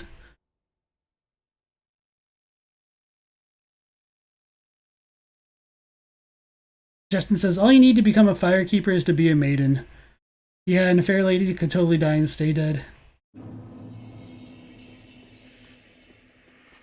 Or a dragon. It's kind of weird. Like, is the Ash Lake dragon a woman a firekeeper? Like, it tends the flame and you get 10 charges of your Estus flask from it.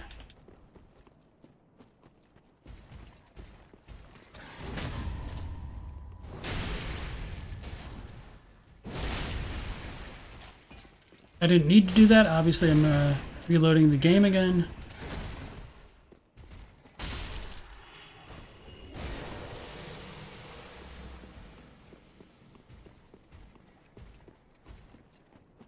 But sometimes you just gotta parry an axe, bitch.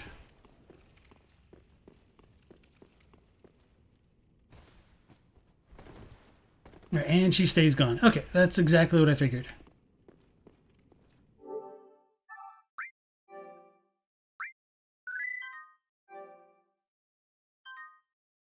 Alright, so that's the Consumed Garden, the Untended Graves, and yeah, pretty much that.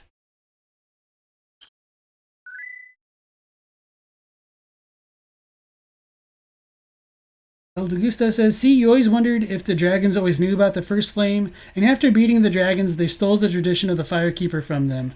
They did breathe fire after all, or some did. Interesting.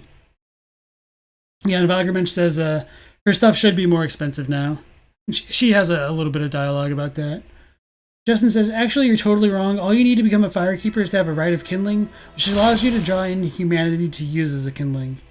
Pinwheel is a firekeeper, and so are you. Is Pinwheel a firekeeper, technically? I mean, I guess he has the right, but yeah, it's interesting.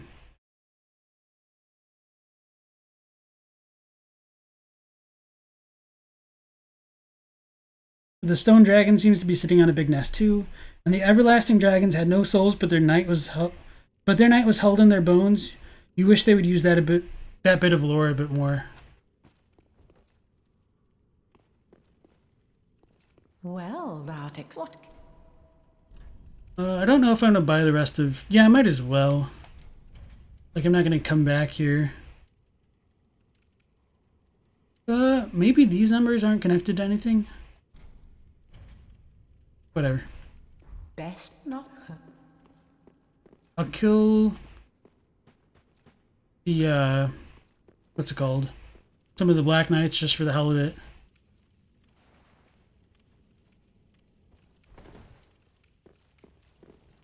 I don't remember if I got hit this time before I reloaded the save. Did I already kill them?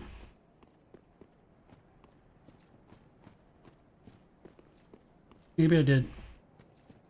But in any case, they'll probably be the one up top.